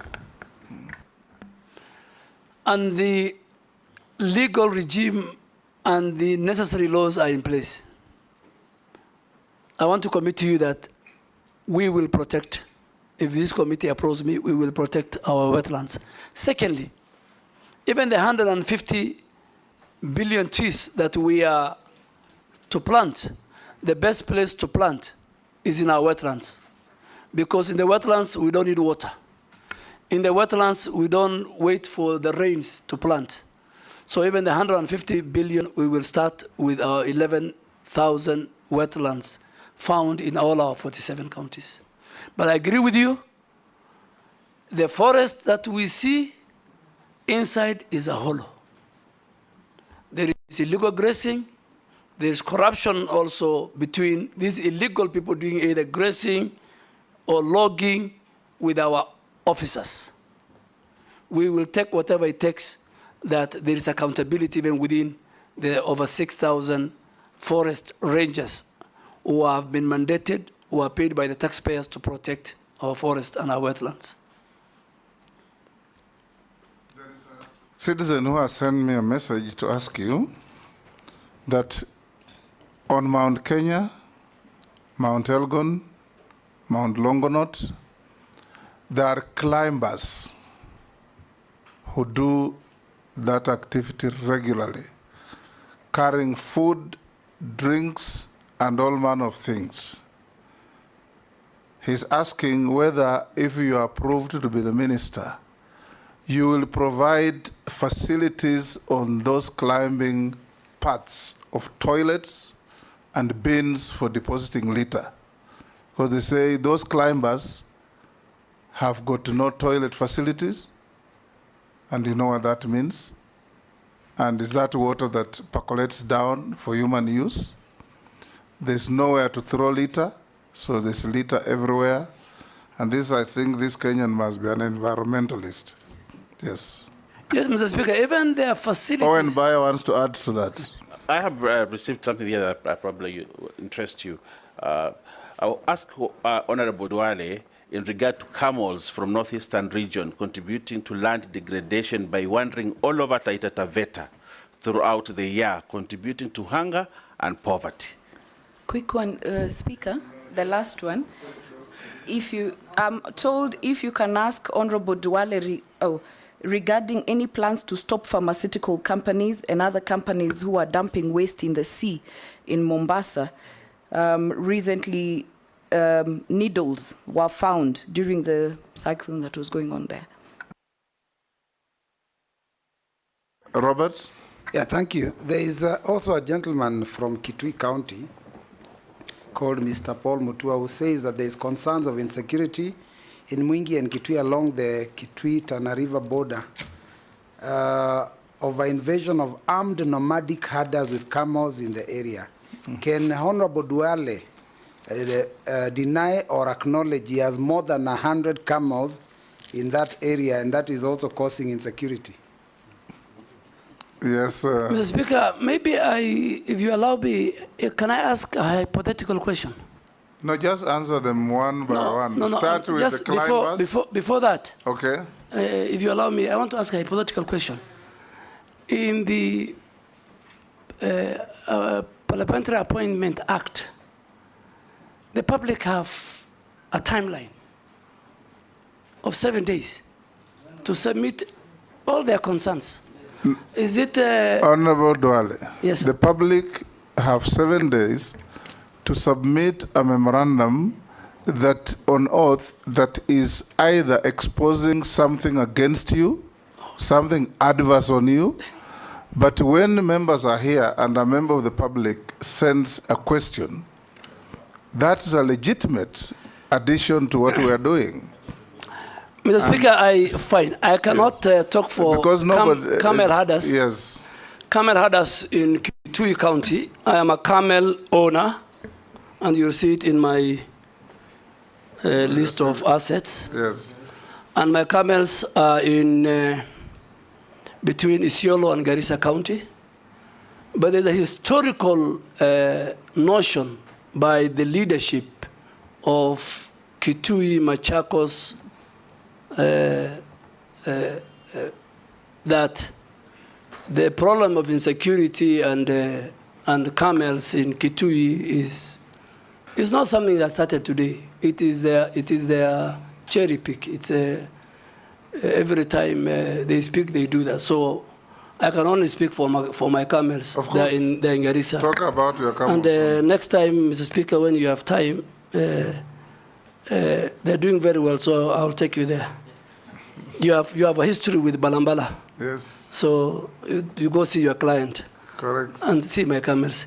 Secondly, the same with Taveta. I have no camels in Taveta, so, and I don't know which camels are in Taveta. That raises the matter. That raises the matter. On pharmaceutical... Let him answer. Let him finish with... On the pharmaceutical, yes, I agree. NEMA has a very strong enforcement... Hold on, Duale. What's your point of order? Mr. Speaker, why is it that all camels that are traversing the country, people think belong to Honorable Duale? And there are many camel owners like us. Simply because he carries the tag as a senior leader from the region. So people associate everything from the region with the leader. And the Speaker, I am ready now and in the future to carry the tag of the community. That's why, as you said, I am their leader. And I have no apologies to answer what Naisula asked you. Naisula asked me about, and I agree. I think we need to protect the environment, more so the sea. There was even one time some people wanted to dispose of condemned sugar into the sea, and we refused. NEMA has a very strong enforcement policy. The other stakeholders who protect our marine at the coast are also on top of everything, and we will make sure. But Honorable Laisuda, maybe if you have the details, you'll help us. That particular company, we will deny the licenses straight away. Yeah. The climbers? Mr. Speaker, the camels are many. The climbers, Mr. Speaker, even at the bottom of most of these mountains, particularly Abadeas, and there are facilities. Only that they have been left to waste. So we need first to have the facilities, the lodges. It can be a very good tourism attraction.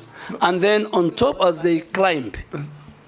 Yeah. Honorable Duale, I think I've climbed Kilimanjaro, so I know what happens. Yes. At every stop where people eat, there should be a bio toilet that can be, the waste can be disposed. Yes. There should be the containers for people to throw the paper, if they're carrying any bottles and so on, but also bandas so that they can sleep at intervals.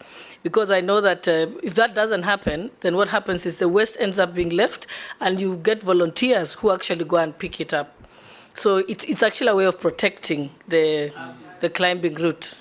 But Mount Kenya is better. Kilimanjaro is a crisis. I'll find out. And in fact, there are 10 of my good friends who have left today for Kilimanjaro for 10 days. But I think it's a very good idea. We will make sure that we implement it. It will help us in increasing the numbers of the people who will climb. And also the climbers to be hired in the Kenya Forest Service and the wildlife. For guidance. Yeah. Mr. Speaker, there's a clarification I would require from the nominee. Because when I asked the question, I said I've read the question from someone called Paul Mutua from Kitui. In his response, he has said that, and this is on record, he said leaders from Machakos and Kitui. Now, this is not a leader, this is just a person who sent me the message. I can even share with him. So I would like a clarification. When he says leaders from Machakos and Kitui are basically picking on him, it's important because I'm a leader from Machakos and I'm just reading a question. Point of order. Because I've held the Quran. Point of order, Honorable Speaker.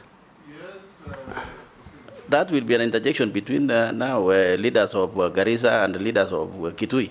We have nothing to do with it, Honorable Speaker. No, I think if you allow me, he has asked a very good question. He has asked a very good question, but I want to give evidence. Speak on a number of times. And one of the time was when my good friend, the Wiper leader, lost his mother. I think, or his father, one of his parents. And I went with the President Uhuru Kenyatta. And starting with the leader of Wiper, all the way to all the leaders from that region, one after the other, and I can provide the clip.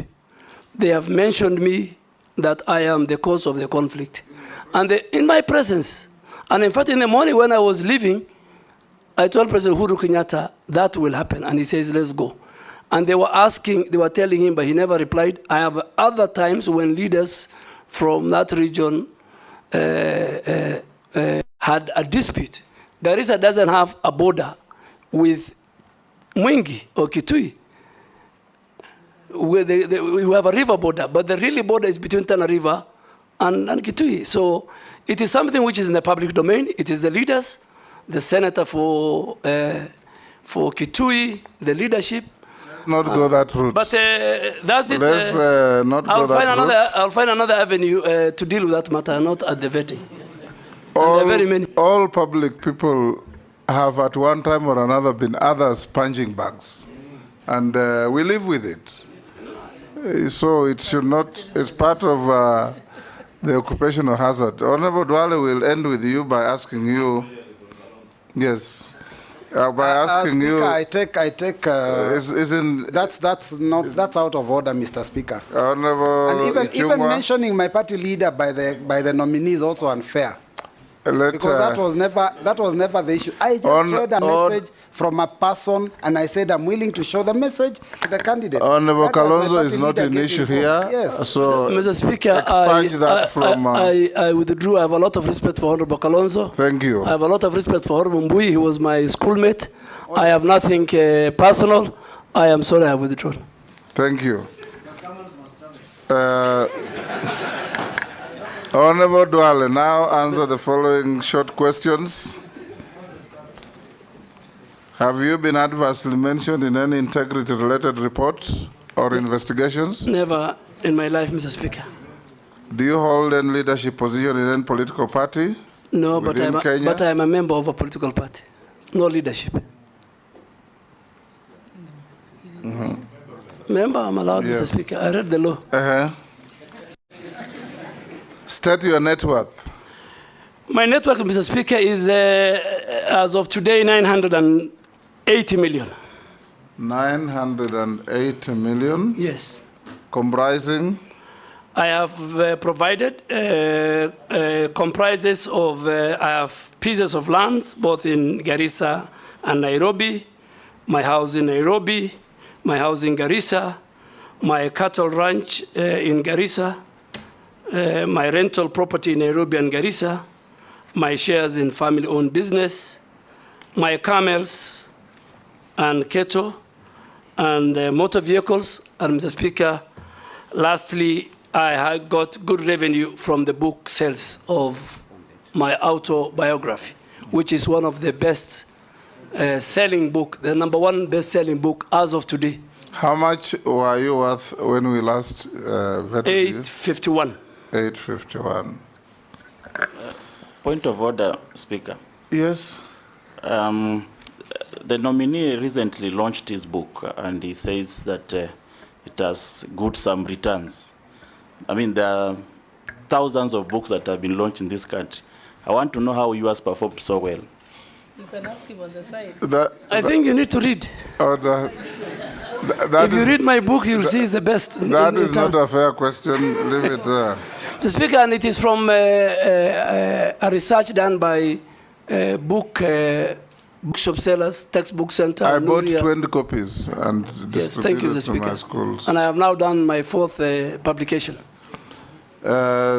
Honorable Duale, we had received 71 memorandum on you, some supporting, some opposing, and we are satisfied that you answered all of them when we forwarded them to you.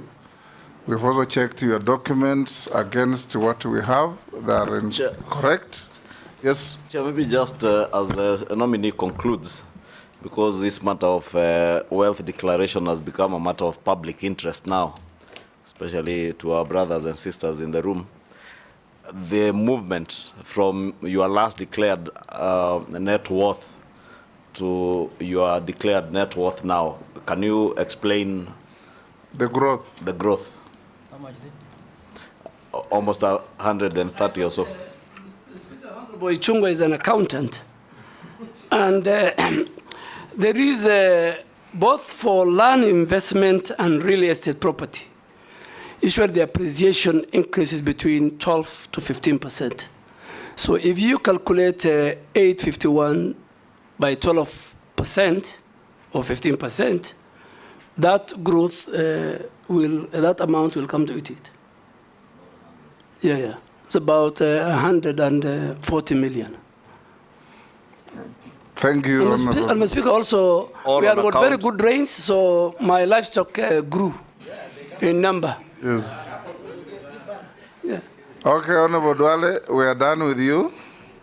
Unless you are otherwise lawfully held, you are released to go to your other daily routine work. Thank you, Mr. Speaker. I really appreciate the time you have given me and your members. I wish you all the best. Take back your documents. Bring in the next. Do you want a break? Bring in the next.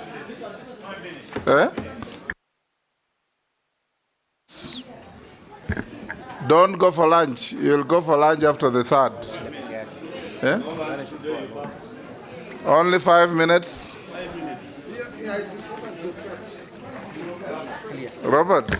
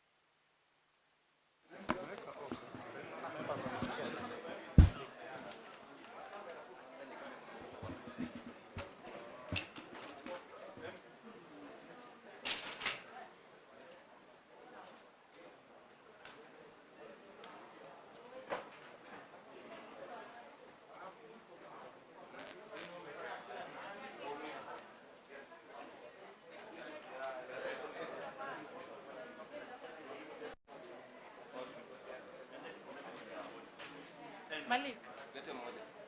Ya nani? Hiyo ya Eric.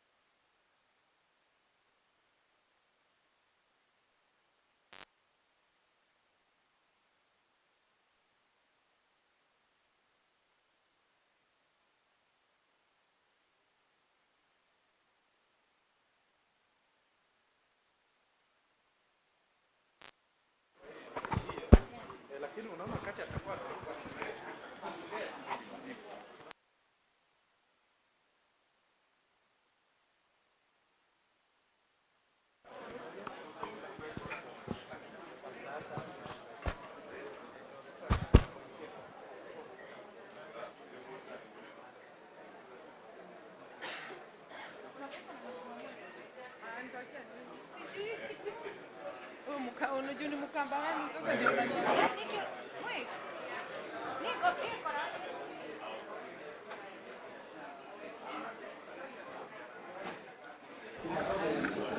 One, two.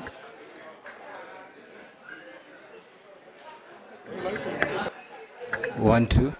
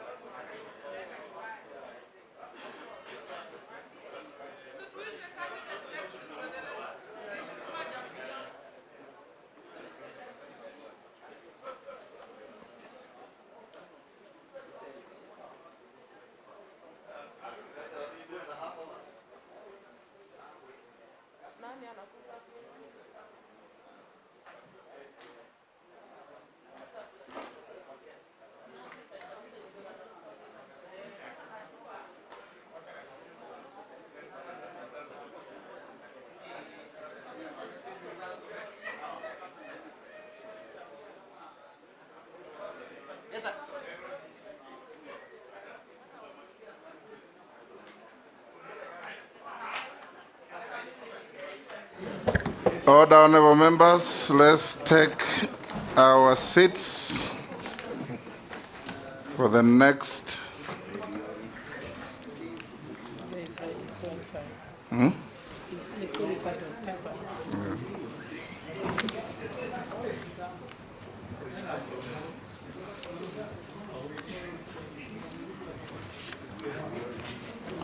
Bring the nominee.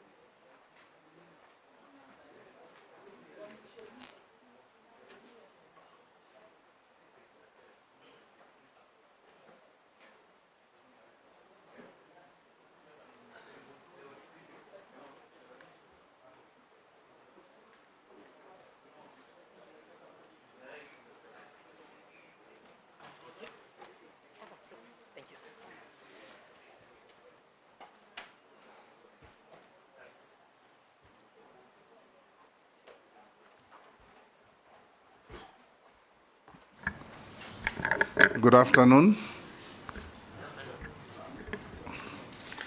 Use the mic.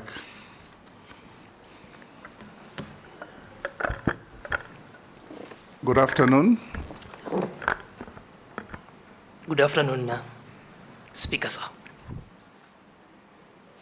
You are Mr. Eric Murithi Muga. Yes, sir. How do you pronounce the last name? Muga or Muga? Muga. Muga. M-U-G-A-A. Muga. Yes. Very good.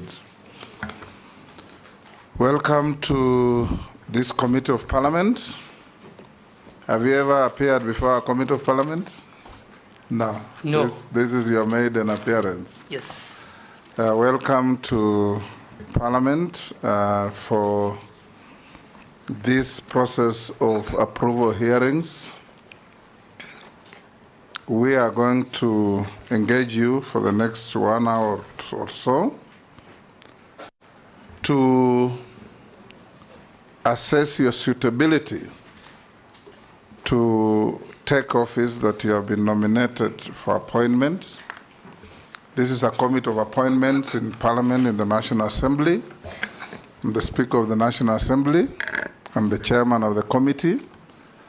On my right is the distinguished Deputy Speaker, Honorable Gladys Boss.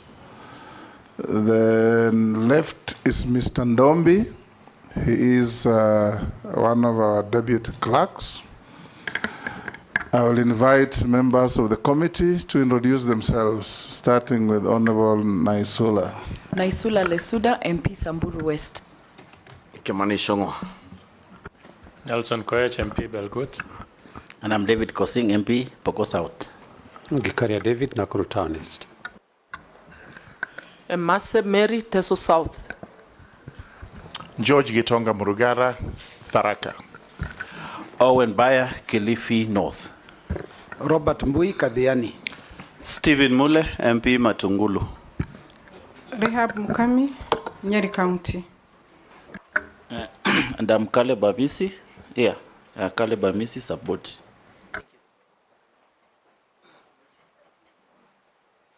Thank you, Chairman. Mishimboko Likoni.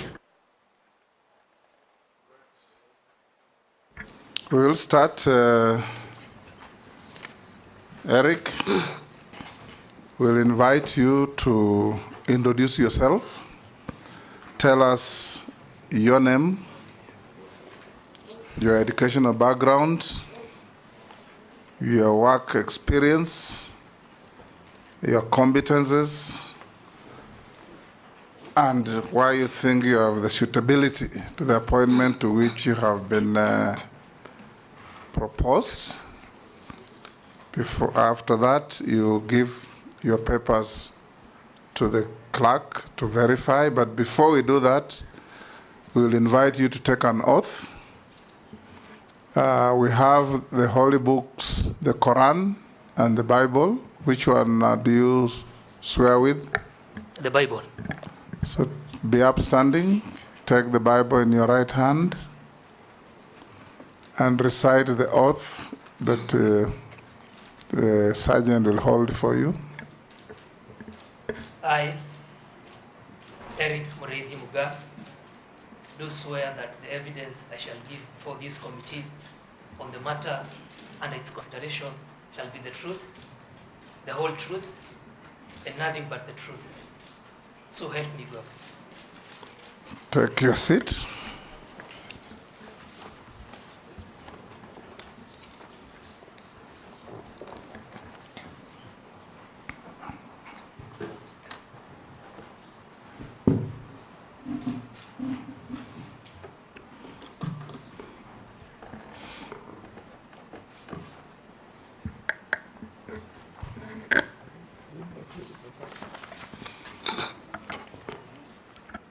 You've given her your papers to bring to the clerk. He will cross-check with what we have to see if they correspond. So start by introducing yourself, your name, your educational background, your work experience, and your competences. Thank you, Mr. Speaker, sir. And the Committee on Appointments. I'll start by thanking God for this opportunity to sit in front of the esteemed members and also the President for giving me an opportunity on this nomination. My name is Eric Mureithi Muga, 32 years of age, born in a village called Athi, which is in Egembe South constituency, Meru County. I went to Athi Primary School, which is a walking distance from my birthplace, and did my KCPA in 2005. I performed well and enrolled in Lenana School, where I sat my KCSE in the year 2009. After that, I performed well. I progressed to the University of Nairobi, Faculty of Architecture and Engineering, where I did a bachelor's degree in civil engineering and civil and construction engineering. I performed really well. I got a first class amongst my colleagues, and upon graduation, I got a job that relates to this docket of sanitation and irrigation in a company called Mangat IB Patel Consulting Engineers. This is one of the leading consulting firms in this country. While working, I was very interested in water, so I enrolled back in the year 2017 for a master's degree in the University of Nairobi and specialized on water resources engineering, where I graduated in the year 2022. I'm born in a family with 6 siblings. I'm the third born. I am married, and I've worked for 8 to 9 years, Honorable Speaker, on water and sanitation. In the process of carrying out my daily activities, I have worked at all levels, mostly in the private sector. I've worked at all levels. I've worked and engaged with stakeholders from the ministry, mostly water development works as consultant. I have progressed in my career growth from an intern to a design engineer, and now to assistant resident engineer also, and also in some projects, an assistant project engineer. I am duly registered with the Engineers Board of Kenya as a professional engineer, and duly registered with the Institution of Engineers of Kenya as a corporate member. During my work activities, I have developed a passion to ensure that every Kenya, in my little scope that I've served so far, has access to water, which is a human right, and also a constitutional right. Service to my fellow countrymen is a service to God, and given the opportunity, if this House approves my nomination, I will do all I can to ensure that Kenyans have access to an economic and basic right and serve with honor and dignity. Thank you so much. Thank you, Eric. I'll now invite members to ask you some questions, and I expect you to answer the questions clearly, precisely, and concisely. Hakuna stories. You just answer the questions as they are asked. I'll invite the Deputy Speaker to be the first to ask you. Thank you, Honorable Speaker. Mr. Muga, you most likely were following the proceedings in Parliament and the country, and you know that the Finance Bill 2024 was withdrawn, which therefore means that there is a shortage of funding in the ministry to which you seek confirmation. So that I would like to hear your ideas on the alternative. For example, since the majority of farmers are small-scale holders, leveraging on the use of water pans and harvesting during the rainy season for use for the rest of the year. We know that places like Yatta only get 2 days of rain a year, but they have water pans that are producing food the whole year. So we want to see how you can leverage on that. So the higher percentage of will be water pans as opposed to big dams, which you don't have money for now. And also, how will you leverage on the public-private partnerships to be able to fund the water sector in the light of shortage of funding? Thank you.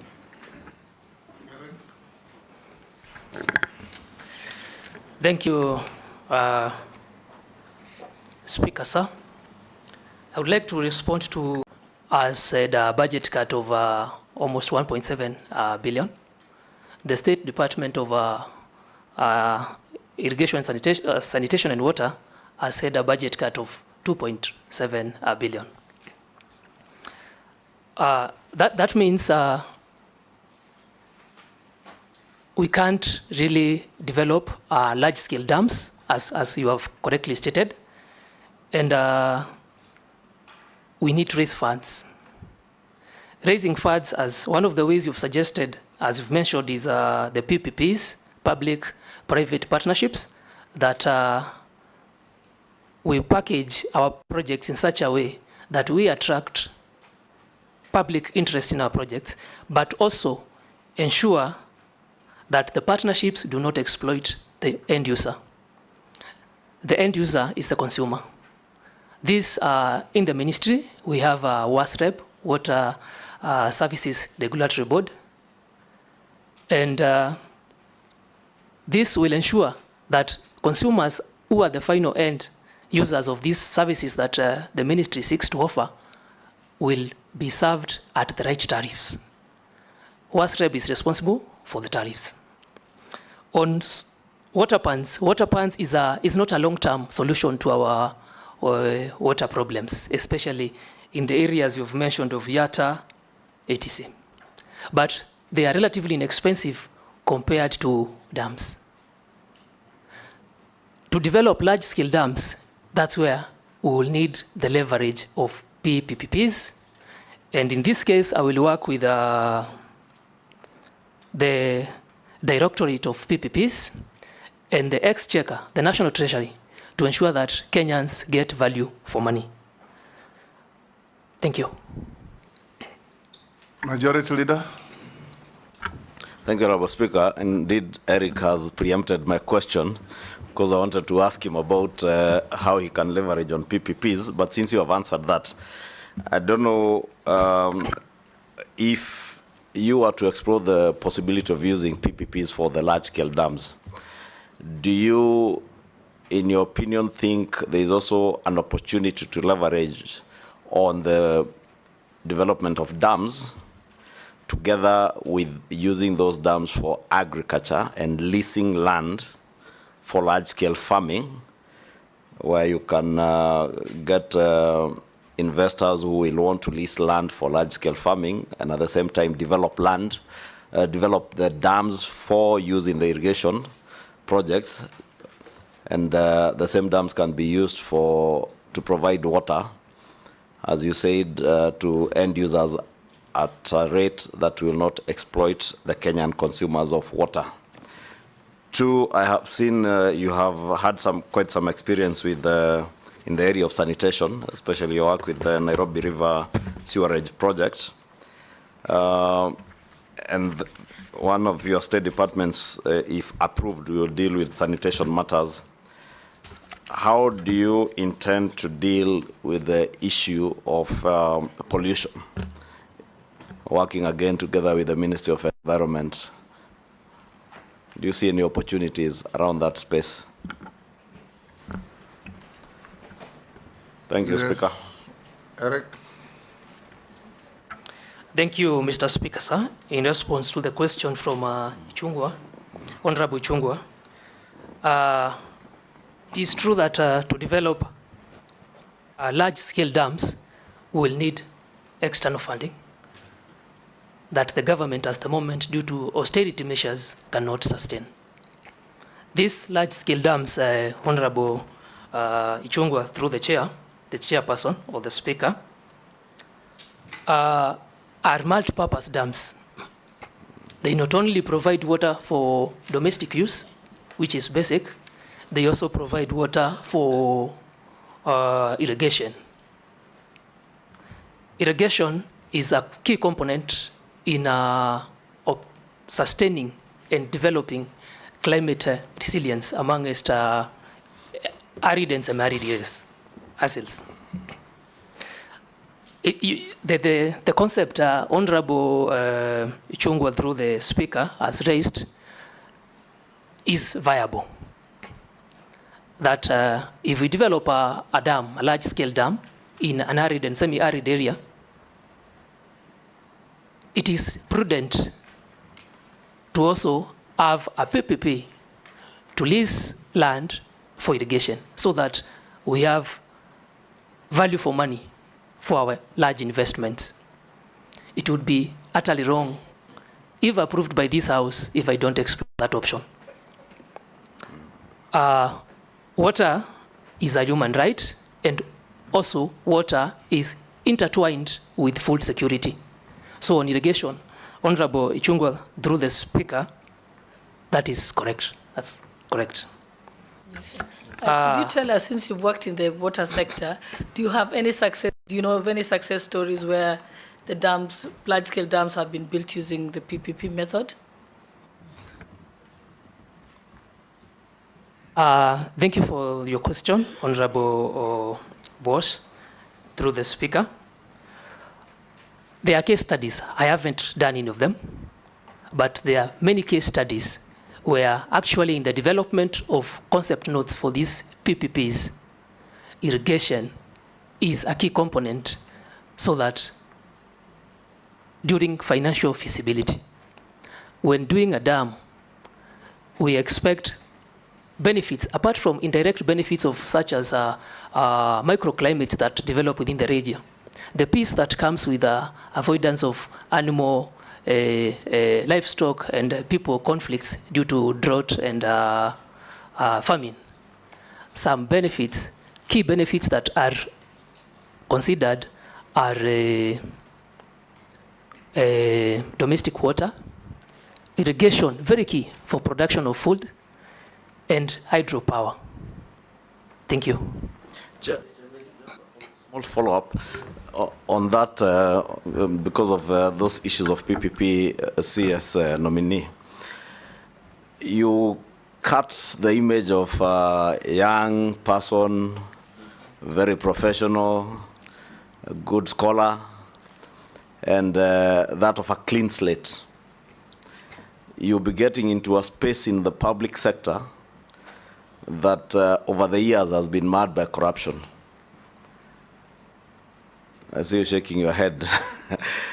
I hope that shaking of your head is signifying a determination that you will not get roped into the cartels that have bedeviled the water sector over the years. If you have been taken through the State Department of Irrigation and the construction of those mega dams, from Badasa to Mad Dam, they are all riddled with corruption.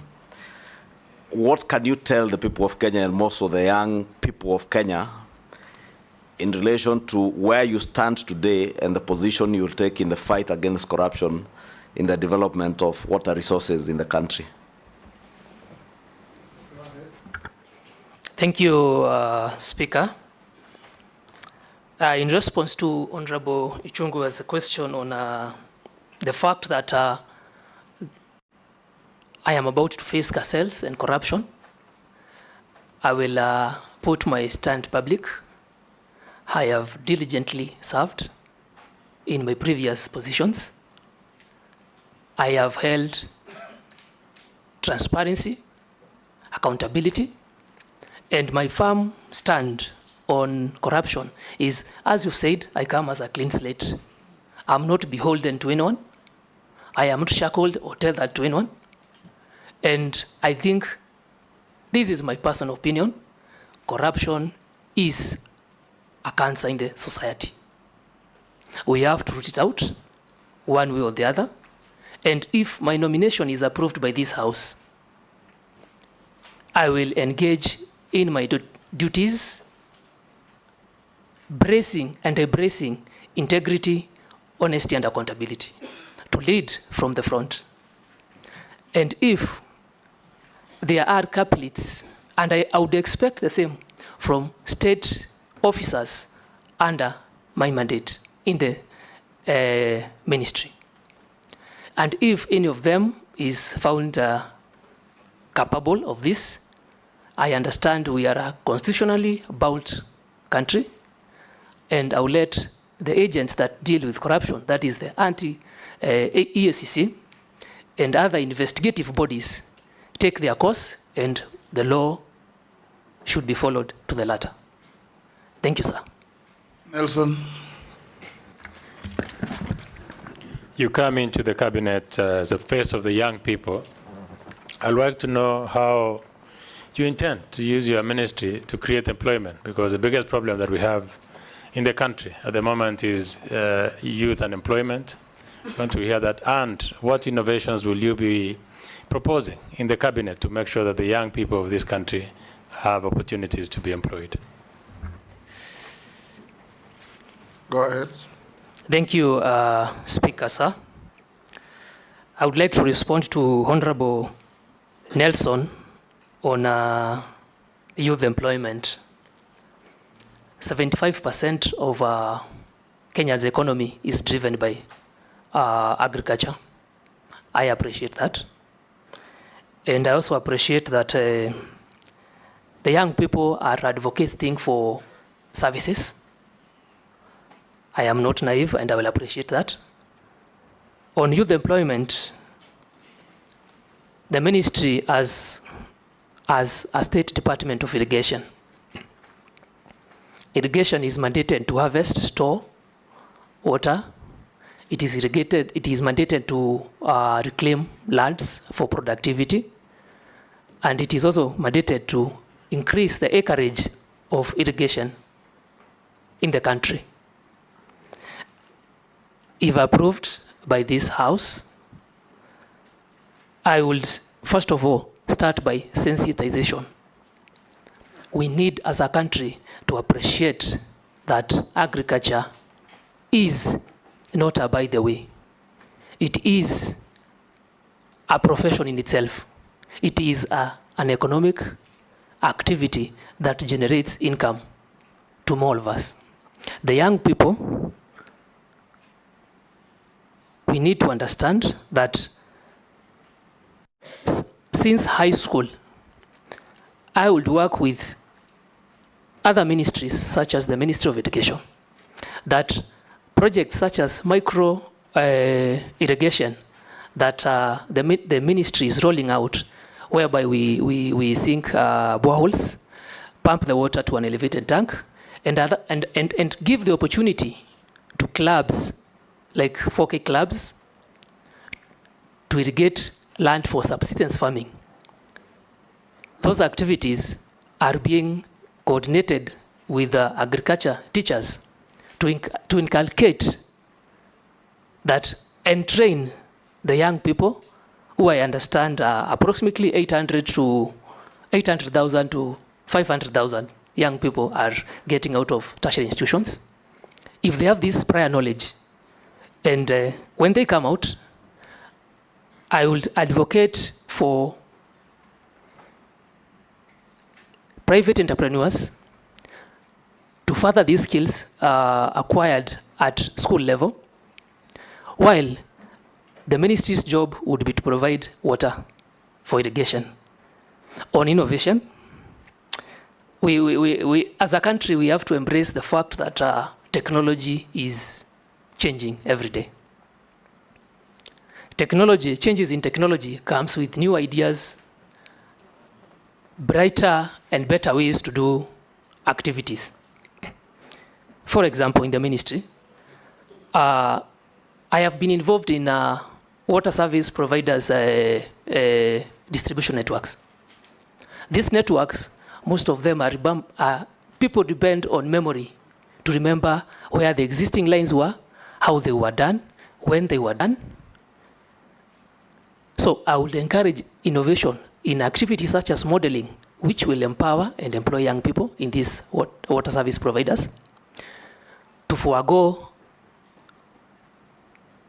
and to eliminate dependence on people's memory. Technicians depend on memory to tell you where the pipeline is. Smart meters in these WSPs where these meters are GSM enabled, creating more opportunities for the youth.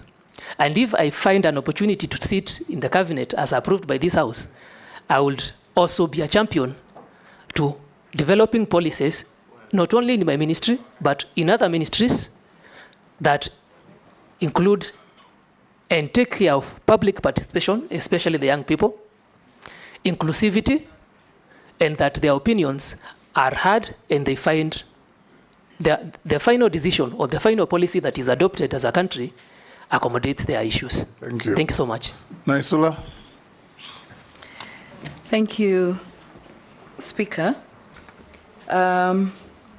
Muga, my question is, if you are found suitable by this committee and the National Assembly to be the CS of water, sanitation and irrigation, how will you balance the thin line between completion of existing and ongoing projects and starting new ones? And you should just have in mind, if approved, these members of parliament and many others who are not here will be knocking your door, saying there's this project in my constituency, and I want to know whether you'll also be intimidated. Some of these members who are third-timers, fourth-timers, older than you, bigger than you, please, Kenyans would like to know how you'll be dealing with that. Then the second question is, I want to pick your thought on the many water agencies we have in this country. We have them in Regional Development Authority, we have some under the Ministry of Water, and what purpose they serve. You know, they're all serving the same communities. We're giving funds to a certain regional development body. We're giving another one to a water agency. The money for development is lesser than the recurrent expenditure. I want to pick your thoughts whether that is a prudent use of resources for us as a country. Hold, Eric will take another one. Posing. Thank you, Speaker. For the nominee, I don't know whether you know what you are almost, should you be approved, where you're going, what the kind of industry you're going in. And maybe to help Honorable Chair and Chairman and Speaker, two things. One, there are dams which are already built, and some of them are 50% in this country, big dams, some of them 50%, some of them 60%, 70% in terms of completion. And an example is one which is in my county. As an example, there are many in this country, but I'll give you one example, which is Muruny Dam, which costed about like 10 billion Kenya money, but it's not complete. Now with the austerity measures or finance bill having been rejected, and many debate about now where we're going to get money, what will be your proposal on how to deal with that? Because PPP, which we suggested, is actually a future dams. But there are dams which are almost 80–90% complete, which are going to stall. And I hope you know what it means if a project is stalling like that. It means the contractor will be out of the ground, or is already out of the ground anyway, and then he's going to, whatever is asking government, that's accumulating interest. You know, so we will end up paying, rather than now paying 10 billion, we might do 20 billion. So what we do about that? Number two, there is a cancer which many Kenyans don't know. And I want to tell you, nominee, should you be appointed, please make sure, take care of this. From audit perspective, we have realized that as a country, there are again so many dams which are built using loans, right, from outside this country, from developing agencies or banks and so on. And that loan, MOGA, is being paid by National Treasury as exchequer, which means from our taxes. And those Kenyans who are paying those taxes, for example, are not even enjoying that water. So there has been a serious debate that even those agencies which run this water, those now regional agencies, they don't pay. So National Treasury ends up mobbing out taxes to pay for the loan about those projects. Therefore, there was a proposal, MOGA, there was a proposal in the discussion to say, why don't we charge a levy from the waters that we used to build using these loans, so that then National Treasury can build that loan? What will be your opinion as you come in? Will you agree with that opinion? And if you don't agree, what will be the future? Will we pay taxes on water? Too long, Posing. You have made your point. Or is it too long? Yes. I thought I was building the point so that they can understand. Sometimes, Honorable Speaker, You've made the point. Yes, but sometimes we also help them to get knowledge. It's true. Okay. And there's a reason why we are in this committee, Chair. There's a reason. You've got the question. Start with Naisula, go to Posing. Thank you, Speaker. If I may respond to Honorable Nesula's question, on the lean line between completion of projects and starting new projects. As I initially stated, I am well aware of our austerity measures. However, projects that have been started have already, Kenyans and the taxpayer has already sunk money in these projects. Honorable Nesula, through the Speaker, my target would first of all to complete these projects and ensure that Kenyans get value for their money. How do they get value for their money? Through connections. The only proof that we are truly working as a country towards achievement of Vision 2030 of 100% water connectivity is by completing the projects and actually having connections to Kenyans. I agree it's a thin line between, because the House members may want new projects in their areas. And I would like to be reasonable. And we'll ask the Speaker, the same matter might come to your House again, to protect me, because members, Kenyans have already spent money on old projects that are not helping anyone. Unless we complete this, then we'll have a chain of incomplete projects throughout the country. And the Vision 2030, and well aware that water is one of the SDGs, Sustainable Development Goals, we will not achieve that by 2030. The second question from Honorable Nesula through the Speaker was on my thoughts on the many water agencies we have in this country. Our constitution is very clear, and the Water Act 2016, on the establishment of institutions that are required to man and manage the water affairs of the country.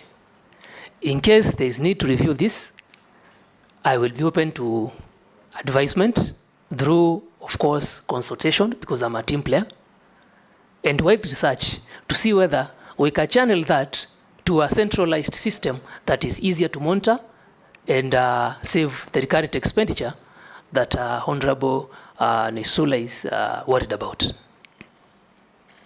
Will members intimidate you?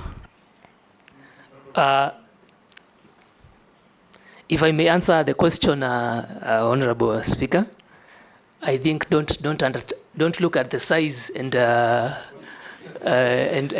think you can easily intimidate me. So I'm comfortable in my shoes. I think I have proven that for many years that I've lived. Thank you. Or to answer? Honorable Kosing, through the Speaker, I would like to make it clear that I'm well aware of his dam. He has been vocal about this for many sessions in the House and in the previous, my predecessor, who was vetted on nominee on water. And I understand that his dam is approximately 50% complete. He has stated that almost 10 billion Kenya shillings have been sunk into the project. And now we are facing austerity measures, and this dam was not one of the PPP projects. And I'm also aware, as he said, of the costs that incur when a contractor stops work, claims that come, that are expensive to the exchequer. I would like to promise Honorable Kosing, if this House approves me, maybe I will take him exactly to his dam, as I discuss and get facts on exactly the status of that dam, and not only that dam, all other dams that are being financed by the national government, the exchequer, prepare a report on the same, and if our finances are not adequate, I will come to this house again and table my case to ensure that we don't have hanging projects, as I said.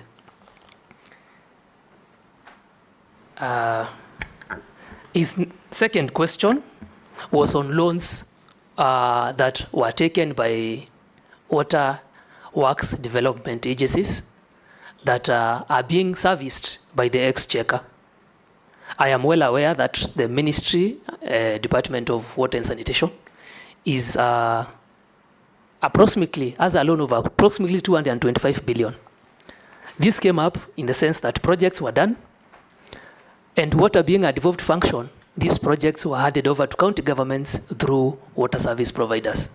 I have been in this industry with water service providers for a long time. Now, the status is the water service providers, most of them don't break even in their collection during billing.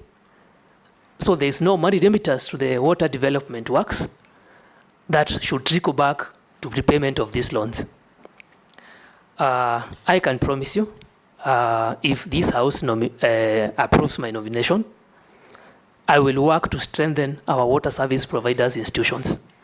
I understand and I am well aware it is a burden to the exchequer, and we will work to ensure that these water service providers reduce their non-debit water, increase their billing, increase their last mile connectivity. As I said, last mile connectivity is the activity or projects that bring value to Kenyans. And through that, when our institutions become semi-autonomous, we can generate enough revenue to help in payback of these loans. Otherwise, I will have to consult with the National Treasury and also the task force established by the President on debt restructuring. Thank you. Gachagua. Thank you very much, Chair. Nothing much on the questionnaire that you did fill in. You have indicated you are a director in JAFEC Limited Company. Does it deal in water and sanitation issues? If yes, then how are you going to address, as per bullet 26, the conflict of interest, potential conflict of interest? Thank you, Chair. Thank you, Speaker Sir. If I can address the question from Honorable Gachagua, I understand the responsibilities of this office if approved by this honorable committee. And yes, JAFEC is a group of like-minded engineers, very bright, to be honest. And if approved by this House, I will have to take a step back from that. Under the conflict of interest, as I said earlier, I have given my word that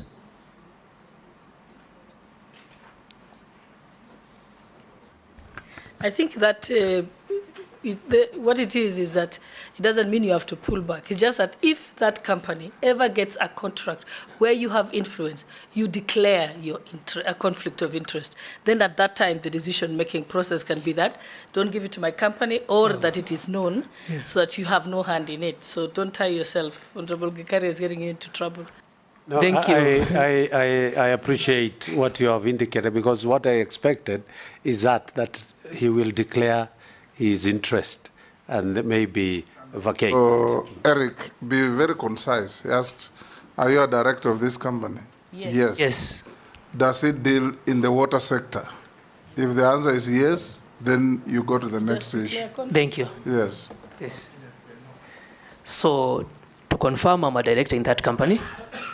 The company deals in water, sanitation, buildings, etc. Okay. Robert Mbui.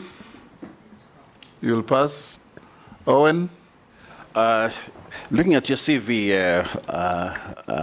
Mr. Muga, our nominee, I see that you have done extensive work in Kilifi. Thank you very much for that kind of work. I'm a young person, not young really, but I want to ask you this question specifically, that you understand that environment. Water from Kilifi comes from Baricho. Baricho is on the lower side. For water to come to Mombasa, the water needs to go up.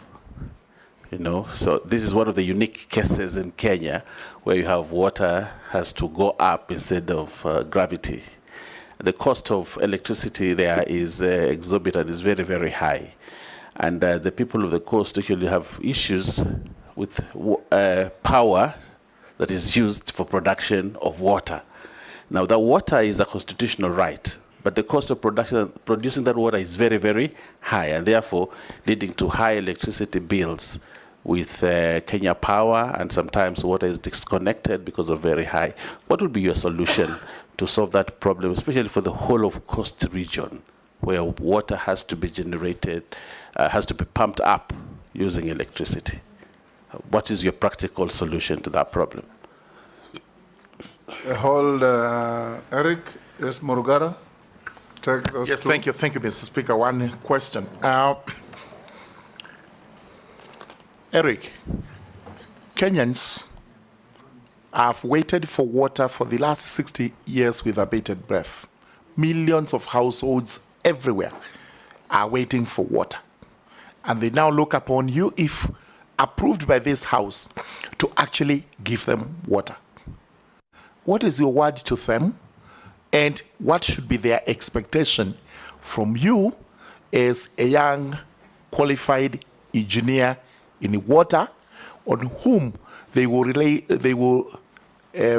place a lot of reliance as far as water is concerned?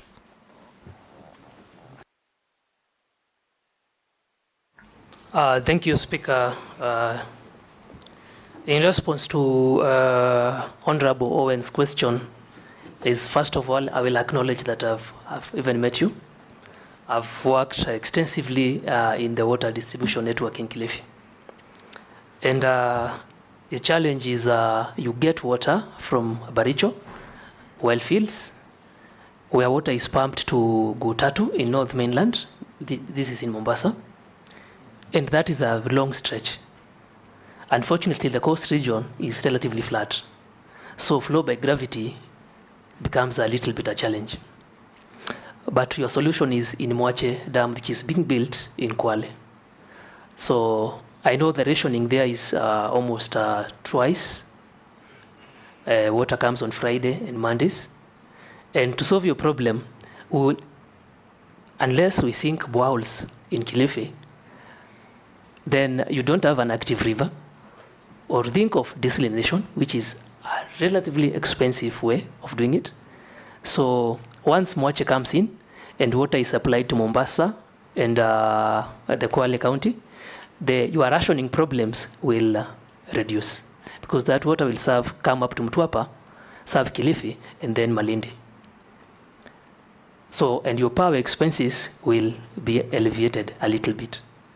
That's being pragmatic to this committee. Yes, Murugara's question.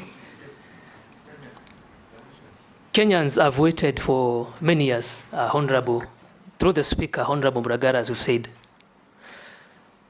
The ministry has a vision of ensuring 100% connectivity to all Kenyans by 2030. This also agrees with the Africa Water Agenda 2063. My word to Kenyans is, I will do all I can. I will zero mostly on water that is not accounted for, water that is abstracted but does not get to the end user. In Kenya right now, that percentage stands at about 45%. That is water that does not have an economic impact directly to the water service providers, and also to Kenyans. If we at least reduce that, and also sensitize Kenyans that it is a sole responsibility of every Kenyan to conserve the little that I have, conservation is key for our renewable sources. That is my commitment to the people of Kenya. Thank you, Mr. Speaker. Mr. Speaker, I'll introduce myself. I was out, I had gone for mosque. My name is Abdul Rahim Dawood, MP for North Imenti, and I probably, Engineer Muga was born in the same hospital I was born in Maua General Hospital. But I will ask my question. At different times. At different times, yes. A span of more than 25, 30 years. He's like my son. Ms. Engineer, you know, I'm hearing dams being built everywhere. But in our region, we've been told about the Kianjuri Dam, which will take water up to Tharaka. Not just Meru County, it will go up to Tharaka, maybe even Embu. I want to know, once you get in, you're talking about the existing which are there. If you come to do ours, will it be in this lifetime or maybe another lifetime? Second, there is a project which has been ongoing in Meru, sanitation, because sanitation is your forte. Sanitation, we've got Meru sewage plant, which has been built for the last 5 years, and it is never being completed. We need sewage everywhere in this country, plants. We need to get it out of towns. What do you envisage to do when you're there? And the last one is, you have talked about boreholes. I don't know if you're aware, in Nairobi, there are 6,000 boreholes. Only 2,000 are licensed. 4,000 boreholes are not licensed. Is borehole the way to go to get water when the aquifers are already dry? So how would you approach that, and how are you going to control it? Thank you, Mr. Speaker. Mary Amasa, let's take the next one. Through the chairman, I have just one simple question to the nominee. From my experience in service to Wananchi, I realized that we have so many water facilities, boreholes that have been drilled over the years, because there was even a time NGCDF also used to drill boreholes. But there's a problem with the sustainability in terms of maintenance, in terms of repairs.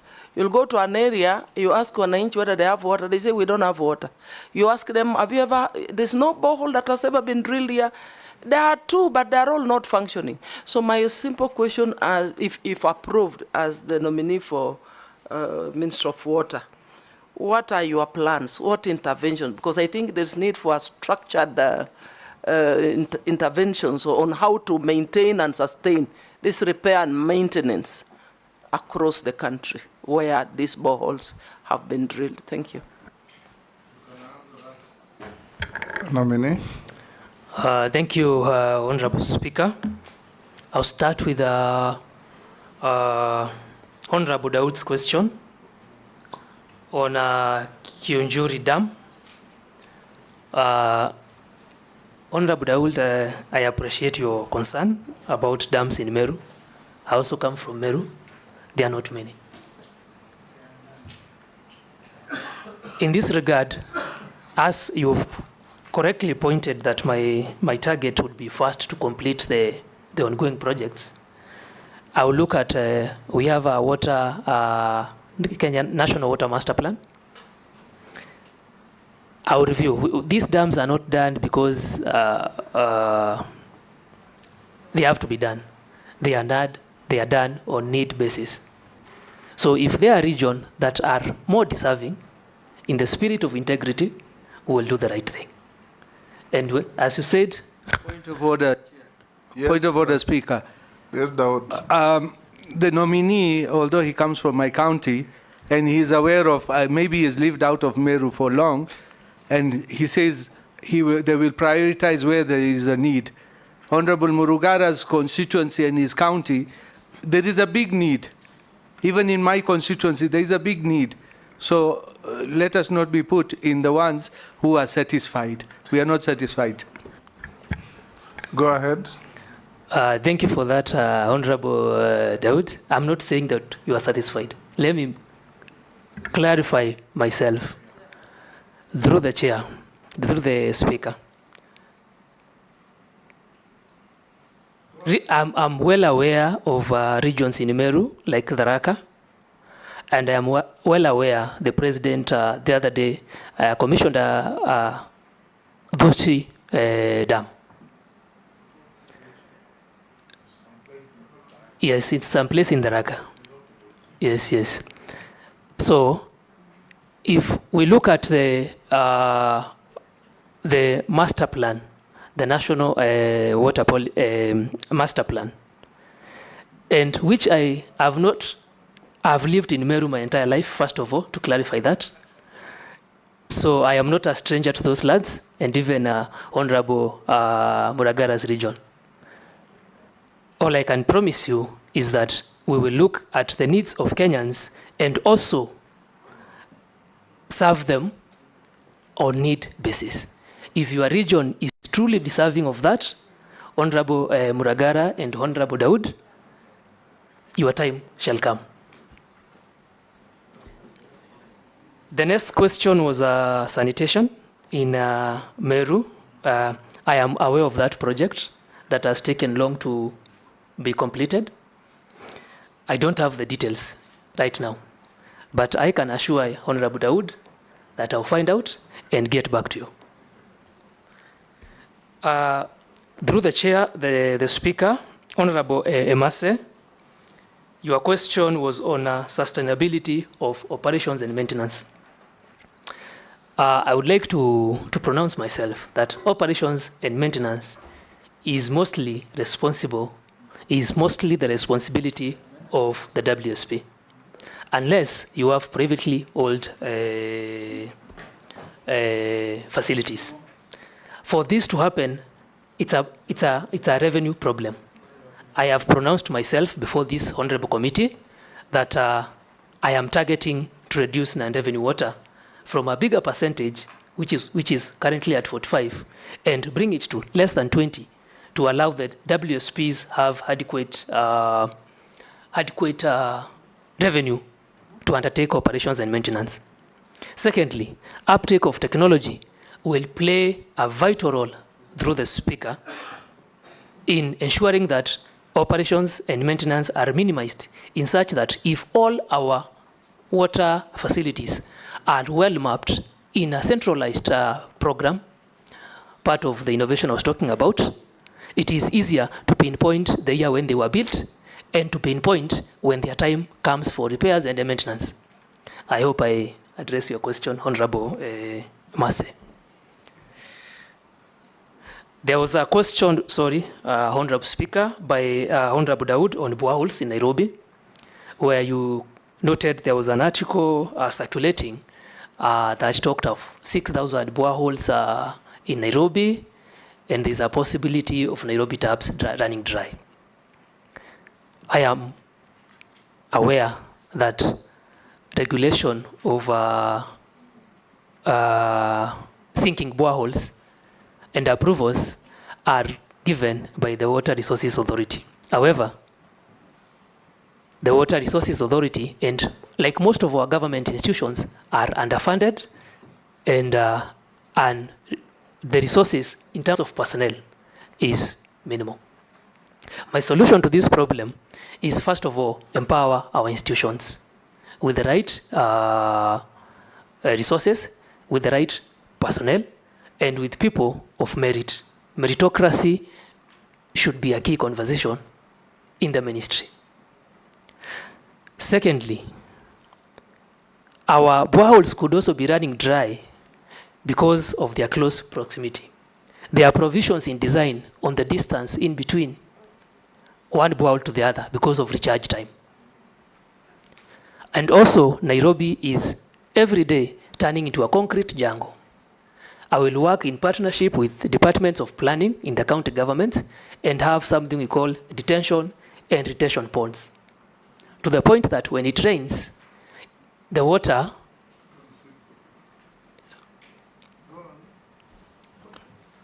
Okay. Go on, go on. Okay, thank you, Honorable Speaker. I thought you were interjecting. Sorry. Retention and detention pods are recharge areas for aquifers. You realize when it rains in Nairobi, our roofs direct the water to the drains. And the water flows very fast past at the river, and it's gone. There's no seepage. So detention and detention dams are some of the ideas I would like to bring to the ministry, whereby, working in conjunction with county governments, we have parks specifically to hold that runoff. In fact, Eric, under Schedule 4 of the Constitution, you are empowered to formulate policy for the country for protection of water, securing sufficient residual water, hydraulic engineering, and the safety of dams. So you have a duty even to guide counties. What Daudi is saying is true. In Nairobi, boreholes some are even 50 meters apart, if even less, everywhere.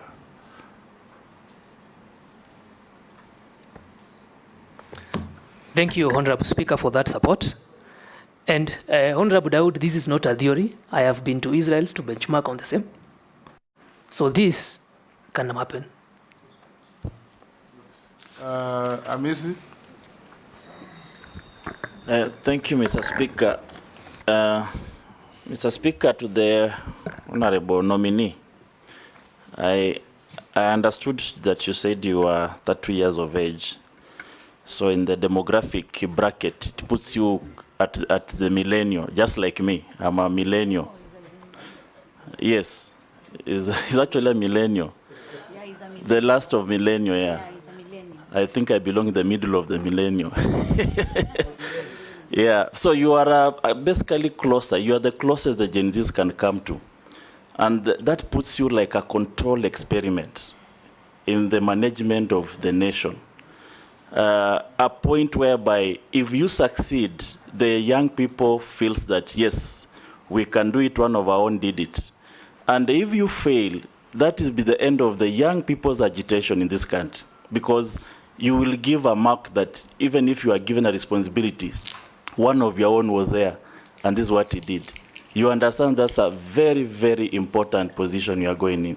And that marks my question that what is this managerial experience that you bring to the ministry that you are going in? Then secondly, there is a drought problem in this country, and the water harvesting has been suggested as one of the ways of combating, just to mitigate the effects of drought on the supply of water, and especially to schools, because you see members of parliament running helter-skelter in town looking for water from all the ministries and parastatals. It's basically the problems of water in schools. How do you intend to mitigate the drought area and the supply of water to schools across the country? I want you to juxtapose that one with the presence of Lotikipi. There is a Lotikipi aquifer that can supply, it has been found out that it can actually supply underground water for 70 years to this country. How do you plan to utilize that? Thank you. Hold, Eric. Mukami has nothing. Mishi? And Honorable Speaker, yes, just as to say that these questions were actually sent to me by Gen Zs. Mishi? Yeah, thank you, Honorable Chairman. Honorable Chairman, my question is to the nominee on how he's going to navigate complex geopolitical dynamics to forge equitable agreement on shared water resources. I'm citing some areas, like for instance, in the coast region, we have the Mwache Dam, we have the Marere Spring, which is shared between Mombasa County and Kwale County, and there have been some rift, or rather some conflicts. I'm also looking on the Mzima Spring in Taita Taveta, which is also be shared by Mombasa County and also Taita Taveta County. And most of the time there are some issues, and that is why you have seen, we have not realized the Mzima Spring too. because they are undercurrent politics. So how are you going to navigate on this issue so that there is harmony and there is insurance of having access to water to our Kenyans?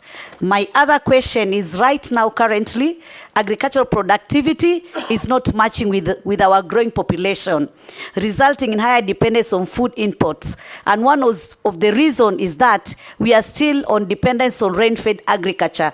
So what kind of interventions are you going to do to ensure that at least as Kenyans, we have food sufficiency? Lastly, are you still believing that the Kenya Kwanza government is going to realize one of the key pillars on building of 1,000 dams? And what is the status right now? How many dams have you realized right now? I thank you.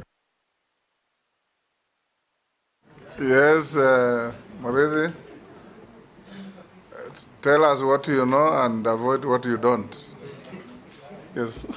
Thank you, Honorable Speaker. I'll start with the question from Hamisi, who said he's a late mid-millennial. And he's talking about this being a control experiment. I will put it to this house that I could be young of age, but I truly understand the responsibilities on my shoulders. You already said that. Go on. Just clarifying myself to him. Secondly, the drought problem in schools. Some aquifer somewhere. Is it the Turkana one? Two questions. The Lotikipi aquifer, that is the second question. The first question, Speaker, was the managerial experience that you've acquired elsewhere that you think will help you for the new assignment you have, and the supply of water to schools, of course. Okay. Okay. Honorable Speaker, I would like to respond to Honorable Hamisi's question on experience. First, I will cite that I'm vastly experienced on water and sanitation issues in the country. I have, as I said, I have worked as a team leader, design, etc. This experience does not mean that professionals in the ministry don't have it. I understand that the ministry is not short of professionals, and it is not short of policy. All I bring to the ministry, if approved by this House, is the ethos of the private sector of accountability, transparency, as people have rightfully asked for. And also, I'm a wide consultative person, teamwork. I'm quick study, and I have worked at different stakeholders, down, as I said, from water service providers to water works development agencies. On the question of drought, I will submit to this House that it is unfortunate we have the same thing happening year in, year out. I would like to be a change to that if approved by this House, because I don't believe in active maintenance. I believe in proactive. If we know a certain school, say in Oloitoktok, has water shortage problems, it had it last year but one, then we are supposed to learn as a ministry. Solution to this would include, immediate solutions would include, first of all, gutters, simple solutions. Before we quantum leap, we have to start from the basics. Install gutters in all our primary schools and provide them with tanks to start with. This is taking into account the fact that the population of schools, that water might not be enough. Then the next immediate solution would be, can these people have a borehole that serves the school and the community at large? And then the long-term problem solution, the medium-term solution would be within a region that experiences drought and water scarcity. Why don't we have a water pan, and that water is shared among schools during dry periods? The long-term solution is what I talked of. Our only solution is having large storage dams. Right now, our water storage starts at about 103 meter cubic per capita. The target is to achieve above 1,000 meter cubic per capita in the long run. The presence of Lotikipi aquifer that you have mentioned of, I know, if approved by this House, the ministry has one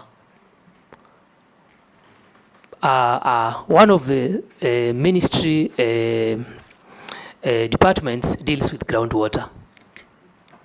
Groundwater is in form of aquifers, as you have rightly pointed. So, if this is true, I don't know where you got your data from. The Gen Z is asking that question. I would like him to provide research, because I believe in research and proper mapping. Then this would have been a game saver, a game changer in those regions. So, but I promise I will work with the department responsible for groundwater harvesting and storage and find out these facts and table it to the members for discussion. Thank you so much, sir.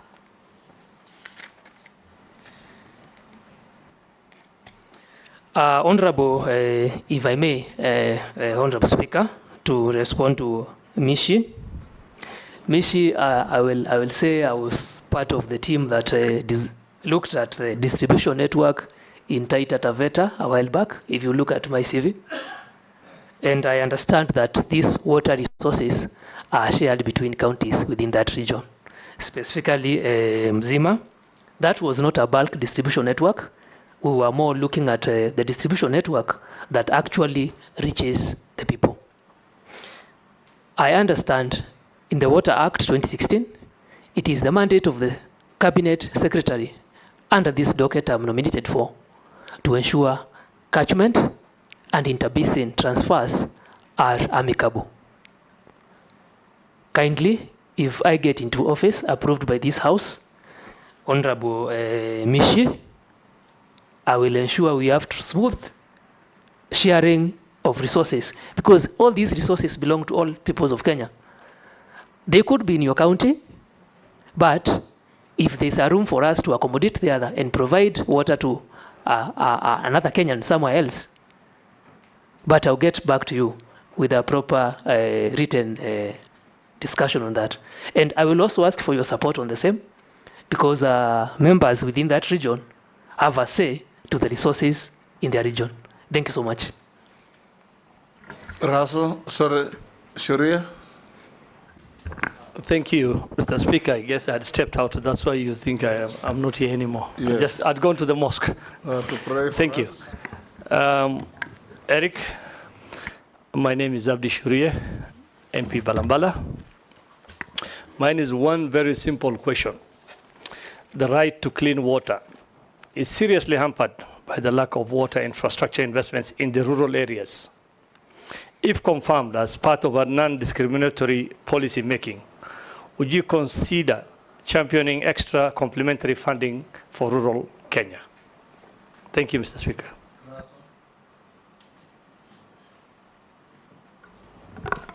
Thank you very much, Honorable Speaker. Eric, my name is Dido Raso. I'm the MP for Saku. Saku is in Marsabit. Devolved function. As I walked in, you say water is a devolved function. If this House approves your nomination, you'll sit at the top, that you'll be the man in charge of water in this land. Then there's no water in Marsabit. Will it not disturb you? Secondly, you went for some training in Israel. It doesn't rain in Israel, and there's no flowing water. But the Israelis have piped water. And I think the only water that is evacuated to Israel is from the Nile, from the Egyptians. Egypt that there's no rain in Egypt, maybe once in a blue moon. They live on the Nile, and every household or every house constructed in Egypt actually experiences running water. So when you look at Igembe or even Marsabit, people still draw water from earth dams, or what in the old colloquial we call ponds. What is coming into your mind that if you are given this job, that every Kenyan, wherever they are likely to get some water, maybe some clean water? Finally, it is about Vision 2030. In Vision 2030, it is projected that Kenya will be a middle-income country with some industrialization, and every household will have some water. With budget cut austerity measures, and also with the clamor that Kenyans should not pay taxes, what is it that is coming into your mind, that how will you be able to navigate that issue of water, because water is life? Thank you, Honorable Speaker. Let's take the last one, Eric Mule. Thank you very much, Speaker. Thank you very much, Eric, the nominee. I've seen your CV impressive at an early age. Eric, being a young engineer and worked in the industry, I know you have been working under the master plan, the National Water Master Plan of 2013, which should be guiding the country. 11 years down the line, Kenyans are yearning for clean water, and they're also yearning for water for irrigation. If you are approved as a member of the cabinet, I want to hear from you. Are you comfortable with the existing master plan? And if you are given an opportunity, what kind of a master plan for water will you give this country so that Kenyans can realize the dream of clean water as quickly as possible? And the second one, what timelines are you foreseeing to finish some of the major dams like Thwake Dam and Umar Dam in Kitui?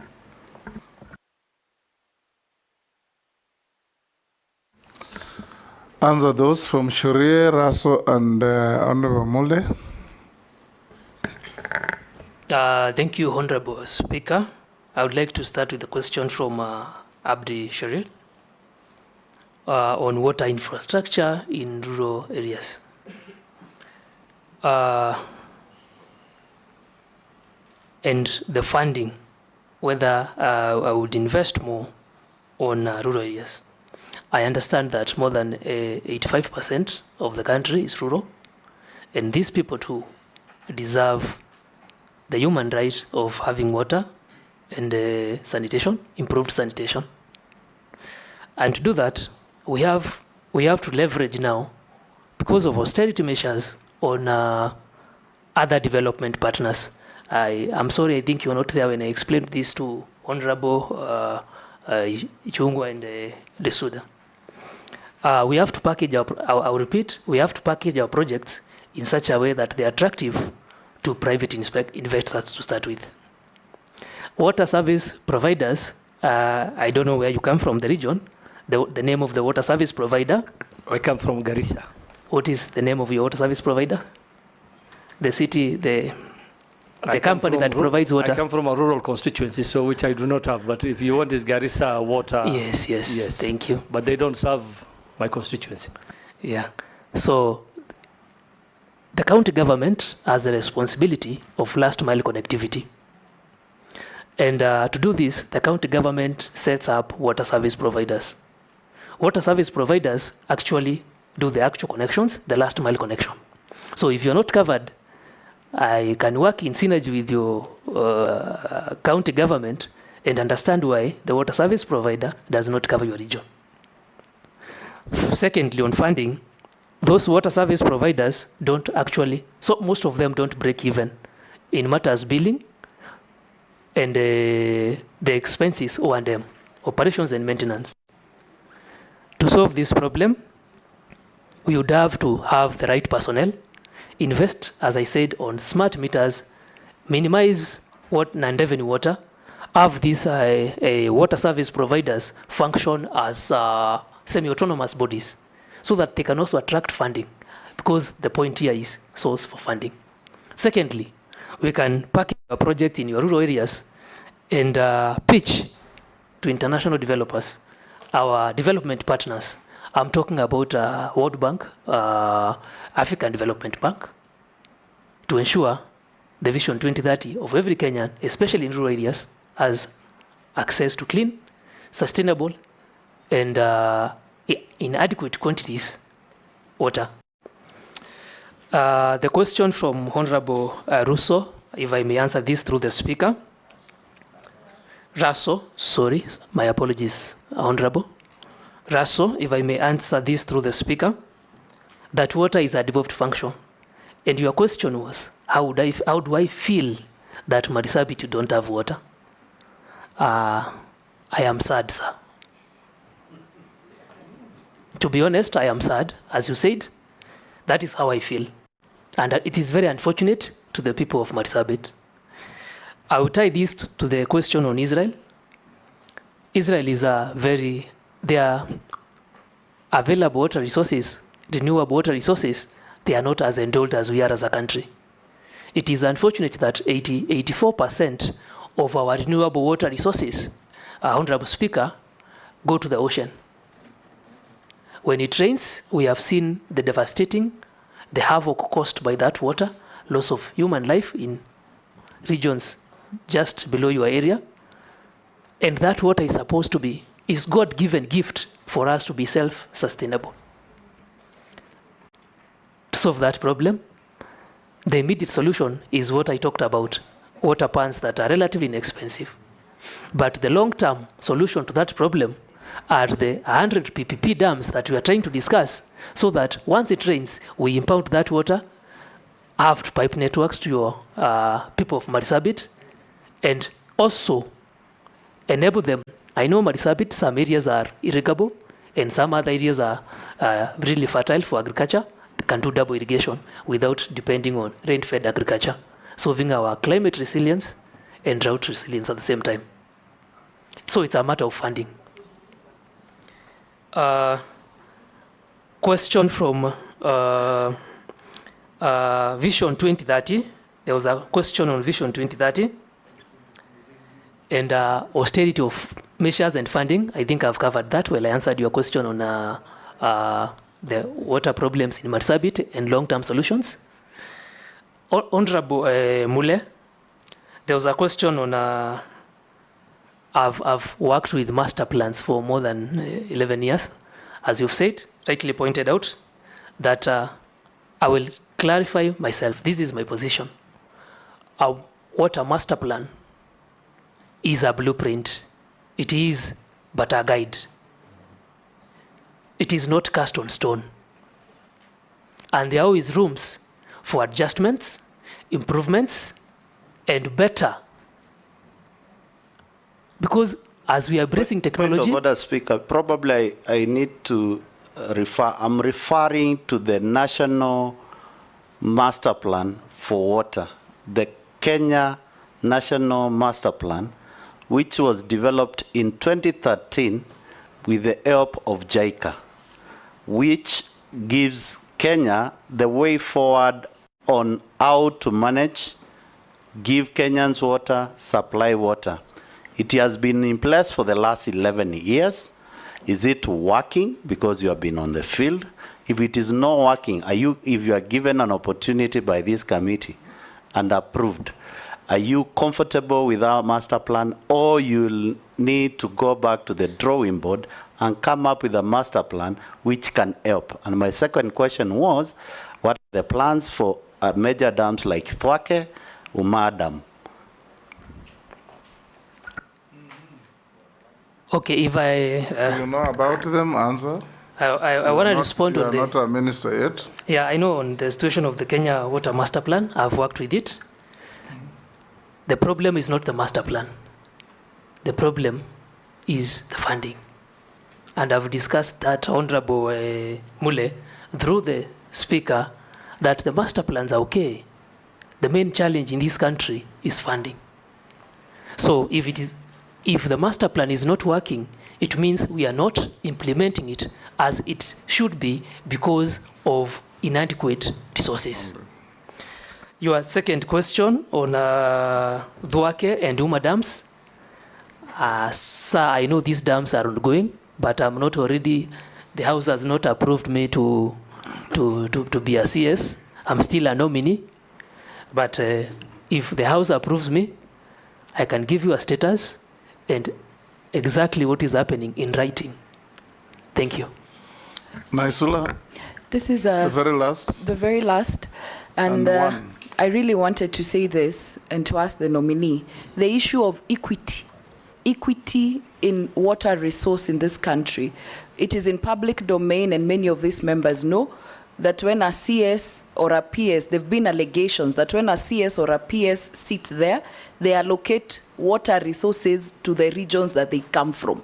And also we have even seen there were allegations where a CS and a PS were fighting over projects, firing people, moving projects. I want to know how you will ensure there is equity in every part of this country, regardless of how they vote, regardless of where people are, to make sure that water is available in every part of this country. Yes, go on, Eric.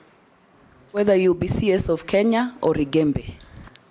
Thank you, Honorable Speaker. If I may respond to Honorable Lisuda, if you ask out there, people who have worked with me, they know my stand on integrity and honesty. I know it's out there. Kenyans will tell you. And I've responded to the same question to Honorable Murugara and Honorable Daoud. When pressed on the question of whether I will allocate them dams. They were very excited that you will be taking water to their region. Burst their bubble. No, I said we will follow protocol. Yes. Okay. Thank you. Murithi? Yes, sir. Let me ask you something. You said you graduated in the year 2016. Yes. Thereafter, you worked between 2016 and 24 on several project positions. Yes, right? sir. Yes. As an engineer working in those project positions, were you required to be registered with the Engineers Board? Yes, I am required to be registered with the Engineers Board of Kenya. Yes. How come you only registered in 2024? So you're working without registration? First of all, to pronounce myself, is that registration with the Engineers of Board of Kenya requires, first of all, you undergo training. Adequate training. The minimum years is 3 years. And I don't think there's a maximum number of years. And secondly, it also speaks of the priorities you have. It is very key to be registered, but I was multitasking between a master's degree at the University of Nairobi and working. Those are unnecessary details. The question was very simple. Yes. When you are overseeing the projects, were you required to be registered as an engineer? You said yes. Is it a requirement? It is a requirement to work under a registered engineer. When you are not registered, you work under registered. Yes. It's as simple as that. Thank you. So when you answer question very simply, it becomes very easy. Thank you. When you over-explain, you can land into difficulties. Thank you, Speaker. Thank you. Yes. Thank you, Eric? Yes. May I ask you a few questions about yourself? Okay. Jeanette, want to ask a question? Mr. Speaker? Yes. Yeah, I went to the mosque also, I delayed. Mr. Speaker, you know, when young people are given jobs at this level, high level, I don't know what happens. Immediately after swearing in, they are removed from the register of young people in the public eye. They become older people. Yes. Then the agitation continues that we want a young person on the table. I want to believe in this vetting committee today that we are vetting a young person. And he's going to go to, if he's approved, if the committee feels he's fit for the job, he will go there as a young person. Yeah, no, I have come to experience that we have vetted a young person who was given a job, and then when he took up the job, he became an older person.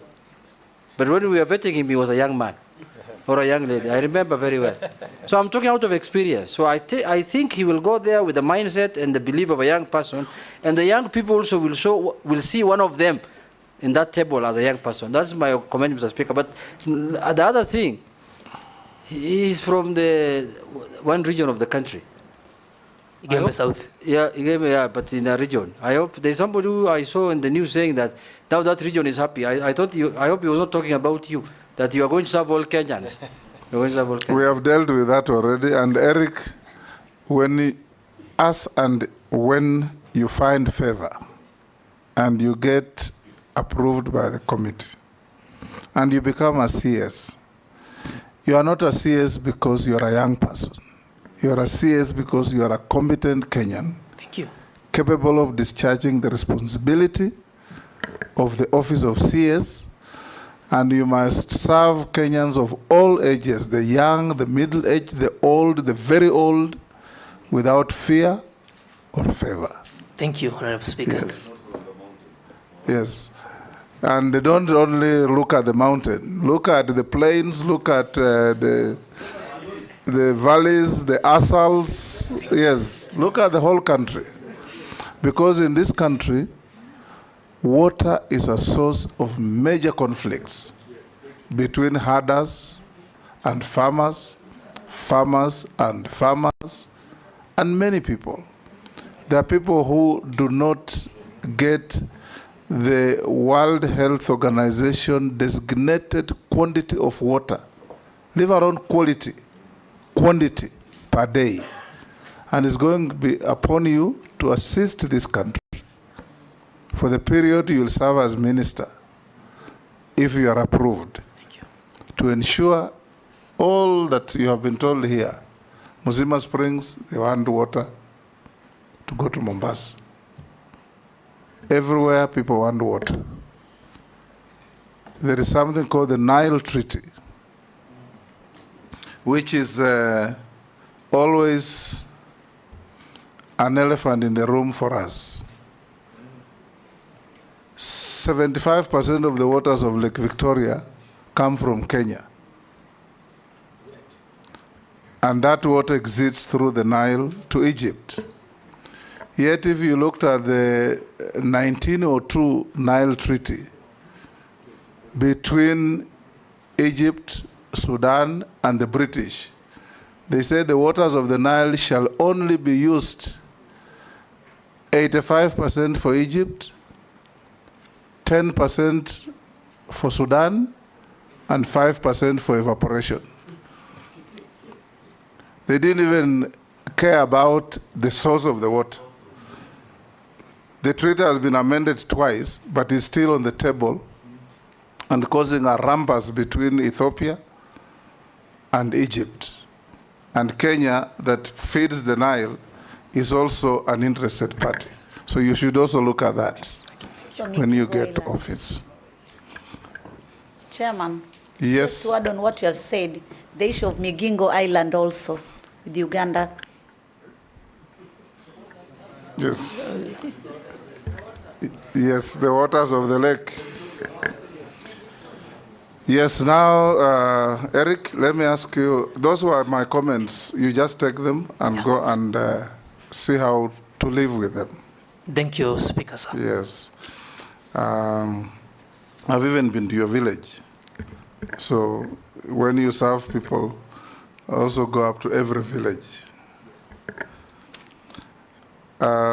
Eric, have you ever been mentioned adversely in any investigations on matters of integrity? No, sir. No, sir. Good.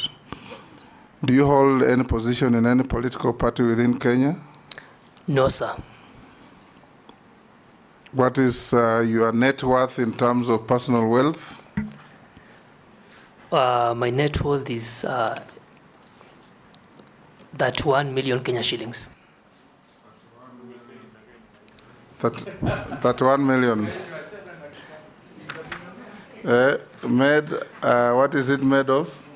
You've done much better than your age mates. I come from a region that is engaged in farming. Yes. So I've invested in lands and planted crops, tea, if you've been to the region. Yes. Coffee, bananas, and other. Mira. Definitely. Yes.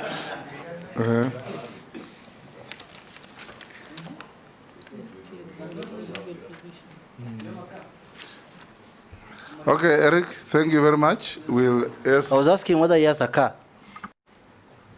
Do you own a car? No. I have chosen to invest instead of buying a car to start with. Yes. If you are approved and appointed, and you get into the office, and tomorrow a major contractor in the water sector comes and offers you a car, will you take it? No. Mr. Speaker. Yes.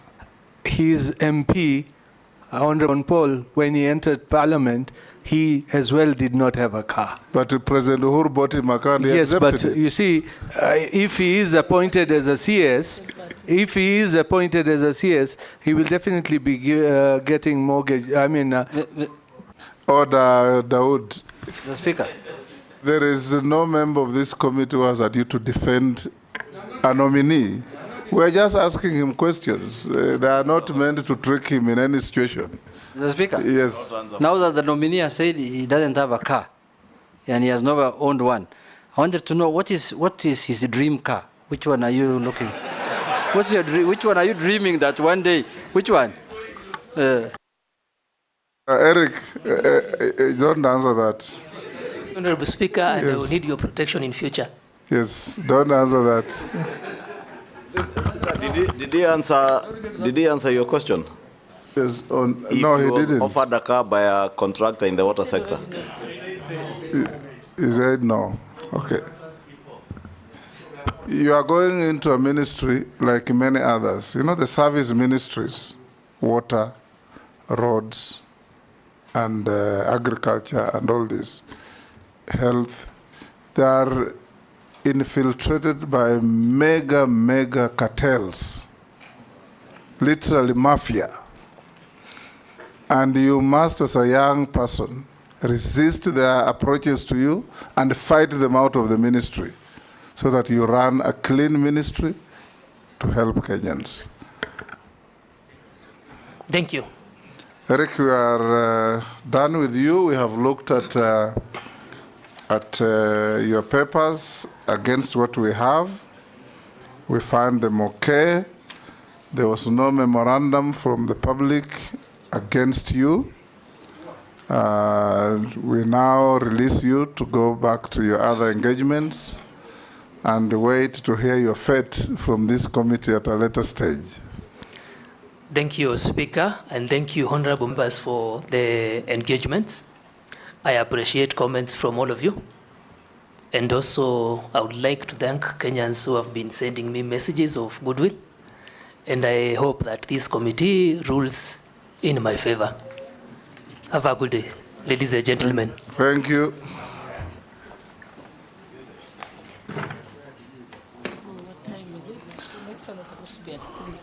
No. Honorable members, I saw John Paul in the gallery.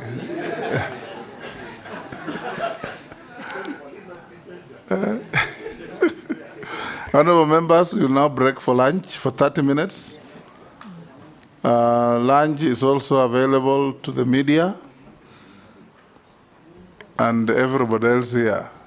30 minutes, members, then we're back to take 2 more, and we close.